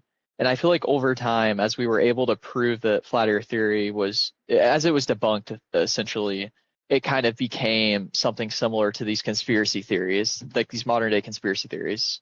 And to answer your question, I would say, it depends on what you classify as a conspiracy theory. I don't think everything would be a conspiracy theory that you can't prove. There's a lot of things we can and can't prove that are not considered conspiracy theories. But very good.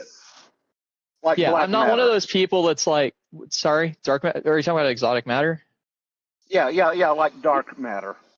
yeah. So dark matter, like, yeah, that's an interesting topic. I'm not very.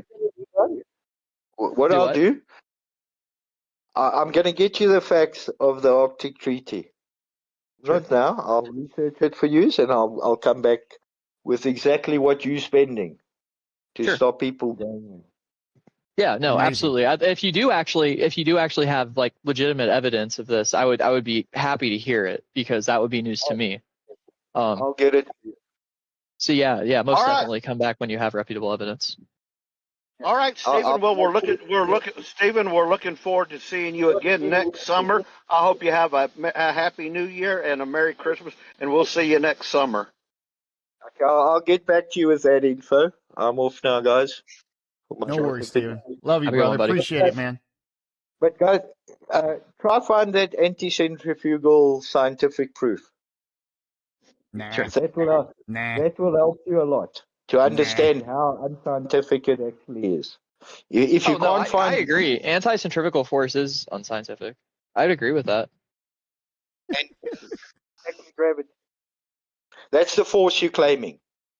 No, You're though, claiming you're mixing it up with gravity. That's the issue. Gravity's real. Anti-centrifugal force is not, or at least it's not a widely recognized scientific term. saying it's real. Okay, let's call it a inward. We'll talk gotta in let him circles, go, man. You gotta Let's, stop yeah, talking, yeah, TJ. we'll That's talk what we in did. circles. Let's come back when you have evidence to my initial claim. Not call it anti-centrifugal force of gravity. Let's just call it what it is: an inward force on a spinning object. Okay. If you can find evidence of any scientific proof of there being an inward force on a spinning object. But that does We not did. It's called gravity. inherently prove It's that the Earth is scientific flat is proof. the issue. I would agree. Gravity. There has been no scientific test run proving that, but that still doesn't prove the Earth is flat. There never will be. And there never will be. Yeah, because it's impossible, Nice. or from what we understand, it's impossible. But with that being And said, so if that's the case, what's the point in this conversation? At the next breath, you'll tell me there is an inward force. You say it's gravity impossible? is not an. It's an inward force on a spinning object. You're telling me it's impossible, and then you say, but it does exist because they said so. No, I'm telling you, through God, all things are possible. So jot that down. Yeah, including the flat Earth, like he says. Amazing. And Stephen, here's the thing: is what would be if the Earth is flat? Is there something that I can gain from that spiritually, knowing that?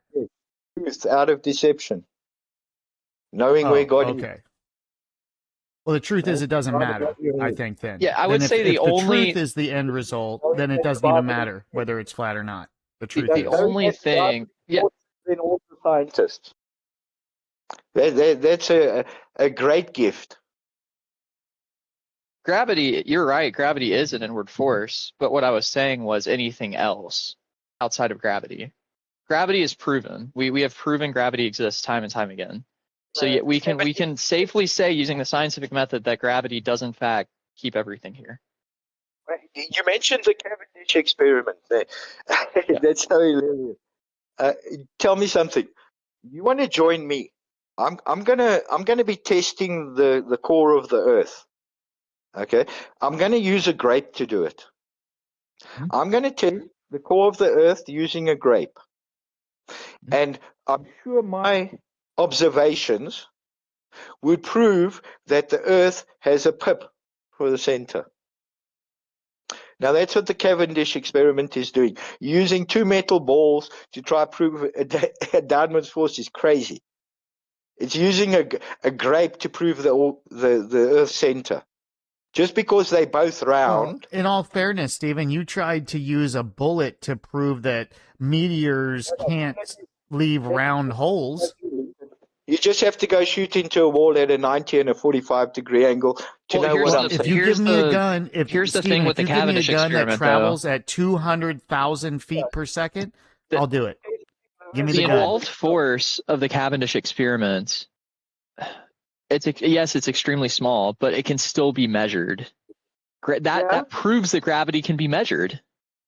because That's it was not gravity. gravity that caused all of that. Like we have scientific evidence proving gravity exists, and I just use that as one example, but there's a million others I could cite. You know science, right? You know the I know scientific. enough. Okay. Tell me something. How do you prove? Now listen, this is why I'm calling it a grape experiment. How do you prove that water sticks to a spinning rock? Okay, by using a non-spinning rock with no water. How did you prove that water sticks to a spinning rock when you're using no water, no spin, no rock? How do you? How in your science? You don't prove one situation by recreating every detail of it, and experiments isolate one effect at a time. No, my point about the Cavendish experiment, you don't prove the Earth is spinning and holding water by using none of it.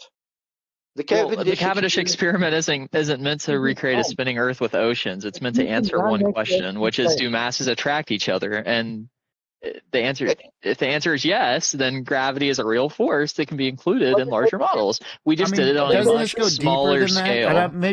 Maybe you know this, TJ. Doesn't gravity go as much as we have a gravitational pull? Humans even have a gravitational pull. It's what keeps our molecules together. Is that not what holds? It holds everything on a molecular level. Gravity gets stronger as mass increases and weaker as distance increases. Tell me something. How do you test the Earth's core using a grape and then claim you've tested it? How do you? You're misconstruing the experiment. Okay, well, your conclusion is that water is sticking to a spinning ball because of a force. Okay, gravity that we've proven and measured scientifically. The scientific experiment had no rock, had no water, and no spin. So you think you've proven the Earth is spinning and makes gravity by using no factors of your claim. Zero factors. I don't know if the Earth is spinning, but I tell you what, my goddamn head is spinning for sure. The Cavendish experiment simply proves magnetism, opposite and negative. Positive and negative. On metal objects. Now try the Cavendish experiment with some rocks. There's a reason they use only metal balls. If you've been talking to yourself. My mic just cut out. What were you saying? I'm saying go try the Cavendish experiment with a wet rock. But that's not the same experiment. A spinning wet rock. Yeah, but why wouldn't you? Why would you? You're trying to prove gravity, that this rock is going to develop gravity. You know that the relativity, the size of an object wouldn't matter. Just the size it's the other way around, isn't it? Gravity's already been proven. You're trying to disprove gravity. Spinning any rock should create a minute amount of gravity. Does not matter on the size. There's not a size cutoff where gravity suddenly appears. Any spinning rock should. Spinning rock will not create gravity. Gravity comes from mass, not from rotation. That's right. And that rock has mass. Now you claiming the rock doesn't have gravity. Now the rock has gravity. It does not create gravity. It was already there. It does not. Spinning it would not create gravity. The rock itself is proof gravity exists because it is still here on Earth. Okay, take a rock into space and spin it, and see that rock develops its own gravity relative to its mass. So you take a big rock. Space is a vacuum. Space is a vacuum.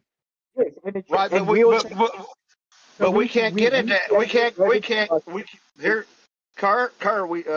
can't get into outer space because of the ice wall and the firmament. So we can't do that experiment. So no more outer space experiment. It doesn't exist. We can't go there. Next. If you had to go to space, like Earth is in space, we can't go into space. We can't go into space. How do we even know what it is? We can't go there. We don't have any reference for what space is, according to you, because nobody's ever been there. I'm getting ridiculous. That's what I'm saying. If you had to go into outer space like you claim we are, you had to take a large rock and a small rock, and you had to spin them both, wet them both, spin them both, then you should be able to measure the large rock having more gravity than the small rock. How? Doesn't happen. It It's does about happen. mass. You just nailed it. The Earth has more gravity than the moon. That's exactly what happens. So why are you saying in space specifically, might I ask? Does a 50-ton rock have gravity if you spin it? He just told you that spinning it has nothing to do with it. It's Why are you not stuck on spinning motion. it, Stephen? He said Gravity 10 comes times from spinning mass. has nothing to do with it. Okay. Does a 50? If you take a rock into space, into your space, and it's just laying there, does that now have gravity? So again, space is a vacuum, right? I mean, the answer is yes. It's Does just it have not gravity? an amount that you can measure or see. But yeah, it's pulling some sort of molecules in towards it. So the size does not determine whether things got gravity or not. I would That's what I'm disagree. telling It's you, that every single thing. mass. Mass definitely, it depends on the amount of gravity, but even a molecule will have some form of effect of gravity to it. So when you have gravity. No matter how small, no matter what its mass is, its gravity will be relative to its mass. That's what So you I have say. a question. Spinning creates gravity. Why do spinning flywheels, car tires, or anything else like that? I mean, I don't know, Stephen, per se, but what you're saying, it is proven because the Earth, you stay on the Earth, right? And you're saying it's a much bigger rock. Then when you go to the moon, there's much less gravity. So what are you saying? There's less gravity. You're much lighter there. You're a different weight. What are you saying? The minute you say spin, you're adding centrifugal force, which is opposite to what you want. The minute you say it's spinning, you are actually adding another force that opposes gravity. Totally. If it's just sitting still, then you can have gravity, which you can't even see. It's never been proven, tested, nothing. Besides that, Well, that's like spinning a bicycle tire opposes gravity, but gravity still keeps it on the ground, but the centrifugal force just keeps it upright. Is that not two separate things? So adding centrifugal force, I would agree. When you spin something, add centrifugal force, but that doesn't create gravity. It acts in the opposite direction. Yeah. If you spin a rock faster, the outward centrifugal effect would get stronger, making it harder for the rock's gravity to hold on to objects. Not easier. Mud on your tire. But you've got when you driving your bicycle and you got mud on your tire, and your tire is standing still, the mud stays on your tire. The minute you start pedaling, that's going to shoot off. Okay, we got this. Maybe not. We got this little thing. We got this little thing. We got this thing possibility. We got this thing called a gyroscope. You can see gravity and centrifugal force working at the same time. You guys, gyroscope works the same no matter what size the gyroscope is. And your analogy of the wheel actually supports standard physics. The mud flies off the tire because the tire's gravity is essentially zero. There's nothing strong enough to keep the mud moving in a circle once the tire can't hold it. That's right. That's centrifugal force. It's shown in everything, in every experiment ever. Any spinning object is going to. Earth is different. Earth has an enormous mass, which equals strong gravity. The gravity you're claiming does not keep that mud on the tire. It's not even strong enough to keep. Earth is massive. He doesn't get it. He don't get it. He does not get it. If the Earth were spinning fast enough to throw people off like mud from a tire, why do we weigh only about 0.3% less at the equator than at the pole? He's doing the exact same thing. He's comparing a mud on a tire to all of the size of Earth. The same thing he was doing with bullets compared to a comet. He's comparing two things that have no comparison. There's zero comparison there. But it's the only way that he can come up with, it's not proven because of this, but they don't even match. There's zero comparison. Okay, Lucas, take a 1,000,000 miles big tire. Okay? Big tire. Something that's not real. 1,000,000 miles big tire. That's not real. There's no such thing. Let's continue the thought experiment. Yeah, take a million mile big tire, put a million miles of mud on it, and then spin that million. It's going to do the same as the small one.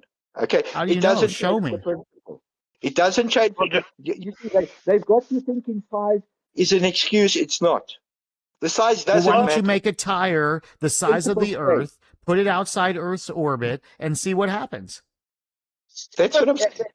They've Well, got you and a thinking million mile wide size tire is isn't an automatically excuse. like Earth.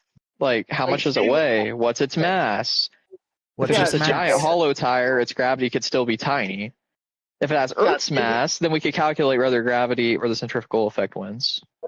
And Stephen, if there's no gravity in that in the center of that million mile tire, yeah, that shit's gonna sling right off. But if there is gravity, then you got something different. So could you tell me what's the mass of your tire and how fast is it spinning? Let me explain it to you. Earth is very big, and you say I love it when they explain it to me. it's got a big gravity, and that's why it can take thousands of meters of water. It can hold thousands of meters of water to it. Now, a smaller ball, a smaller rock, has less gravity. It should be able to hold less water on it. The same exact force should hold water to a smaller object the same as the bigger object holds water to it. Not I'd like to. That's no. We I'd like just to go told back you to it's the. different I'd like to mass. go back to the tire thought experiment. I was asking what the mass and speed of which it's spinning. The mass doesn't matter because gravity It doesn't does exist. though because that determines. Okay. All you're doing is adding. Is gravity not mass times acceleration? That's what's going to kick the mud off. You will never, while you've got this force added, get an inwards mud. It will never pull to the center. Doesn't matter the weight of the object, all of that, because gravity really doesn't exist. There's no It such does thing. with Earth. The Earth, all the dirt is staying to the center, sticking Adding right a down to real it. force to that tire. You are adding a real force to that tire. That will show. That will be the result. There's no real force pulling the mud inwards when the tire is standing still. No matter the weight of the tire, the mud is not going to be pulled inside. How do you know? You can't measure. You can't make a tire the same weight as the Earth. How can you know that? You're just saying stuff that there's no way to prove it. Relative. Do you know what relative means? It means a small thing will have smaller gravity. Doesn't mean a small thing will have no gravity. Hey, TJ, and I just told you that that's exactly right. Do you not see that? That is exactly right. The Earth and the Moon is a perfect example of that. TJ, I think what he did was he read that if you go to the center of the Earth, the gravity is zero.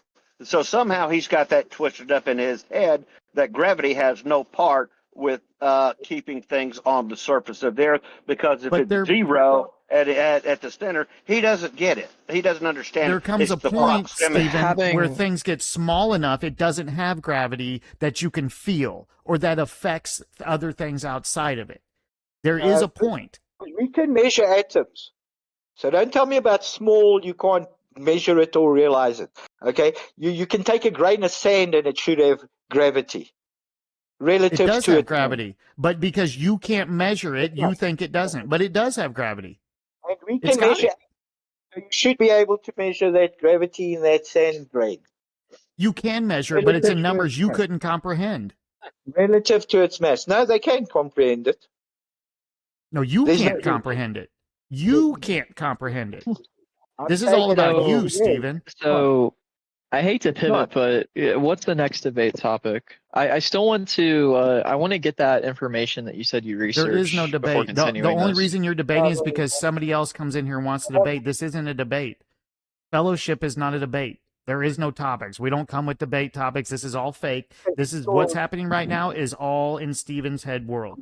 It's a Stephen thing. My daughter away. Stephen has to come in and try and find proof of this and prove something to somebody.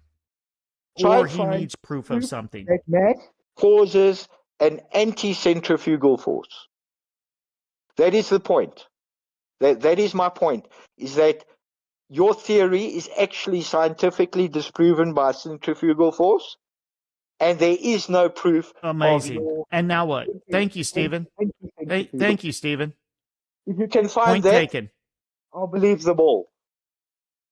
Well, you don't have to believe. The amazing part is, Stephen, I don't care if you believe it or not, buddy. It means can you absolutely point to me nothing to me. the experiment or mathematical calculation that disproves it in science? Centrifugal force. It's a fact. You know about it. You've seen it. You've seen it on a merry-go-round. You've seen it on your tire. Every experiment ever done proves it. You Centrifugal understand? force One doesn't doesn't disprove disprove the gravity, other. though. It only says that in a rotating system, there's an outward effect. That doesn't explain what provides the inward force needed to keep something moving in a circle. I saw it down on Hollywood Boulevard one time myself. An outward effect. Okay. Now your claim is this thing that's spinning has Why the is it weight. our claim? So it It's has the an claim inward. of all scientists in consensus, except for a few of outliers. The worst Here's thing you could a have few done, examples.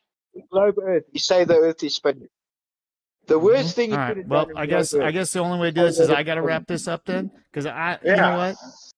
There's nothing here, Stephen. You got to say this. Go take this to debate forums. You see, now people come in, they think it's a debate, all because of you, Stephen. You're debating with yourself. Nobody can, because there is no proof of an anti-centrifugal force. It will never be proven, never be shown. He don't even listen, you guys. He just keeps on. When you go look for your scientific experiment, you're going to learn that you Classic don't Stephen, have one. you guys. You Labola, don't are you have still one. here? Where's Science Labola guy, when you need him? that you have no proof of gravity, you have no proof of any mass attracting anything to the center, and especially if it's spinning. Nice. I would And we have no disagree, but Yep. We Stephen, have thank no you, man. You've I proven mean, it all to us, man. Now we the have. ball, Now we you have can it. use a ball on a string, a satellite, a car turning. There's a lot No, of things that provide inward TJ, force. trust me, TJ, you have no proof, man. I would suggest you have no proof. Force We can just. outweighs any gravity that you even can claim. You know what, Stephen? You're right. We Understand? agree. There's no inward force to keep that mud on the tire, and never will be. Exactly. No matter the size of the tire. Okay. That's what we're saying. The minute you spin it, you're doomed. Nailed it. The minute you said Earth is spinning. Thank you, Stephen. Thank you. We appreciate that, man. We have an enlightenment that I never thought we could have here, man. The worst thing you could have done is say the Earth was spinning. Amazing. We'll see you next year, brother. Good Appreciate luck, that, man. Godspeed. The Earth is not spinning, you guys. It's flat, ice walls. It doesn't spin. It just sits there and it smells good. But you try get that gravity proof. That All right. No gravity. Oh, by the way, you guys, there's also no gravity. Is there anything else you want me to mention, Stephen, real quick? You can believe it, but you can't prove it, and you never will. Right. You guys, you can believe it, but you can't prove it. And the tides are controlled by earthquakes, you guys. So is there anything else you want me to touch base on here real quick, Stephen, that they need to know? I gave you recorded facts of what's moving the water. And that's why we're believing you, man. You proved it to us. Thank you, Stephen. Daily. Every day. Random events landing up in a repeated predictable pattern. That's what we have. Yes, well, Can't argue with that. That is a summation of your entire brain, Stephen. That's it. Pure fact. Recorded fact. Pure fact. I like how pure it is. It doesn't get any purer than that. It cannot be argued that earthquakes move water. It cannot be argued that I would not wind dare moves argue with Stephen. They You guys, do in fact nobody move better water on argue a with very Stephen. small scale. I would agree. Not DJ, not large you enough. argue with Stephen, you're out of here, bud. Hey, we don't. Oh. Tell that Oh, when no. that water's coming 1,000 miles to a very small effect. How do you get him No to stop, way. you guys? What's No the way. what's the off switch on Stephen, you guys? How do you do it? It's a small effect. You must go look up tsunamis. No matter what, man. God, Stephen, I love you, brother. I'm telling you, man. Stephen is one of a kind, you guys. How much effect it has. There's only one of Stephen, man. I was going to say there's a handful of Stevens out there, but I don't even think there is. I think Stephen's an actual one-off, you guys. I'd The love genuine I'd love article. Guys, to prove to me anti-centrifugal force, that there's an inwards force on a spinning object. Anyway, Well, we Nice. got. All gravity. Thank you, Hey man, Steven. if we could ever I'd get love it. Steven, if we could ever get Steven on Jeopardy, he would never lose a game for the duration of the show. No, been they would on probably this. ask if the Earth is round question, Hey, and if he you got couldn't it, let it go to even win Jeopardy. hey, if you got it, guys. Prove That's your right. If you anti-centrifugal got it, you force. got it. Yeah, if you Yeah, like it, sometimes, must be good. And and if you got sometimes it, when you you flaunt it in front of everybody to show them that you're better than them. If it's scientific, got it, prove it. sometimes you need to see a doctor. If you get it, sometimes you need to see a doctor and get rid of it. So are Here's what- all those like photos and videos from space and like the live feed from the ISS? Is that all just through a fisheye lens? Okay, That's the great Oh, conspiracy. DJ, easy, bud. Too many questions. We're not taking questions sorry. right now. So sorry. No, I'm just kidding, man. I'm just kidding. I know. It's all in fun. It's all in jest. NASA even forgot the stars, man. In And, They forgot the Is stars. space real? Is space real? No. Or is that fake too? No. Nah, No, it's Nah. not. Space is just all Nah, a there's nothing. conspiracy. yeah. The sun and the moon inside the firmament. It's just Wait, heaven wait, up wait, there. wait. Heaven's So hiding up is there the in moon space. and the sun also flat? Big Jeez, we time. don't know. We can't go there. Is the universe as a light. whole flat? Is it all just What one is big the flat light? universe and like these are The whole different? thing's flat. No, we don't know. We can't go there. Well, I mean, Oh, we don't know that? Whoa, I can wait, prove it. whoa, wait, hold on. That's really big. So because we don't know, Okay. Yeah. Do you know what Operation Fishbowl was? Operation Fishbowl? Tell me about it. Shooting nukes at the Don't- firmament. DJ, don't do not. No, this is have Steven interesting. tell I'm you about engaging in this anything. now. No, I want to engage No, in I'm this just one. kidding. All right, go ahead, sorry, We're gonna guys. Gotta hear we're this. gonna have to. No, you guys we're are gonna fine. have- I'll go to bed. You guys can engage in this all night. I don't mind Yeah, I'm leaving you Unless guys we want here. to talk about something else. Yeah, I'm gonna send you two lovebirds off to bed. I'm going to bed. You two lovebirds continue in this Lovebirds, mental okay. masturbation. You can continue in the mental I mean, masturbation. if I'm you willing to want talk about anything. It doesn't have to be Yeah. flat Earth theory. Just go check out Operation Fishbowl, where they try to break through the firmament with nukes. And how miserably they failed to break through the Okay. firmament. Right. Go You know check it what? out. We It's not just called what we Fishbowl for nothing. we just hang those satellites up on the firmament using 3M sticky tape. That's why sometimes they fall back. Sticky tape is not always reliable. Go check. NASA is the biggest user of helium gas in the world. So I actually have contacts within NASA, and I can assure you that that I'm sorry. Yeah. I think Steven might be the biggest user of nitrous oxide in the world. I have 8 billion people who believe Christmas. And like 1 billion kids who believe Christmas too. I've got 8 billion parents who lie to their children. Okay. Yeah. Right. So are you saying? So then the well, Earth you is know what? flat. Nope. Never mind. I mean, that's it, you guys. That's a lock. The Earth is flat. 8 billion parents lied to their children about Christmas, so 100% the All Earth right. is flat. Can we I get it now. can we pivot the conversation into something else now? I'm going to get off now, guys. Absolutely. Yeah. See you, That's Steven. how they failed to break the firmament. Yes. I'll Check look how they into failed. it. I'll look into it And there's for a sure. few. They've tried a few times. No, Did they seriously, try I'm above not or even being below the sarcastic. firmament? I'll look into it because I feel Have like a look. that's It's going to be very interesting for you. okay. Did they hit the top or the bottom of the firmament? Okay. They try to break through. They call it low Earth orbit. And But this it's actually the experiment was called firmament. what? Operation Fishbowl. Operation We're Fishbowl. living in a dome. They called it Operation Fishbowl, trying to get through the firmament. Wait, so you believe the Earth is flat and a dome? Kind of like a snow Yeah. globe? Like a Yeah, I globe. love. Oh, I it. love that theory. I love that theory, but I won't get into it right now. And then when the earthquake come, that's where we get the little snowflakes, and that's what causes the different seasons. Go check. They call it fishbowl for a reason. Because it's come up with by guys that have the brains the size of guppies. It's an American operation. Cost millions of dollars. Was there a dollars. document? Whoa, wait. You said, was this from the United States that did this? United States military. Okay, Operation so Fishbowl. I haven't looked into it yet, but I've got to ask, was there any relevant documentation from the U.S. that proves that that is the reason? No, of course they weren't. No. Okay. They call it No. Nah. experiment, shooting nukes. All right, guys. I'm going to wrap this up just so y'all know. While they're still doing their thing there, I'm going to shut this down for the night. You guys, you see what's going on here, so too much for my brain. But I'm going to let these guys talk, just so you know. I'm just going to shut the stream down. So if you guys want to continue, come in with them.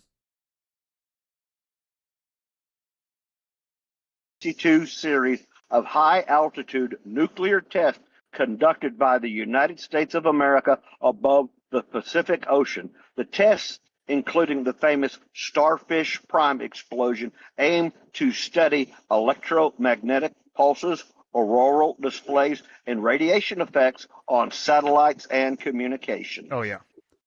You said it was in the 60s? Yeah, 1962. I mean, it would line up considering it was around the Cold War, so. That's Operation Trying not to Fishbowl. interrupt Had them, but I nothing guess to I do did anyway. with the firmament. All right, guys. I mean, it makes sense that we would We'll let test these guys do the their effects thing, of all right? I'm nuclear outta here. weapons We'll because see of you the guys Cold War going tomorrow. on, so. Or the next day. I don't know, tomorrow with being Farmers Market Day, I'm not sure. We might not be back till Saturday, but If it makes sense. we'll have to see. So Yeah, most definitely. I To appreciate check you guys hanging out with radiation. us. Really? Oh, absolutely. We had to learn the effects of nuclear weapons on a larger don't scale forget from to, what you I'm know, picking up from this. obviously hit that Because like, again, the Cold War was subscribe. going on between the USSR and the United States, and nuclear weapons Appreciate were all you guys. like the Appreciate fear factor of those were an all-time high, and that was our race. Appreciate the gifted I have a memberships, bridge to show you. gifts. Do you remember seeing the let's see, the nuclear super chats. We have experiments super where they chats? showed you how the nuke No, devastates the towns, like incinerating? Yeah. All the gifted Yeah. memberships. So And you didn't amazing. think, like, Appreciate why it. didn't it incinerate the camera? All right, guys. The camera that's showing you there. We'll see you No, guys. that's You guys right. have a No, great night. Stephen is right. TJ, Much love. Stephen is right about that. Peace. We know unequivocally that some of those